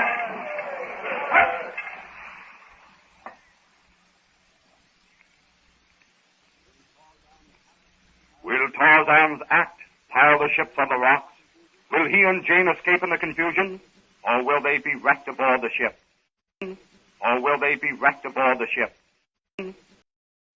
Tarzan of the Apes, from the novels by Edgar Rice Burroughs, with Mr. James H. Pierce as Tarzan and Miss Joanne Burroughs as Jane Porter. This is an American Gold Seal production, coming to you over the World Broadcasting System and associated stations. Tarzan has rescued Jane from aboard the pirate ship and taken her with him into the jungle because he believes her own party cannot properly protect her. Professor Porter's party has been captured by pirates, but Darno escapes and returns to the hut. Jane persuades Tarzan to take her back to the hut. They meet Darno, who tells them of their capture. Darno, Jane, and Tarzan stalk through the jungle toward the pirate camp when they meet a party of mutineers. Tarzan, taking to the trees, drops his grass rope over the head of one of the men and pulls him into the trees and then hurls him upon the mutineers below. King, one of the mutineers, raises his revolver and fires at Tarzan. Now, are you ready? Hold your breath. Look out! Tarzan sees King raise his revolver, and like a flash he swings himself higher, behind the screen of leaves. King's shot whizzes through the leaves below Tarzan. Tarzan looks down, sees the group of mutineers peering into the treetops. Without a word, with never the ripple of a leaf, Tarzan moves swiftly through the foliage. King and the others are standing still, their eyes fixed on the spot where they last caught a glimpse of the ape-man. Now Tarzan is almost over them. When the ape-man's hand swings the rope, loose and ready, Tarzan raises his arm. Like a whip snake, the rope flashes out and down. It flutters about Mike's neck. The mutineer throws his rifle from him, reaches up to clutch the rope about his throat. He feels himself being pulled off his feet. Up into the trees he goes. With one hand, Tarzan holds him, while with the other he loosens the rope from about the man's throat. Still holding Mike at arm's length, Tarzan moves out along the stout branch. Down below, King and Philip stand horrified. At King's shout, Tarzan throws Mike crashing down through the branches. The man falls in a huddled heap at King's feet. Without a word, King turns and rushes off into the brush. The other mutineer tries to follow, but Tarzan, dropping like a plummet, flashes through the branches and lands in front of him. The mutineer raises his rifle. As he presses the trigger, Tarzan's hand shoots out. The rifle barrel flies up, and the bullet plows harmlessly through the branches overhead. Before Phillips can lower the gun or press the trigger a second time, Tarzan rips the weapon from his grasp. In a moment, it's over. Tarzan throws back his head.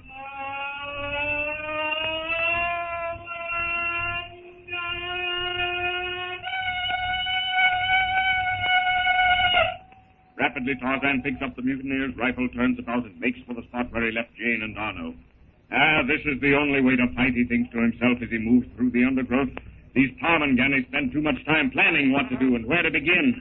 From now on, he will listen to no one. He, Tarzan, single-handed, will rid the jungle of these murderous pests from the big ship. He looks ahead. There, behind that tree is the spot where he left Jane and Darno. Jane! Darno! Here we are, Tarzan. I was so afraid until we heard your call. Tarzan is all right. I did not like the idea, Tarzan, of letting you do all the fighting while I stood by doing nothing. You look after Jane while Tarzan fights.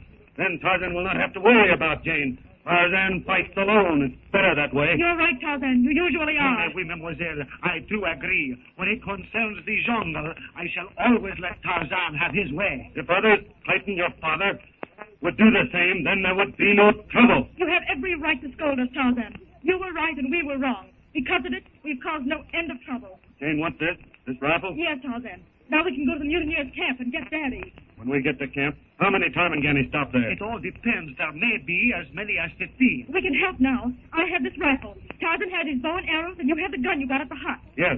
When we get to camp, Tarzan will go into the trees. Jane, you shoot from one side. No, you shoot from the other. Tarzan shoot arrows from trees. We can and will kill all of them. Entendu, but we must hurry. I have no idea what they may have done to your father and the others when they found out that I had escaped. I'm ready. All right. Go quietly. I'll go first. Be careful and hurry. Back in the mutineers' camp, Professor Porter, Philander, Clayton, and Francois have been set to digging again by the infuriated snipes. They're discussing the call they heard from the jungle. At least we know that Tarzan is not so very far away. That is true, Philander. And if Tarzan finds out where this camp is, we have every chance of being rescued. All due respect to Tarzan, but I don't think that even he can tackle this entire cut-through crew. And of course, with Jane to look after. Hey, what you blokes talking about? Get on with your digging. This is the silliest thing I ever heard of, Snipe. Captain Snipes to you. I said Snipe. Oh, did you? Then I'll learn you. When I says Captain Snipes, I... Your hand, Snipes. Sorry, what the... I said drop your hand. What is this, mutiny? Isn't that funny? Snipes talking about mutiny. Now, listen to me, Snipes.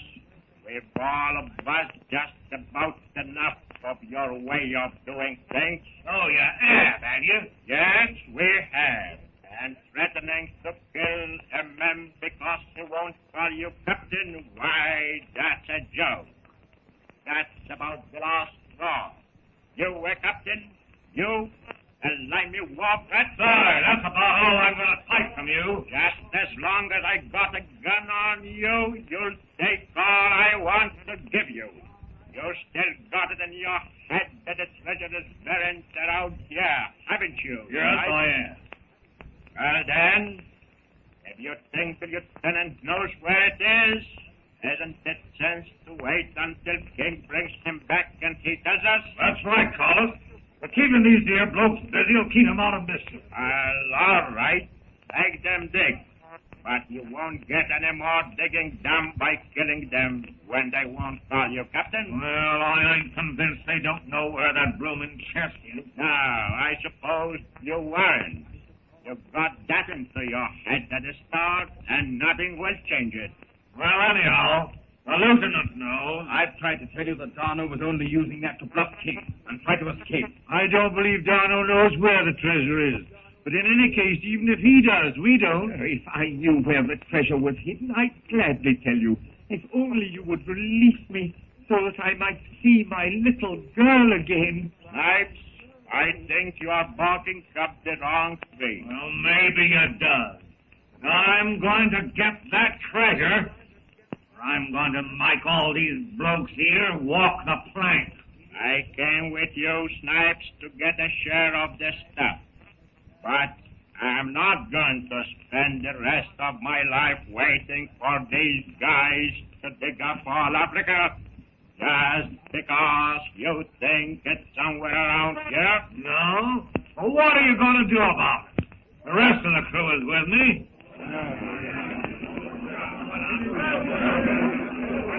Hey, what's the matter now? King. Hey!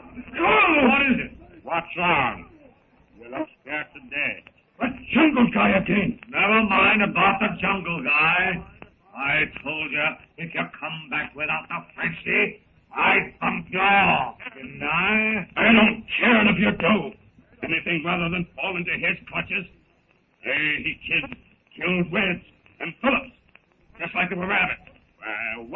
talking about? What do you mean? Oh, there's nothing to explain. We seen him up in the trees, and then he disappears. The first thing I know is Mike pulled up into the trees, and then Red. He chucks them down out of the trees right at my feet. Yeah, and the next thing is, you run. Yes, and so would you limey swab. Phillips tried to shoot him, but it's no good. You can't even touch that guy. And you saw no signs of Dunno? No, and what's more, I ain't going back to look. You'll do what I tell you to. Hi, Bill! Wilson! What are you going to do? Send them out to get that jungle bloke and to bring back that Frenchie. Are you crazy? Yeah, this jungle guy, or whatever you want to call him, just killed 3 men. And you want to send out more? Oh, he can't get away with that. Seems to me like he can get away with whatever he wants to. If you keep this up, Snipes, you won't have enough crew left to man the ship. Even if you do find that treasure. Anyway, I says they're going up. Oh, you won't go, Looks like there's going to be a fight. Grab your shovels and make a break for it if you get a chance. Thought you had the rest of the men with you, didn't you, Snipes? Well, I'll pluck you. Not while I'm looking at you, you won't. You might if I turn my back. You blokes heard me.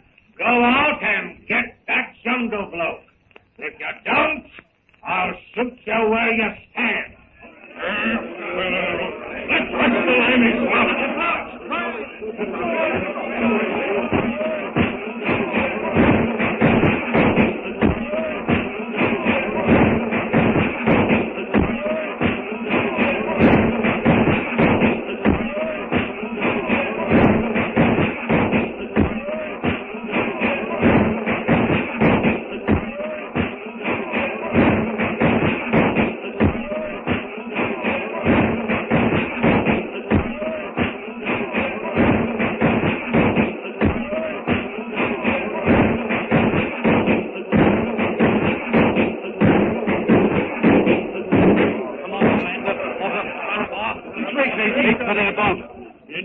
Into the jungle without arms and ammunition. Come on, hurry. All right behind you, monsieur. I'm all right. Getting away.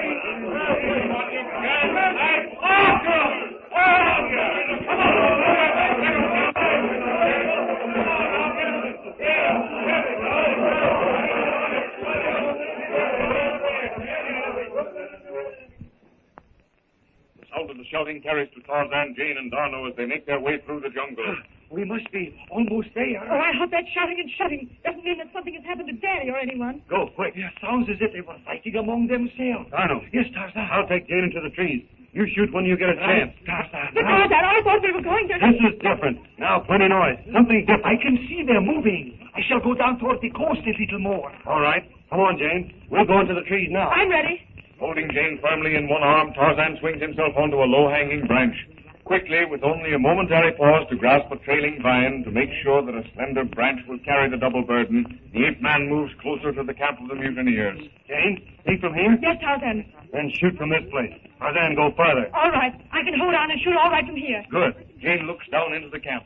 She sees one of the mutineers raise his rifle to shoot the disappearing figure of her father. Repressing an instinctive shudder, she raises her rifle and fires. The mutineer reels. His rifle explodes harmlessly in the air. Tarzan, high above the camp, sends a hail of arrows down into the clearing. Again and again, Jane presses the trigger, and the deadly accuracy of her shots drives the mutineers into the cover of the jungle.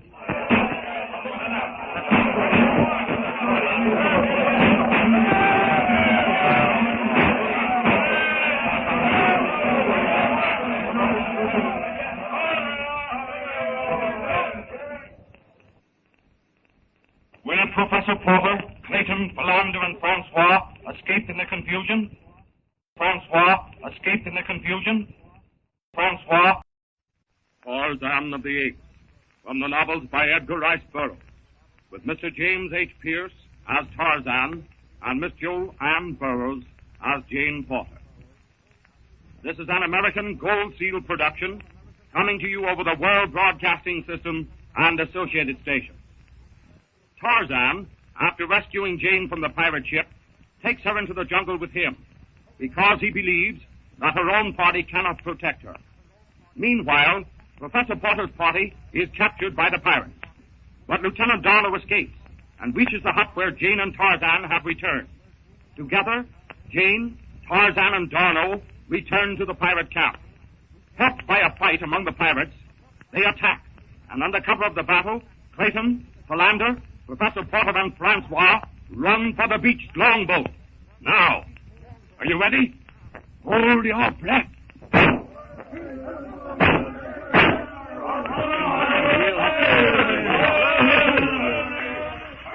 Into this boat, Professor? If only I could have snatched up a rifle. Get in, monsieur. I will push the boat into the water. It seems foolish to try to escape by boat. Never mind that now, Professor. It's our one hope. Shall I throw this shovel away? No. Keep it, Professor. It's a poor weapon, but the only one we have at the moment. Let us each take an oar, monsieur. Yes, each of us. Except the Professor. Yes, Professor. Will you sit in the stern sheets, please? Really, Clayton, I'm not as ill as that. I can easily... You will greatly aid us, Archimedes, if you'll not argue.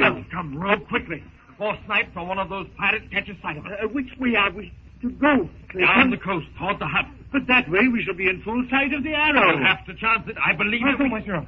What is it, Francois? They're putting over a boat from the arrow. Oh, what rotten luck. I hope they wouldn't see us until we had a minute or so start. No use continuing, is there, and running our head on into them? We must, Archimedes, unless we run the boat ashore again and fall into the hands of Snipes and the pirates we've just left. No, by Jove, I have an idea. Swing the boat around. What are you going to do, Clayton? Head the boat into the little stream that flows near the hut. But, Clayton, that stream is not navigable. It's high tide. We can get out of sight at any rate. Monsieur, the boat is swinging. Give her a few good strokes with your port oar. Right, Francois. There. Now, if we can run the boat up that stream, even for a few yards, then abandon it and take to the jungle, we have a good chance of getting away from them. Well, it's worth a try. We'll be no worse off than trying to outrun that longboat they've just put over. Oh, we could not do it, monsieur, with only the three of us to row. That's quite right. Here's the mouth of the stream. Head in. Look out. Watch your head, Archimedes. Those branches. You were right, Clayton. The overhanging bushes make a very effective screen. Can you see the other boats now? Yes. They seem to have turned and are making for the pirate camp. That means reinforcements. I hope that something has happened to Snipes. Something unpleasant. I hope so, too. Well, this stream is rather smaller than I thought. Well, use your oars as poles, monsieur. Here, I will show you. I'm afraid we can't go much farther. It's too shallow, even for this boat. Oh, we are quite out of sight of the beach, among the bushes here. Nevertheless, let's put as much distance as possible between ourselves and the pirates. Come on. Push! Everyone!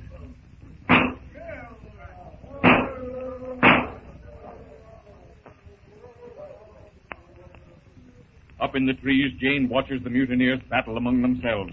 Her last few shots had given her father a chance to escape, but where he has gone, she does not know. She turns around and sees Tarzan swinging rapidly toward her. Oh, Tarzan! Tom and Ganny fighting each other now. Where are Father and Cecil and the others? Tarzan doesn't know. I saw Father running along the sand toward the other side of the headland. I didn't see the others. They are gone. None of your people are here. Only the cruel Tarmangani. Then we might as well go. Father and the others are evidently making their way through the jungle to the hut. Where's Darno? I saw him a few moments ago at the other side of the camp. He was working his way back toward the tree where we separated. All right. Jane, ready to go? Yes, I'm ready. Good. Tarzan, get Darno, and we'll go back to the hut. Tarzan picks Jane up from the branch, places his arm about her, and swings off toward where he had left Darno. The sounds of the fight die out as Tarzan rapidly makes his way from branch to branch. In spite of the speed at which he travels, the ape-man's eyes never leave the ground. There, standing beside a great tree, is Darno. Tarzan, with Jane held tightly to his side, drops quickly to the ground. I was awaiting you, monsieur and mademoiselle. I knew you would not remain after the professor and the others made their escape. Did you see which way they went, Lieutenant? No, I did not, Mademoiselle Jane. I only saw them running. And as I did not see them return, nor any of the pirates go after them, I assumed that they made good their escape. We will go to the hut and wait. They will come. Yes, that is what I thought, too. All right, but I think we'd better walk. Jane not like to go in trees? Yes, I like them, Tarzan. But you can't take both of us. All right, Jane. On foot, the three set off through the jungle toward the hut in the clearing. Meanwhile, at the pirate camp, the fighting is over. Several still forms lie prostrate upon the sand. Snipes, a revolver in each hand, stands in the middle of the camp. Not far away is Carlos, lying prone upon the sand, but conscious. Come out here, you scum. Come out! I ain't going to shoot you. Your battle is all over. Might as well give in, boys. Snipes has got the upper hand. All right, Snipes. I'll surrender. That's more like it. You see what happens to guys who tries to cross Captain Snipes? Sure, Snipes. Sure. But you say that you let our prisoners get away in the meantime, don't you? Oh, don't you worry your head about that. I'm going to get that there lieutenant back here. And when I get through with him, I'll know where that treasure is in. Or there won't be no lieutenant. Snipes, you're as crazy as a loon. Look here, Carlos. I don't want no more trouble here, so keep a civil tongue in your head. All right, Snipes, all right. What I meant to say, see, Smiles, I don't think that lieutenant knows anything about the treasure. He told King he did, and I still think he knows. Anyhow, I'm going to find out. Well, and how are you going to do that, Snipes? I'm going to send 2 or 3 men over to the yacht and bring him back here. All right, Snipes, all right. We've tried that a couple of times. Anyhow, we don't know that he's at the hut. If you are set on getting that lieutenant, we'll take the whole crew, except enough men to guard the arrow, and go over to the hut. Yes, Carlos, I think you're right. That's the first suggestion what you mind that I agrees with. And after we get the lieutenant, Snipes, you better let me work on him. Well, we'll see about that after we get him. Bosun, signal the arrow. Tell them we want every man that they can spare ashore.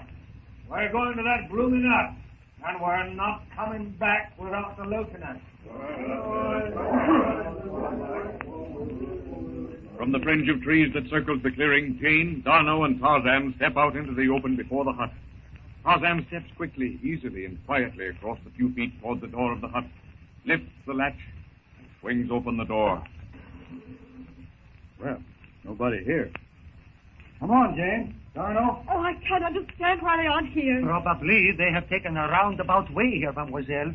We must just wait patiently. Maybe father is sick. Yes, le pauvre Professor Porter was still suffering from the after effects of the fever when I left the camp, mademoiselle. Oh, nothing serious, you understand. But enough so that a march through the jungle might take him a little extra time. Well, we might as well go into the hut and wait. Shall Tarzan get Jane and Darno something to eat? Oh, I don't want anything to eat right now, thank you, Tarzan. I've got too much in my mind. Let us wait, please, Tarzan, until the others arrive and all eat together. Oh, the inside of this cabin looks as if it had been through a cyclone. The first thing I'll have to do is to sort it and clean it up. Écoutez, listen. What? Do you hear anything, Tarzan? I hear Numa, Sabor, Sheeta, a long way off. I do not hear Tarmangani. I thought I heard a shout, but it must have been some other sound. Perhaps it might have been a shout. Oh, dear, I wonder what could have happened. Tarzan, go out and look, Jane. Yes, Tarzan, please. I don't like to ask you, but I wish you would see if you can find Daddy. Perhaps you could help them all find their way here quicker through the jungle. All right.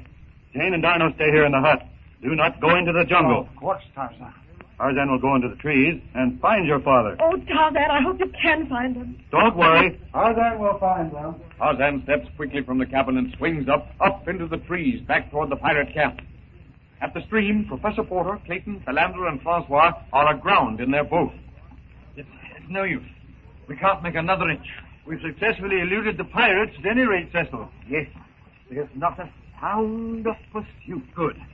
Then let's drag the boat as far under the branches overhanging the stream as we can. Permit me, monsieur. I will guide it. Fine. Thanks, Francois. I'll push with this stern oar. There. Now, all right. That will do, I think. We can at least find it again if we should happen to need it. Climb up, Professor.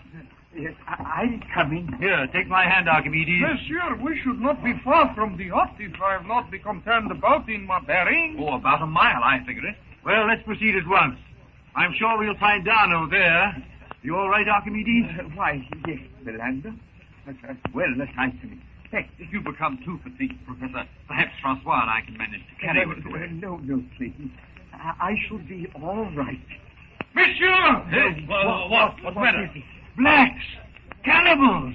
And there, facing the little group of defenseless white men, stands a party of black warriors, silent, menacing, with drawn bows and spears upraised. Has Professor Porter's party escaped the pirates, only to fall into the clutches of the blacks again? Only to fall into the clutches of the blacks again?